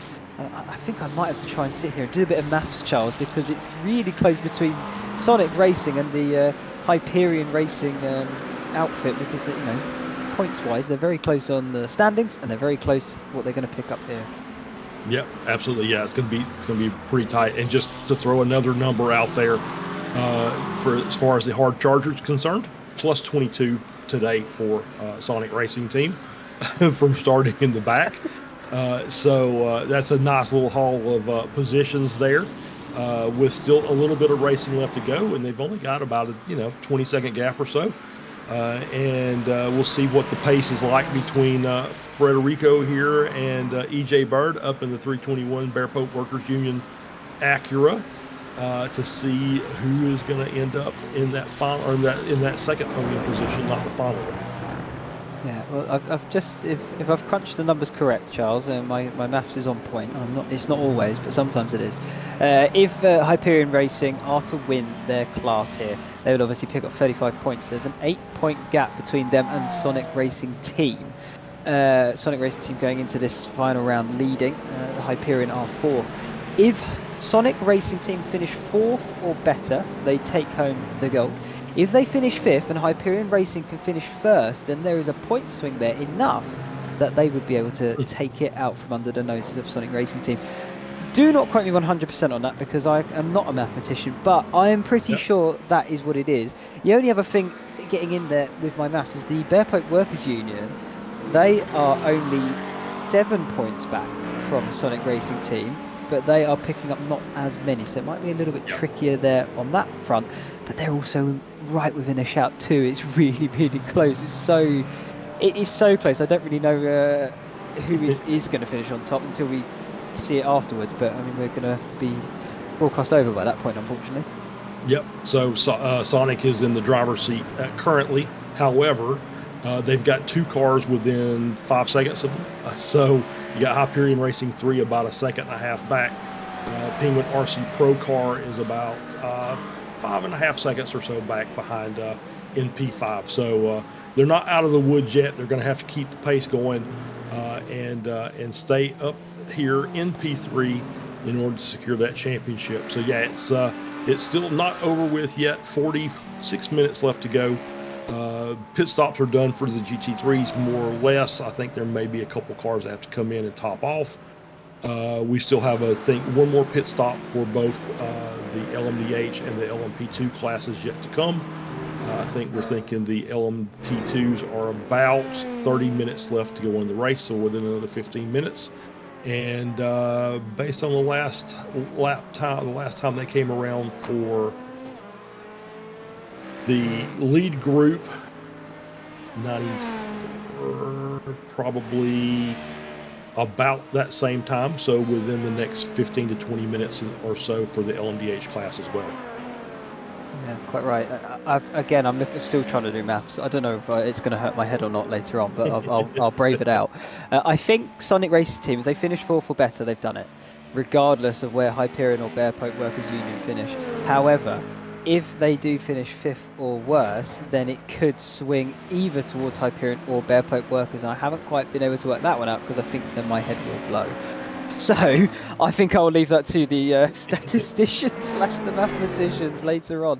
But effectively, Sonic Racing Team, 4th or higher, they take it home. That's the point I'm trying to make. There you go. Yeah. So they just got to keep going.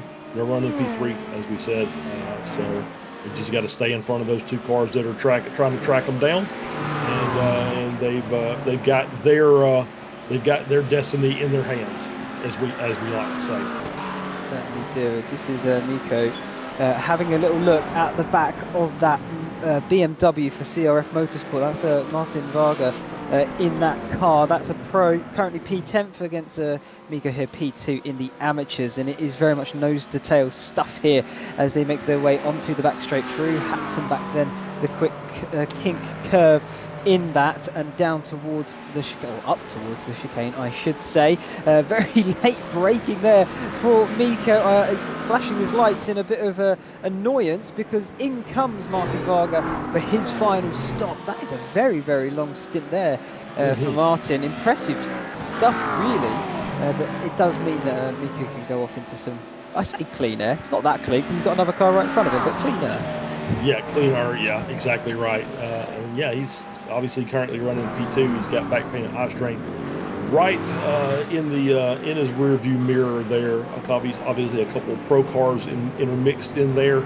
So there's some traffic that's going to have to be dealt with. That's the Longhorn Racing Chrome car, Phil Elmore, the number 78. And that lovely black and gold Mustang with a little bit of chrome accents added in there. You see one of the LMDH cars working its way through. I think that's the Soul Peck car, the 110, the overall leader, I think.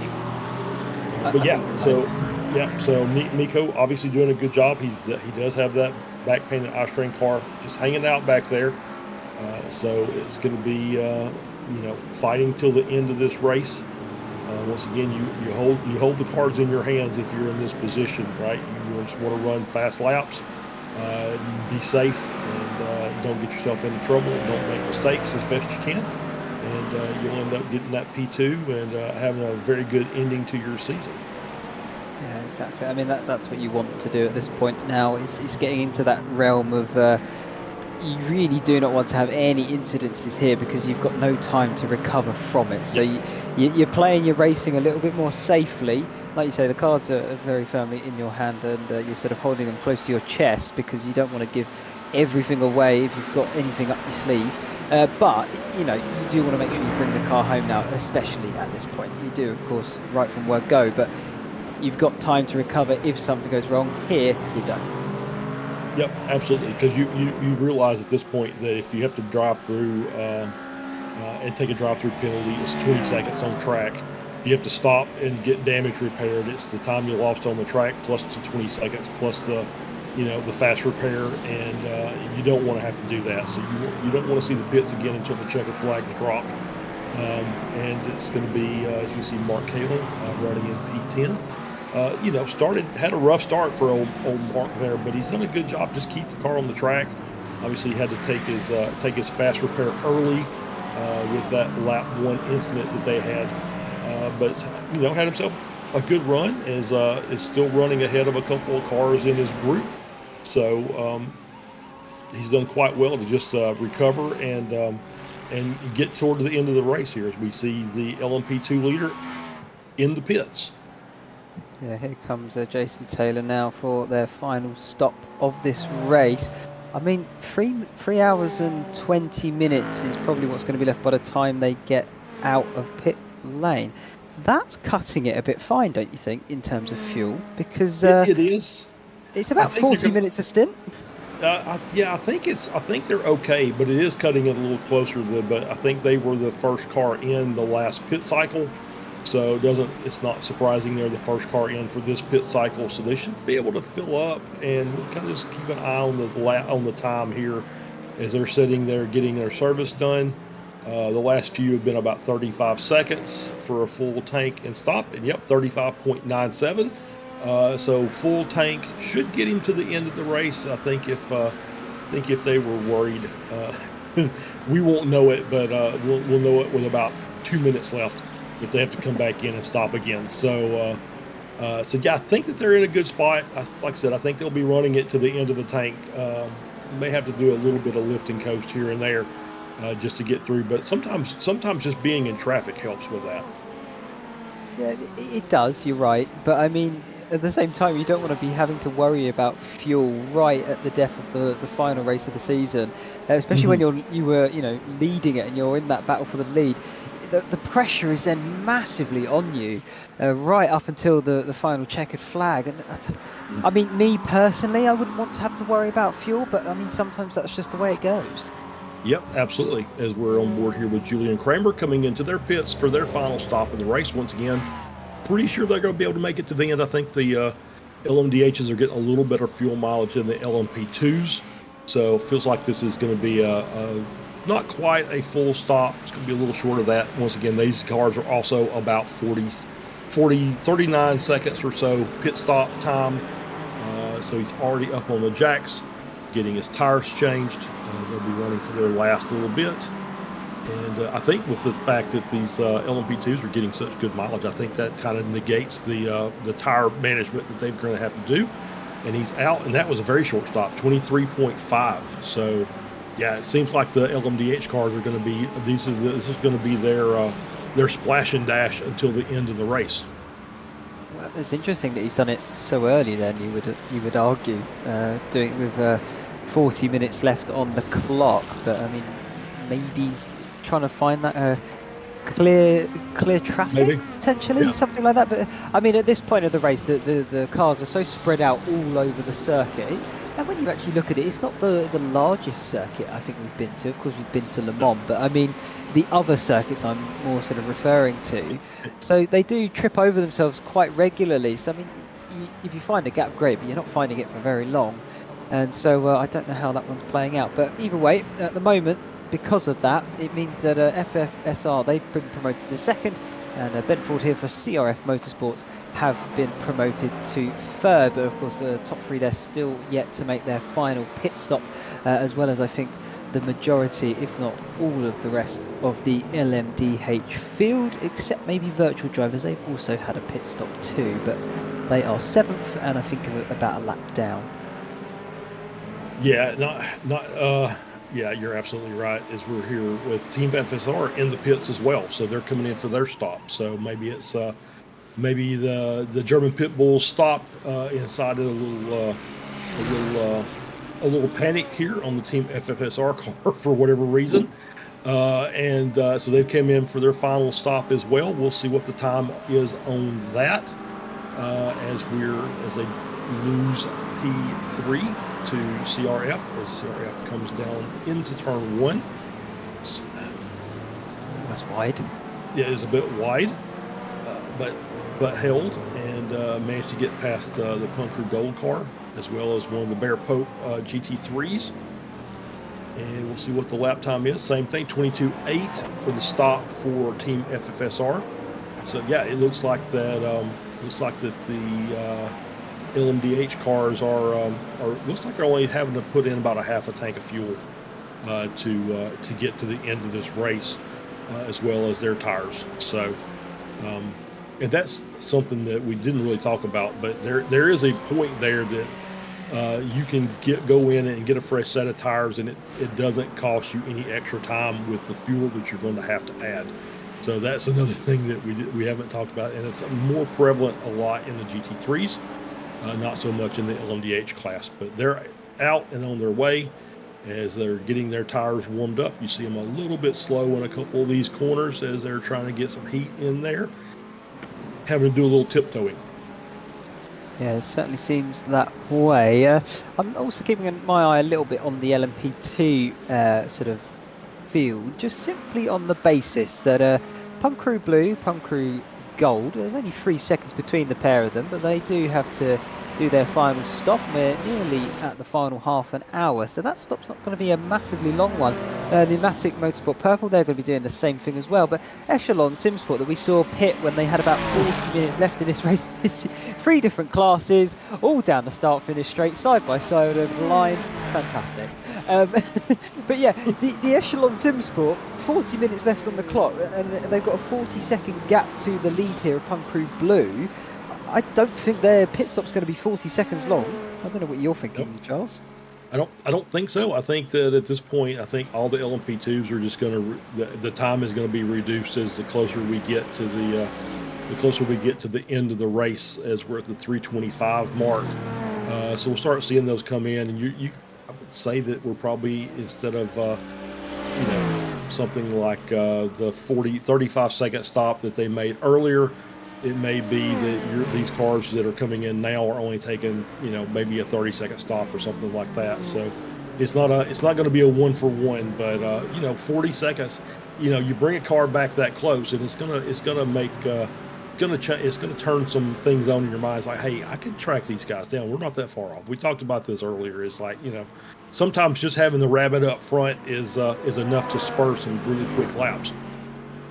Yeah, well, it gives you a marker to chase, doesn't it? Yeah. I can tell you from my personal experience, it certainly motivates you seeing the next car on the road. You want to get them, and then you almost do turn into a bit of a rabid dog in your pursuit to try and get them.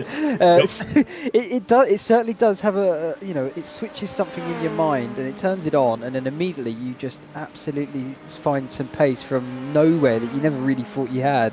But it is there, just lurking away in the shadows, and out it comes when you need it most, which is nice sometimes that you can do that. But it's also frustrating, because then you think, well, if I can do it then, why can't I do it all the time? It's almost like a double-edged sword. It really is. Yeah, sometimes you get that is you get out there and you're chasing cars and you're doing a great job and you're running really, really solid laps. And then all of a sudden, you're the next thing you know, there's nobody in front of you, and it's like your lap time start dropping off because you're kind of easing up a little bit. It's like, okay, I don't have that marker in front of me to know where my, how much I can take and stuff like that. And I think it's more, at least for me, it's just from the fact that I don't drive a lot anymore. It's more of being the team owner and the broadcaster. As opposed to just getting out. Although I will say that I've spent the last few weeks chasing that Fendi Racing Ferrari around during Operation Motorsport, which was here on Tuesday nights on Apex Racing TV. Dan Fendick, the team owner, is part of that league, and so we've had some fun on the tracks during the course of that season as well.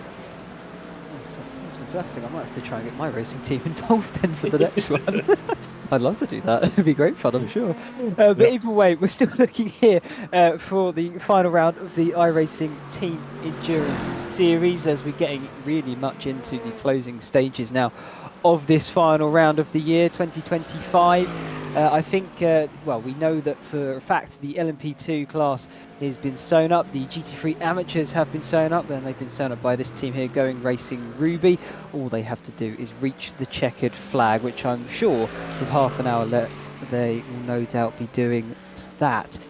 So congratulations to them once again, but still up for grabs is the, I think the LMDH top spot. It's not over yet there, and the same for the GT3 Pros, because we have got a bit of a battle going on between Hyperion Racing, Bear Pope Workers Union, Sonic Racing Team in the overall standings, but not so much on the circuit itself. But still half an hour left, and well, I said it earlier, of course, with 3.5 hours left, but it really, anything does normally tend to happen, and it's yeah, it can shock you sometimes. We've seen it a few times already this evening. Yep, absolutely. As I'm looking now at some of the LMDH cars coming into the pits, as we're watching Derek Heiberger here leading the GT3 Pro class for Hyperion Racing. He's having himself quite the good run. He's 14, almost 15 seconds up over Bear Pope Workers Union. Just kind of looking at the pit stops for the LMDH cars. Julian Kramer just came in for German Pit Bulls, 23.5. Ben Ford was at 21 flat. So the pit stop times are coming down for these LMDH cars as they get closer and closer to the end of the race. Yeah, certainly, and hopefully we can see then some close on track racing action in the dying deaths of this race, and it might produce some brilliant options for pictures potentially. And I know of a certain sponsor that can help you produce some high quality screen and media services for sim racing organisations, and that is Engine 59 Media. So if you want to go check them out either on Instagram, or you can find their way through the CMS website, Champion Motorsport, to check those guys out. Big thank you for sponsoring the series as well, but they do offer some high quality sort of iRacing in-game photography to really show off and highlight the best assets of your car out on the circuit. And when you're going side by side and fighting for positions, that does normally present itself with some good photo opportunities. Absolutely, yeah. Get some great photos with those side by side, especially these multi-class races where you got several different car tops in the shot. You know, coming through some of these historic corners like the Schumacher S, and coming down into the chicane. Yeah, it makes for some great photography, and thanks to Engine 59 for coming on as sponsor. Yeah, I tell you what is always a good one is when you can get like a nice lap timer in the background. You can see sort of your number right at the top or something like that. I always find it, if you can get a picture like that, you're sort of laughing almost in a way, because it's such a perfect opportunity. Yeah, you know what? That's my Google photo for my Google account. Is I did a half marathon and got the shot of me crossing the finish line with the timer up above me, which is kind of cool. Yeah. I was going to say, I'm thinking more of, you know, down towards Dunlop Curve. They've got the scoring tower, but I mean, you're right. You know, fantastic shot for yourself as well. But, but yeah, that Dunlop scoring tower, you wouldn't believe it. Yeah. Right? That was put up in 1954. Wow. It's so old. It was the very first scoring board of its type in the world. That's crazy. That's what I'm talking about. 71 years old now. That's so amazing that it's still up and it's still functional. I mean, obviously, my guess is that probably everything inside that tower has been replaced at some point I would in time. imagine so. You know, so yeah, it's we're going to get a replay here, and this is Hyperion Racing 2 battle, and that's one of the pneumatic cars. Going to get a pass here. This position. Yeah, pneumatic is running a little wide. Hyperion makes the move around. That's Camden Craft in the 944.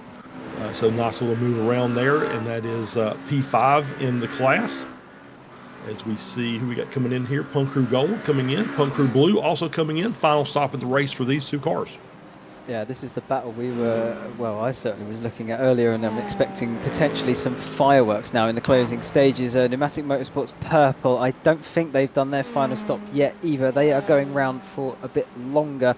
We've got to really keep our eye on the Echelon Sim Sport and the gap back to them. It's really flicking between the two. Who's going to go first? Here comes Echelon down the start-finish straight now. I think both the Punk Crew cars are still in pit lane, and they've both been passed. Blue's now on exit. When will Gold go? Oh, still holding. Still holding. There we go. On his way. How big of a gap is it? That's the question. Yeah, it's going to be probably, it's like 11, but I think that'll change a little bit with Echelon up. But obviously, still quite the battle there between the two Punk Crew cars. Only a 3-second gap between them. Punk Crew Blue has jumped the Punk Crew Gold car, or is in leading the Punk Crew Gold car, so that's P3 and 4. Pneumatic's still out on the track, and Echelon, I think, has already taken their final stop. If I remember correctly, they stopped very early, so around the 40 minutes to go mark, if I'm not mistaken. So we still have Pneumatic to come in and take their stop. And they're going to come out somewhere in the neighborhood of that P3 and P4 battle between the two Punk Crew cars. That's going to be very, very close. Yeah, it's going to be tight indeed. It's just a matter of when they do finally come into pit lane. As here is James Stacey for Pneumatic Motorsport Purple. We can see there on the screen itself the stint lengths. He's done 20 laps on this stint so far. And he's been averaging sort of 23-24, so by that calculation he's got at least another 3-4 laps in him. That's going to be a very, very late stop indeed for that team, so the time they're going to be stationary in pit road is going to be very, very little indeed. And if they can keep the gap to about 16, or maybe even increase it as he's doing right now to Echelon behind, maybe, who knows, battle on for the lead in that aspect. Yeah, absolutely. Yeah, so looking at the two Punk Crew cars, 26.3 for the gold and 27.2 for the blue. So that's going to equate to looks like about a 45-second loss of time on track, just as a rough guess on my part. So, you know, Pneumatic has got to go at least a couple more laps. We feel like they got enough fuel for at least 2 more. So if they can go 2 more laps, it's going to make that final stop about 20 seconds or so. So they're going to be around that 40-second mark probably. So yeah, they may come out right behind Gold or right around where Gold is. So it's going to make that a very close battle between those 3 cars at the end of this race. And obviously, I think Echelon is still in the driver's seat. However, we did talk about, Punk Crew Blue is off. Off. Oh, yes. Oh, big off and all. Yeah. Scott Haddock losing control there of his Punk Crew Blue LMP2. That's Valvoline and Ford. That's turn 6 and 7. Let's get a replay of it. Here we go. Through the kink of 5, down towards turn number 6 of Valvoline. I'm imagining this is going to be nice and easy because there's a camber corner, but no, it's not, because there goes the rear. Yeah. Just carried too much speed. Was trying to track down was trying to start closing the gap down to the car in front of Echelon, and just overcooked that corner and lost the rear end of the car. So now he's behind the Punk Crew Gold car by 3.5 seconds. So he's got some work to do just to get back up to them. And Pneumatic and Echelon can breathe a little bit easier. Obviously, Punk Crew Blue very, very fast in the car, and that. Oh, by the way, that's going to add a 2x to his off-track total. So in that battle as well, that probably changes things a little bit as well. Yeah, I'm trying to work out what it actually does. Off tracks, Punk Crew Blue 18, Echelon Simsport 16, as Blue also into pit lane. Oh, that's going to be the 20 incident limit. Yeah, drive through. No. The only thing I will say, he's not going to lose any more. Darren Mowbray, Sim HQ Motorsport White, is about 1.5 minutes back from Punk Crew Blue, so he is safe in terms of his P4. But that's definitely scuppered his chances of a podium. It's also ruined his perfect race streak of first or second. that has. I don't think they're going to be doing it now, and it's such a shame because they really have been absolutely dominant and on it all season long. Yeah, that's been a great. That blue car has been fantastic, and the gold has been just about as good every race. I know they had a couple of 1-2 finishes in there as well. So it looks like gold's going to get at least the battle between the two team cars. We'll see where this all shakes out. Obviously, we're still expecting Pneumatic to come in for a pit stop. The gap from Echelon between them and P3, Punker Gold, is 18 seconds. We did say they were the first car to come in, so we were concerned about their fuel. So they do have a little bit of breathing room there. If they do need to do some fuel saving, then that shouldn't hurt them very much. Shouldn't, but we do not know yes. for sure exactly. And looking at the standings going in, Punker Gold 2 points ahead of Echelon. If they finish as they are, Echelon gain 2 points over Punker Gold, so they would go tied on points out of this final round, but Echelon Gold would get it on count back because they have 2 race wins over Echelon's 2 second places, so they do win it on that occasion. But it's almost funny when you want to think about it, in that Punker Gold are going to get the silver. I just thought about it. It's not me trying to have a crack at a bit of a laugh, but it's just it's almost just ironic. that is funny. No, I like that. That's it's accurate, and it's kind of odd that the gold team is going to take the silver medal for the season. But things happen, and they had opportunities missed, and once again we're still 20 minutes away. Race is not over yet. As we see the Hyperion car, Camden Craft, off in that final corner, gets it rejoined. Is now got a battle there with Pneumatic Blue for P5 in the LMDH category. Virtual drivers right behind them. That's a battle, 3-car battle now for P5 in the LMDH class. I was about to say that's 3 cars all going for the same bit of track, and they are all battling for position. He's not going to go around the outside, surely. Their virtual drivers had a look. Oh, down the inside though. That's going to be cheeky. Has he been able to pull that off? Julian Retty down the inside in turn number 3, out of the Mercedes arena of 4, and he's managed to pull the move off. Hyperion Racing caught napping, and Julian Retty with a stunning overtake. Great move. That's a fantastic move to the inside there. Very, very tight corners in the arena section. So we're going to get another replay here. So we're going to get on board here with Julian coming around turn 2. Sneaks down to the inside. Yeah, just late braking. Gets to the inside of that corner. Obviously, the outside of that corner doesn't handle quite as well as the inside does. And is able to get the spot with some late braking coming out of 4. And gets a good run and is able to pick up that position. I'll tell you what, that takes some confidence to pull off a move like that. That was very well executed by the virtual drivers. Very, very nice indeed, as this is a Pneumatic Motorsports Purple coming out of pit lane for their final stop. So just 20 minutes left on the clock, and they finally have had to come in for that splash and dash, and they have pitted out in 3rd because, of course, we saw earlier Punker Blue having that time penalty, not time penalty, they had to do the drive-through, as we now have the leader of the race into the pits as well for their final splash and dash too. Yeah, absolutely. As we're back on board here with Pneumatic taking their final stop of the race. It was a little bit longer than I expected. I was expecting it to be around 20 to 22 seconds, but it ended up being 25 and a half, so not a lot of gain by taking that as late as they did. But obviously it had to be done.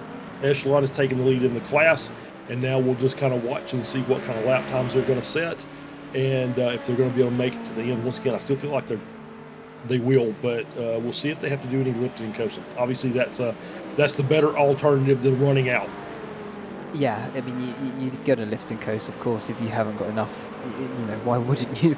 You'd be daft. But yeah, if the things stayed as they were, and again, I will once again claim I'm not a mathematician, so please, if I'm wrong, do not fry me in the comments or chat. But I think Echelon, if they win this and Punker Gold finish 2nd, that's enough to flip it, and Punkroot Gold would then finish third in the standings overall and no longer second. So this could be very crucial indeed, whether they gain an extra, I think it's $75 or $50 in prize money, particularly from Penguin RC, but also alternative things as well, gaining little bits here and there. It could be crucial. Yeah, absolutely. Could be critical. And look at the last lap, the Echelon car running a 50.3, the Punkroot Gold car running a 50.4. So pretty much equal pace amongst the front two. So we got to have a under review from the stewards between the Penguin GT3 Pro car and Hyperion Racing 2. I think that was something to do with that incident where Hyperion was off the track there a little earlier. Doesn't appear like that the Penguin car is any the worse for wear. So they're still out on the track running P5 in the GT3 Pro class, having themselves quite a good day. Obviously, everybody's out here trying to win, but P5 is a good position. It's a very, very strong GT3 field. Yeah, it's certainly. I will admit, I do not remember what happened and how that happened. So I'm going to be honest. I cannot remember for the life of me what went on. But yeah, you're right. Either way, Penguin RC, the GT3 Pro car here, clearly not that affected by it, and I don't think anything was happening. It was just under review, so nothing may even come of that. So we've got about just over 15 minutes left in this 4-hour race. Very much in the dying deaths of this race and the series itself, but very much been a nice spectacle throughout, and I'm sure we can reminisce on some fantastic moments that we have seen up and down the series, up and down the field, Charles. I mean, I don't particularly want to say goodbye after this one, but it's got to end somewhere, hasn't it? It does indeed. Unfortunately, it's been a fantastic season. I'm very happy to have been a part of it. As we're watching here with PCA Sim Racing, that's Matt Quinn in P9 in the Pro. He's got the Bear Pope Zero car just behind. That's running P2 in the AM class. Miko having himself quite a good run. They've managed to get a gap of about 5.5 seconds over Backpain and Austrain running in third. But the Go Win Racing Ruby car absolutely on rails today. Ruby on rails, that's a computer joke for those who don't get it. But anyway, 36 seconds ahead of Bear Pope Zero. So having a great run. Go Win Racing Ruby obviously done a great job this entire season, and looks like they're on board for another race victory, as well as the championship. I was going to say this will be their 5th win out of 6 races if they keep it this way. So not long left now to bring that one home. Ruby on rails, haven't a clue, Charles. So there's some software developers out there that will get that. So, but obviously, we do what we can. We do what we can. I mean, it's either that or dad jokes. I don't really prefer doing dad jokes. So, No, I do love a good dad joke now and then. There's nothing wrong with a dad joke. I'm sure there's many people absolutely slating me for that one, but no, you can't go wrong with a good dad joke from time to time. Either way, this is Miko and Matt Quinn here battling it out on circuit. Of course, they are in different categories, but the GT3s are battling it all together in one when they are on the circuit itself. So this is going to be, I believe, the battle for overall P10, I want to say. Yes, it is. Matt Quinn currently P10 overall for the GT3s, as Miko is 11th, and he is P2 overall in his class. But yeah, I think it's sort of just more a bit of a bragging rights at the end of the day, because it's a pro driver and an amateur driver. So, I mean, Miko doesn't gain any more points in his class, but he can say, well, I beat you at least, and you're meant to be pro. Yeah, absolutely. Yeah, that's if we're looking at the Go Win rate, Bear Pope Zero obviously running P10.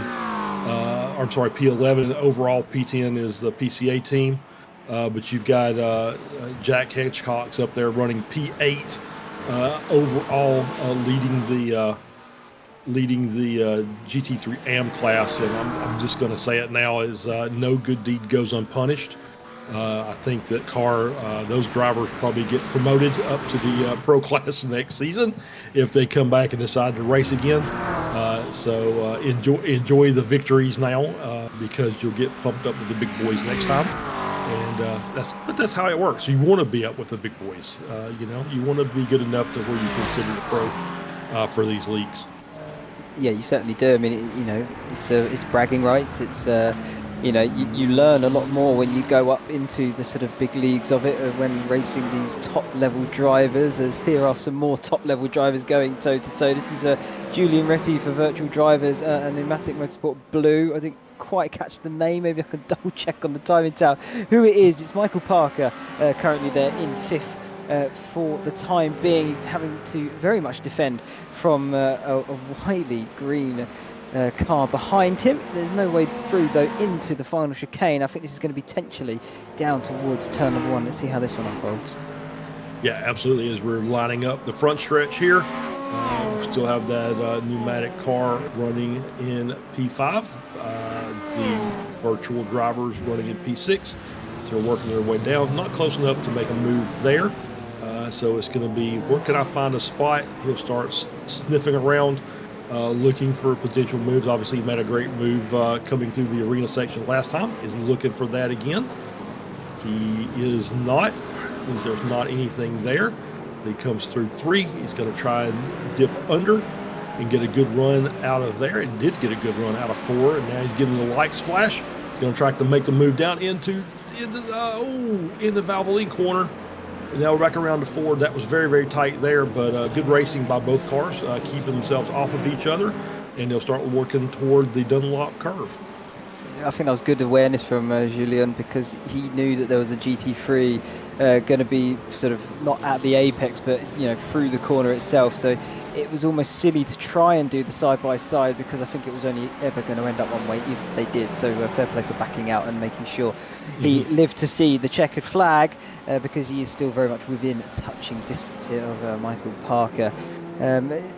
Thinking back to, not thinking back, but looking down the field as well, Sonic Racing team for GT3 Pro, they have got Hyperion Racing 3 right behind them as well. So another battle happening on the circuit as we speak. I mention it because if this goes wrong, that Penguin RC car is not far behind either.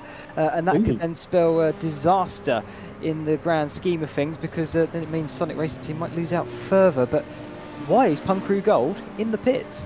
I don't know. And once again, I don't know why he ducked over into the drive-through. It looks like a drive-through. Yeah, it's kind of weird though. He ducked over into the pit lane line for whatever reason. I'm not sure why, but yeah, definitely a drive-through penalty. So in and out, and that of course puts him behind his sister car, Punk Crew Blue. And now the gap between Punk Crew Blue and Pneumatic is 10 seconds. So the gap is starting to come down ever so slightly. Looking at so 10 seconds on the board, 8 seconds back to Punk Crew Gold. As he's getting the car right again. It looks like he's a little bit off. So obviously probably hit the 20x limit, so he had to come through and serve that drive-through, which takes him out of the podium positions, puts him back down into P4. Do you know what that also does? And it just keeps getting worse for Punk Crew Gold. I'm not trying to smile or be happy about it. It's just more the circumstance of everything. They've literally gone from potentially, not winning the series so much, but making sure they come second, and it's a Punk Crew 1-2 in the standings. If they stay there in 4th, they will finish 4th overall, because the Pneumatic Motorsports Purple are doing just enough to also beat them now, so they're not even on the podium any lot more in the standings for the LMP2 class, and that's huge, because then that's no prize money. So they even need their sister team to maybe be very kind and generous and maybe gift them a position in the closing stages. I don't know what the situation is for team orders, or I think that could be it. Prize money gone. Yeah, and we'll see. It's with about 8 minutes left to go in this race. You got about 5 laps to go, so yeah, we'll see if that gap between the blue team and the gold team starts shrinking quickly. I'm being told Andrew Taphorn has said that gold have been taken out by a GT3. So I think maybe that's how they've been given their drive-through. Is they've been you know, I say taken out. I can't say for certain that is what has happened because, of course, haven't got the replay. This is where we're going to get it now. Thank you very much, Samuli. What did happen here down the start-finish straight? There's a tiny bit of contact with the Penguin RC car there. Oh, here he is. There it is. Oh, wow. Yeah. That was a lunge. Well, not sure what Anthony was thinking there. It looks like he towed back to the pits, so that was a bit odd. I'm not gonna lie about that. That's you know, you're behind a LMP2 and a GTP, or I'm sorry, LMDH. Yep, 15-second time penalty added to the finishing time for Hyperion Racing 2 for avoidable contact. As we see, is this another replay? That's what that was. Okay, that was sending a message saying I didn't appreciate what you just did. All right, so that answers that question. So thank you very much, Samuli, for that replay. So yeah, that was him basically saying I didn't like that. That wasn't very smart. Obviously, once again, two prototypes and a GT3 walk into a corner, and the GT3 decides he wants to punt somebody. I'm not really sure about that. So I wasn't expecting the dad jokes so soon, but you went for it, Charles. Yeah, you know. All right, fine, fair play. We've been here for 4.5 hours.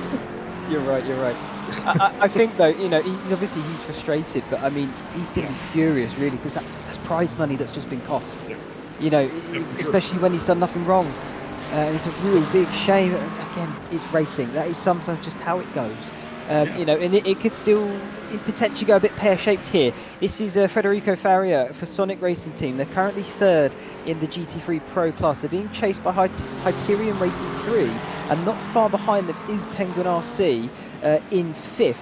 If something was to happen and Sonic Racing Team finish in fifth, that means Hyperion Racing would take the top spot in the GT3 Pro class. So this is still not over, because if something does go wrong and an overtake is not calculated to absolute perfection, that could still go, you know, pear-shaped for them. Mm-hmm. Yeah, absolutely. So, you know, if you're keeping up and you know where you are as far as your position is concerned, and you got a car that's battling you that, you know, you can give the spot up, maybe it's just you let them go.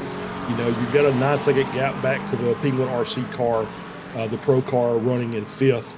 You know, obviously sometimes, you know, obviously you want to race, but sometimes not racing is the better solution to the problem. You can fall back a position and still win the championship. I think most people would trade that as we see the 17 car come into the pits. Is indeed. That is Darren Mowbray coming in now. Yep, there we go. That's SimHQ White. I mean, for Sonic Racing Team, like you've just said, the smart thing is to just don't risk it. Just let him go. You've got a nice gap back to the next teams. You don't have to finish on the podium. I'm sure it's lovely, but if something risky is happening, you wouldn't want to risk it, because you're winning the pro class. Yeah. You know, that is your big ticket. You got to think about the championship and not about the race. That is what you got to think about it as. Yeah, exactly. As we see, 22 versus the 107. That's Blue Chip Racing getting lapped by the 22 Pumphrey Blue car. The gap is now 8 seconds up to the Pneumatic Motorsports Purple. The gap behind to the gold car is still about 10 seconds, and that's a spin there by Blue Chip off the racing line. He's going to just rejoin very safely there. Very nicely done. But yeah, it's you'd love to finish on the podium, but in reality, you win the championship by finishing fourth. So it doesn't, you know, if you get into a tussle and you loop the car, that car that's in P5 is only 10 seconds back. He'll be up on you in a very quick hurry. Yeah, he certainly will. As this is now Julian Retty once again, virtual drivers by Thrustmaster. Currently 6th and right on the tail of Pneumatic Motorsport Blue. They've swapped positions since the start of this race. And this is the battle for 5th in class in the very much the closing stages of this race now. We've got 3 minutes left on that clock as of now. So not long left, probably another 2 laps before we see the checkered flag. So if you're going to try and get a move done, you do want to do it now, but of course you don't want to end the race entirely. I think that's very much the lesson we're trying to hammer home here, because we keep saying it over and over again, but that's because it is so true. You don't want to do all this work, all of this racing, and to just, fumble at the final hurdle. Yeah, absolutely right. Is you want to be able to finish the race, as we see. Ooh, just a bunch of GT3 traffic. Whoa. That was Again, close. That was, and you got the pneumatic and the virtual drivers in amongst this battle we were just talking about in GT3 between Hyperion and Sonic. And it looks like Hyperion's got the inside line. He's going to make that move. Yep, very nicely done. Sonic says, "Yep, you can have it." And we'll let this LMDH car work its way through. Ooh, a little bit late there by the Hyperion car, but it's but no harm, no foul, no contact made. You see back paint eye strain kind of hanging back there. He's got a 10-second gap up to Barefoot Zero. Looks like he's going to get the podium today, but it's going to be the bottom step. But I'm sure they'll be happy with that. They had a couple of bad races over the course of this championship, so that might be some good momentum for them going into the next event they're going to take part in. Yeah, it certainly will be a nice bit of momentum, because I'm pretty sure that promotes them to P3 in that class, so they will then pick up some nice prize money as well, because the team currently going into it in P3 is Penguin RC GT3 AMS, which I think we saw earlier. Apologies. We saw earlier, of course, had that moment, taking out the Punkaroo Gold car, so yeah, that's not gone to plan for them on this occasion, and it may cost them in the end, because we've only going to have, I think, one final lap of racing here. It depends where that Solpec car is. I'm so confused, because of course there's so many cars around on the circuit. Where are they on the circuit? I'm trying to find it myself. I think they're coming up around Hatzenbach now. Yeah, here they are. Yeah, here they are, and it's just, we're so far away from the start-finish line, it's hard to tell if they've taken the white flag or not. But my guess is probably not. I think this is going to be white flag coming up. I think you're absolutely right. And so it's going to be one lap to finish this off. And the gap between Punkaroo Blue and Punkaroo Gold is now 2 seconds. So the gold car, it looks like, is going to get a team assist and is going to get back up on that podium position. Say what you will, about team orders, but they're a part of racing as much as anything else. Yeah, they certainly are. I mean, if you are Punkaroo Blue, of course, you've already got the series sewn up, so you don't have to worry about it. So why not assist your team and help them bring home some more cash prize at the end of the day, some more silverware as well, because that is what you go racing for, is to bring home. If you can't get the top step, you're looking for the either side of it if you can. And if you're not there, you're looking for it next year, because you always want to improve to make sure you are there. It's of course a bit of a merry-go-round, constantly trying to it is indeed get to the top step. But that's what racing is what you go for, competition. Yep, there's the pass. Yep, Punkaroo go back up to P3, Punkaroo Blue in P4. That's going to give them is what we're thinking. Is a Solpec car around in the hairpin there?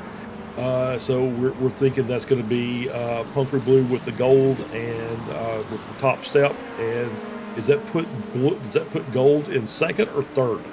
I think that puts gold in third. And again, I hope they're not using my maths. I hope they're not listening to me and going what I'm saying, because don't quote me on it. I'm sure they're doing the calculations themselves.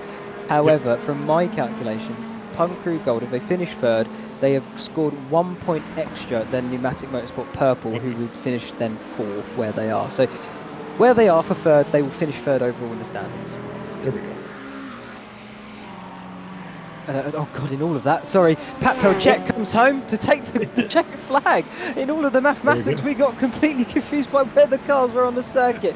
Pat comes home, takes the gold for the race itself. I don't think he's going to take it overall in the standings. Eli Singh does come home, and there you go, Punkaroo Gold and Blue side by side. It mirrors sort of Ford GT from the 60s when they did Le Mans together. But yeah, Solpec does take the top step in the LMDH class, and providing FFSR doesn't have a moment here, although saying that, P4 has already crossed the start-finish line, so they can't finish worse than third anyway, which does mean they should take home the top step there.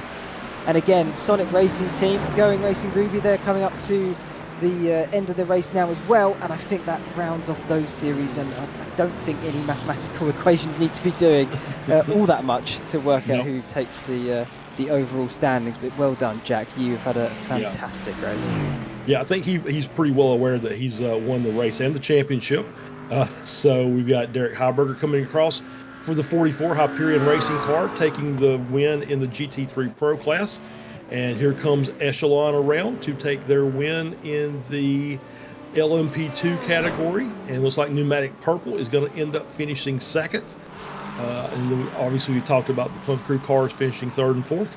Here's Josiah Farrow for Hyperion Racing 3 and Sonic Racing team in fourth. So Hyperion Racing 3 is going to get the final step on the podium for the race. Sonic Racing team is going to take the championship in the GT3 Pro class. Yeah, they certainly, again, that's my basic rudimentary maths, but I'm pretty sure these are all correct. So those were the final two cars across the line, I'm pretty sure. Let's just double check the timing tower. I don't think there's any more or very few still out there on circuit. And that does conclude the final race. And there we go, Jack giving some lovely donuts. That's a shot if you ever want one. Because he knows that he has won the GT3 AMS. No doubt they'll get that promotion should they return for the next iteration of the Team Endurance Series. And he can very much enjoy, if he's able to drink some champagne, because we don't know the age of all these drivers. I'm sure some of them are very young guys or girls out there that are sort of joining in on this. And so, you know, really showing off the talent they have, but they'll enjoy themselves either way you look at it, as we do get the final race results here. Solpec Precision Racing take the top step and the final win of the series to round it out. German Pitbull Racing Hotel will come home in second, and Team FFSR, they finish third, but they will take the series as a whole. And interestingly, never got a win in the entire series, but they do take the top step either way. CRF Motorsport coming home in fourth, with Pneumatic Motorsport Blue fifth. Virtual Drivers are sixth, with Hyperion Racing seventh, and we lost Punk Crew Pink very early on, and Minor Racing never got started. Their eighth and ninth respectively there. Absolutely. Well, in the race results for LMP2, Echelon Simsport takes the win. Pneumatic Motorsports Purple takes P2. Punk Crew Gold takes P3 and P3 as well in the overall championship. Punk Crew Blue finishing fourth, up 20. I'm sorry, got that wrong. Finishing fourth and takes the top step of the championship podium for the LMP2 class. Bearpoke Pro Tipo in fifth. SimHQ in white, Blue Chip Racing black finishing in P7 for today. Let's jump over then to the GT3, the Pro category first, and Hyperion Racing managed to secure their win after we had a moment from Solpec early on with well, energy issues, you can put it that way, but they were there on pace either way and do take home the top step. So congratulations to those driving there this evening. Bearpoke Workers Union, they come home in second, and then Hyperion Racing 3 also rounding out that podium. So two cars there on the podium. Nice result to end off the series. Sonic Racing team come home in fourth, and they've just about done enough to take home the series win as well. So congratulations to them. Penguin RC 5th, Bearpoke Enduro 6th, Tectonic 7th, Echelon Simsport in 8th, with PCA Sim Racing 9th, CRF Motorsport 10th, and of course we lost Solpec earlier on, so unfortunately they are out, but they did come home in 11th. Yep, and in the AM category for GT3, Go Win Racing Ruby, dynamic season for them, takes the win, takes the championship in the class. Bearpoke Zero, the Murder Hornet finishing second, Back Painted Eye Strain finishing third, Lunatic Racing in fourth, Fendi Racing with a top 5, getting 5th place. Longhorn Racing Carbon in 6th. CMS Racing Titanium in 7th. Go Win Racing Sapphire finishing 8th. CMS Racing Endurance finishing 9th. Solpec Precision Racing 112 car finishing in 10th. Longhorn Racing Chrome in 11th. The Penguin RC AM car finishing in 12th. And Punk Crew White, we lost very early in the race, finishing in 13th. And that does finish the entire grid. So over to the interview rooms, where we've got already quite a plethora of drivers waiting to have a word with, shall we say. Charles, did you want to take the first one? And is there anyone in particular you'd like to have a word with? I mean, let's just start from the top here. Let's bring in the winners of the LMDH class, Pat Pelchat and Max Muir. We'll go ahead and give them a chat and talk about their race and see if we can get them in here. Excuse me just a second. There's one. There's one. Let me grab the other one here. And there we go. Pat, Max, congratulations on the race victory. Pretty great race for you guys. Talk about the battles that you had to overcome here during the race today. I think the main battle was just dealing with this car. We had a really knife edge setup the whole race, and it was tricky keeping the rear tires alive and keeping it on track, to be honest, on the cold tires. So that was a challenge for everyone, though, but we managed to get through it. And yeah, pace was really good. It was a good race.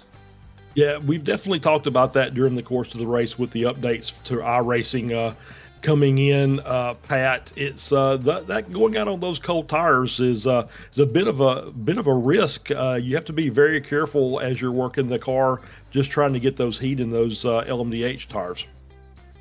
Yeah, you do. I mean, those tires are a handful out the box. I mean, you're driving on ice basically, and these tires are basically alive. So when you're driving through the stint, the balance shifts, and gotta keep those tire temperature in check and not overdrive them. So it's a lot of management compared to before, where we would just push and push and push, and there was basically no limit on it. So there's a lot of management, and the Acura is by far the worst GTP. So yeah, it was pretty rough. So has that been the biggest difference you've seen is with the Acura? Because obviously, a couple months ago, I think most people would have told you the Acura was the best of the GTP cars, at least at most of the tracks. There might have been some outliers here and there, but what you're saying is the tire changes have really kind of dealt a blow to this car, which was really kind of known for that front end downforce. It just was able to just corner much better than all the rest. I mean, yeah, they took away the rear end, basically. Sorry, Pat. No, go ahead. But it just feels like, especially with the Acura, they took away all the rear downforce compared to the front. So it's super edgy now. Before, you could just kind of mash the power and it would stick, but now that's not the case. Normally it's at least a few tenths off the Porsche, which is the second slowest car, and maybe another 2 off the Caddy, which is normally the quickest at this season. But yeah, it's not too far off over one lap, but over a stint, it's hard to keep it together. Understood. So what's next on deck for Solpec Racing now that the season's over? Many things, I guess. We've got Nürburgring 24 next month. Then there's Major 24 in June, and then after that, I think it's gonna settle down. Slowly gonna work our way through, minding ourselves to, get ready for IMSA eSport, which we did pretty well last season, P4 in the championship. So, we're gonna work on that through the rest of the year, and hopefully get back in there.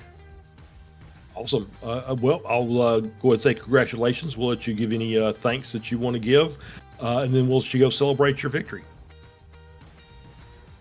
Sounds good. Yeah, we'd like to thank Solpec, of course, our main sponsor, Abruzzi Racewear as well. They've given me plenty of free gloves over the course of my time here, and RDocs, the supplier of the best LMP3 setups you can buy. So those are our 3 sponsors there, but they do a hell of a lot for us. There you go. All right, guys, congratulations, Max Muir, Pat Pelchat of Solpec Racing, and we'll see you guys down the road. Thank you, Charles. guys. Lovely. Well, that was your overall class leaders, shall we say. Congratulations to them, and good luck for future endeavours. So, why don't we then bring in our LMP2 winners for tonight? We've got Jason Taylor, and I'm going to bring him on in here. Jason, can you just confirm with me 2 seconds? Do you have your teammate also in the waiting area, or is it just yourself? It's just me. Just me. It's today. just yourself. All right, well, lovely. Well, no worries. Well, welcome in. Thanks for joining us here in the commentary room. And first of all, big congratulations on your race win this evening. It looks like you took a bit of an alternate strategy here as well.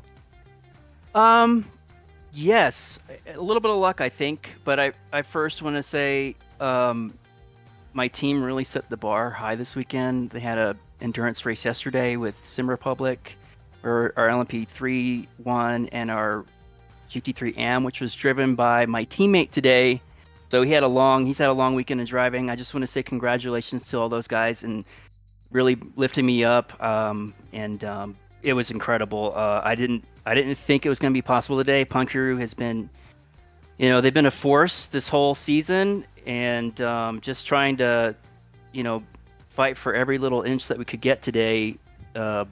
It was pretty wild at times. It was like drama and then calm and then some good moves. But I felt like, I got a little nervous because the fuel save there at the end was, we just didn't want to run out of fuel, honestly. And we accomplished the goal today. I didn't think we'd get a win. I know the championship had been wrapped up, and it just feels really nice to do this on the final race of the season.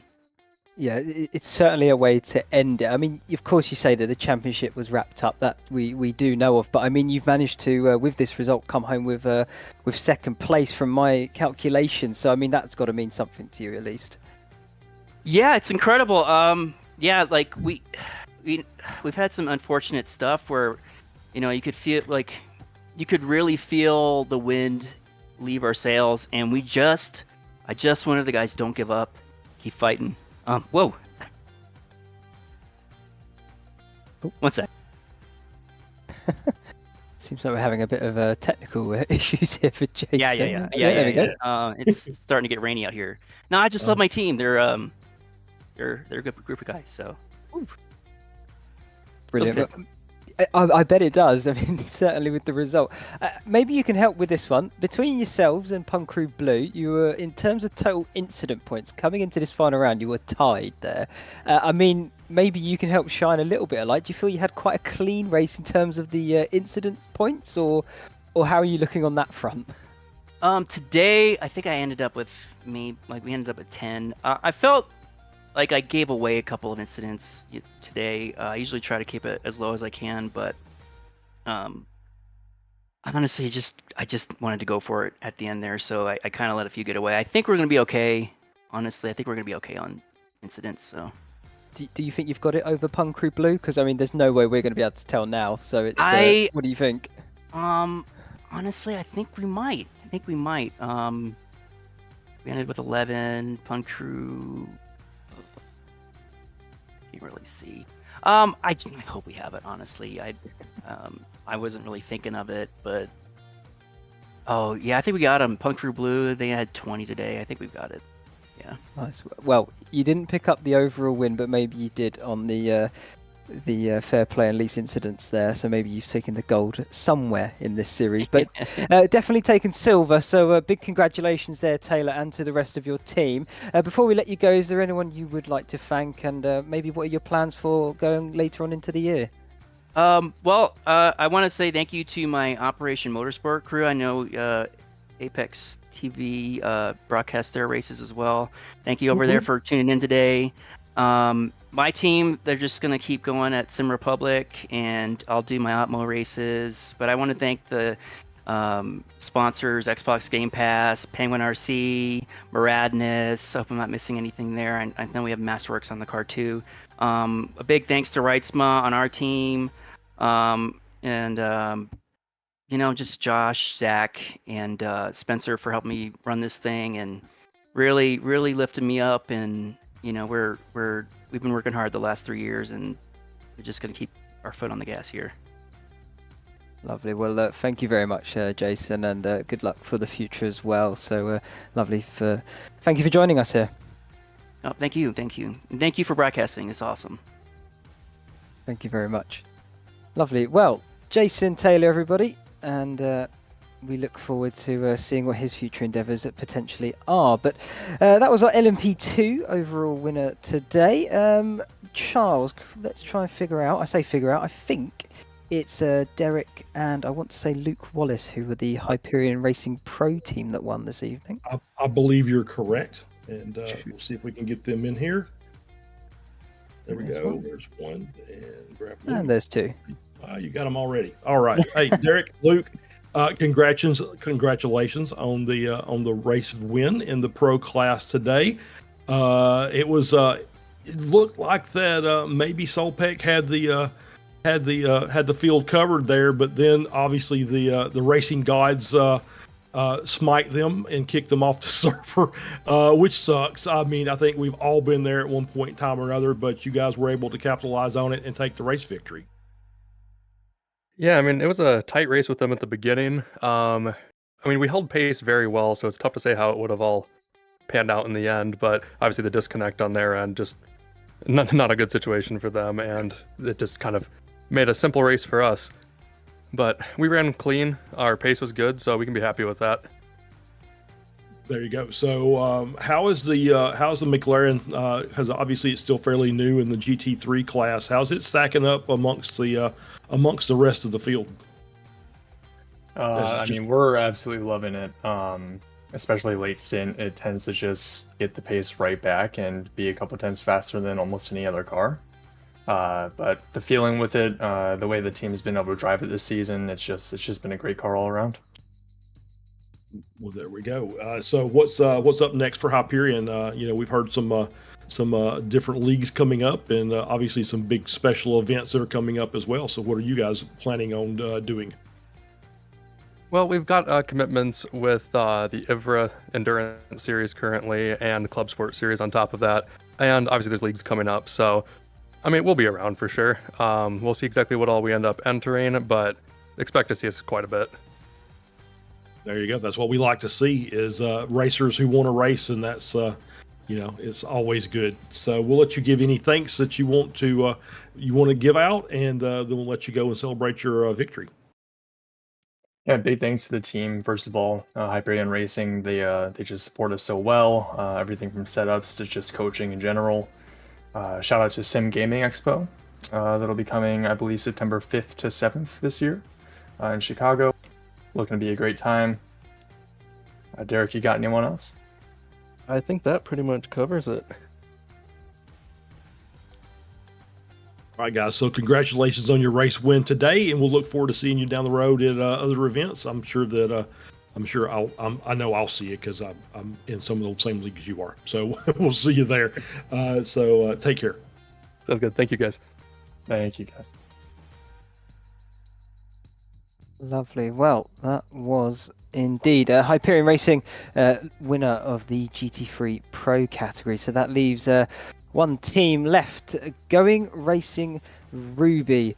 Let's get the team's drivers here into the commentary booth. Eugene, Jack, congratulations. I mean, you've had a pretty dominant car all season long. Just another one on the tally for you guys? Yeah, I mean, didn't really expect going into this race, we didn't really have a target just to finish the race. But Jack had insane pace all race, and I was actually didn't even know if I could race this morning. I had some pedal issues, so I just kind of got away with that. But yeah, Jack's pace just kept us at the top all race, so it's really his win. Lovely. Well, however you like to think about it, it is a congratulations to both of you. You both had control of the car at some point or another. I mean, at one point, maybe during the middle there, maybe things weren't looking all that great. I think Bear Pope Zero were in the lead at one point. Were you thinking maybe that was a race gone at that moment, or were you just sort of like, no, knuckle down, we can still get this? And of course you did in the end, but yeah, I mean, after that incident that we had with the I think it was the 383 the Fendi Racing initially in that second stint, we didn't really know. We were already kind of teetering on a drive-through for incidents, so it was still 2 hours left, and I knew I had pretty good pace over a stint, so I just kind of just didn't really look at it and just kind of kept my tires going. So, and the gap just fell. So it was reassuring whenever you see the gap going down every lap. So it was fine after a little while.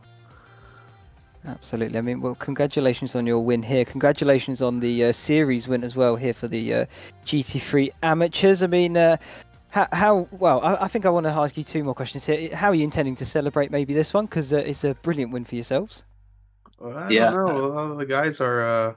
If everyone that was here today, I'm sure we'll go chat and do something. But there's a couple guys that were out, so unfortunately that we didn't have everyone here for the finale. But I'm sure. Yeah, we'll be Nick chatting. Nick Gowen's in Italy, and we've got Josh in Japan. So they're all over the world right now. So hopefully when they wake up, they'll get some good news.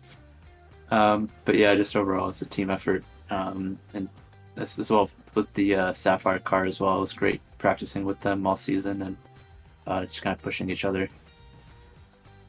Yeah, it's certainly seemed that way. I mean, you guys, of course, you've been on the podium every single race. If it wasn't the top one, it was only the third one in one round. I mean, the Mercedes, I mean, it's your car of choice, of course. I mean, what made you choose that car? Maybe something not as popular as some of the other options out there. Yeah, I think it was more setup wise. There's a lot of new cars out there, and maybe there's not that many setups we can grab up online. So Mercedes may not be the most popular one, but we've driven it in the past for special events, and we know there's a decent amount of setups in the database, so to speak. So that was kind of what drove us to go that route. It is also nice being the only one. To be fair, That too, yeah. Makes it feel extra special, I'm Gotta sure. represent. Yeah, absolutely. Felt like a Well, home race for us tonight with getting our logo into turn one every lap. you certainly could say that. Well, Jack, Eugene, huge congratulations. Well done. Before we let you go, is there anyone you would like to give a thank, and maybe what are your plans for the rest of the year? Yeah, just thanks to everyone that races with us inside this series, as well as just special events. Anybody that's ever driven going racing car, definitely a lot of fun. Jack? Oh, yeah, you said it. I would say just thanks to the whole group that that we race with every month, and it's a great group of guys, and wouldn't want to race with anyone else. Yeah, and of course thanks to the admins here and everybody we're racing share the track with. It's been a clean season all season long. Definitely probably I would say the cleanest and yet competitive series we've been a part of. So that's a thank you to everyone involved. And thank y'all for the stream. It's always great broadcast every month. So really appreciate y'all doing y'all's best. It's really great. Oh, thank you very much. Well, yeah, one final huge congratulations. Well done, guys, and good luck for the future too. Thank you. Cheers. Thank you. Thank you.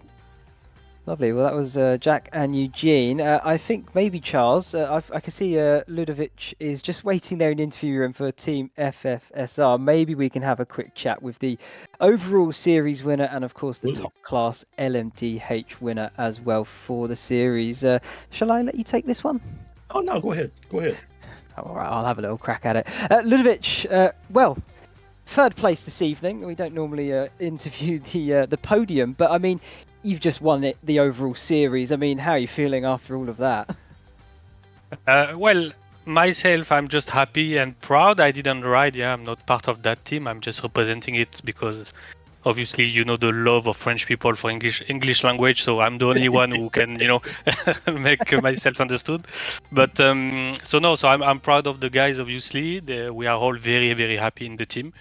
They knew that today, you know, they had a very strong championship, so they knew they have a few points in the pocket. So they knew what they had to do, and they knew they had to do a safe race tonight. That's what they did. So very happy with the podium, and obviously very happy with the overall result. Yeah.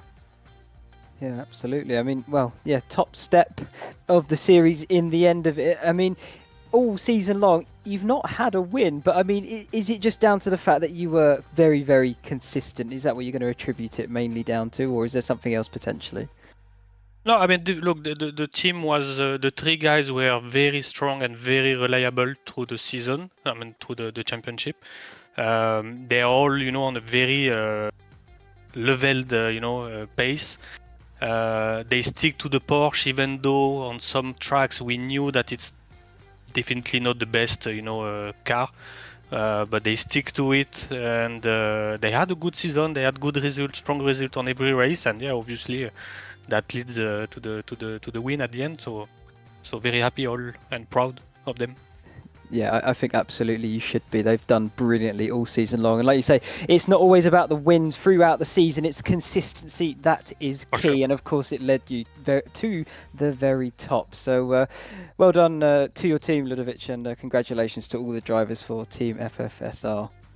Thanks a lot, guys. I will pass. I mean, they're all here anyway watching, so I'm sure they understood that. But I will make sure the non-speaking, not English-speaking ones will be, aware of that. And thanks a lot to you guys for the diffusions. Thanks to the organizer, obviously, and yeah, thanks a lot to all the sponsors and the guys in the team who pushed the three guys, through the championship. Lovely. Well, thank you, Ludovic, and Thanks a lot. enjoy the rest of your evening. Yeah, you too, guys. Thanks. Bye bye. Thank you. Bye bye. Well, there we go, Charles. We've had the interviews, we've had the series, we've had everything now, and unfortunately, it is time to call it quits and say goodbye. I mean, any final thoughts from yourself? This has been one of the, and I'll kind of, agree with what one of the drivers said. Is really one of the cleanest series I've been involved with doing a broadcast. It's been fantastic racing. We had some issues here and there, but for the most part, really great racing, great multi-class battles, some very, very fast drivers. Really enjoyed it, and once again, thanks to all the sponsors who made this possible. Without them, we wouldn't be here, and so we always want to say thanks to them, and thanks and congratulations to the drivers, even if you didn't have the best season. Hope that you had fun, and hope that you enjoyed the broadcasts, and hopefully we'll see you again in the near future. Yeah, well, absolutely. I think you've just pretty much taken all the words out of my mouth, Charles, and it's been an absolute pleasure doing this with you, and a very big thank you to Samuli as well behind the scenes. You never hear him, but he's always there because he's the one that makes sure that this broadcast runs to perfection. So big thanks to Samuli as well, and of course Apex Racing TV able to supply this all to you. So big thanks from me. My name's been Ashley Demmont, Charles Boschel, Samuli Kumo behind the scenes too, and that wraps up the iRacing Team Endurance Series by Champion Motorsport for the year of 2025, and hopefully we'll see you all again for 2026. Bye bye.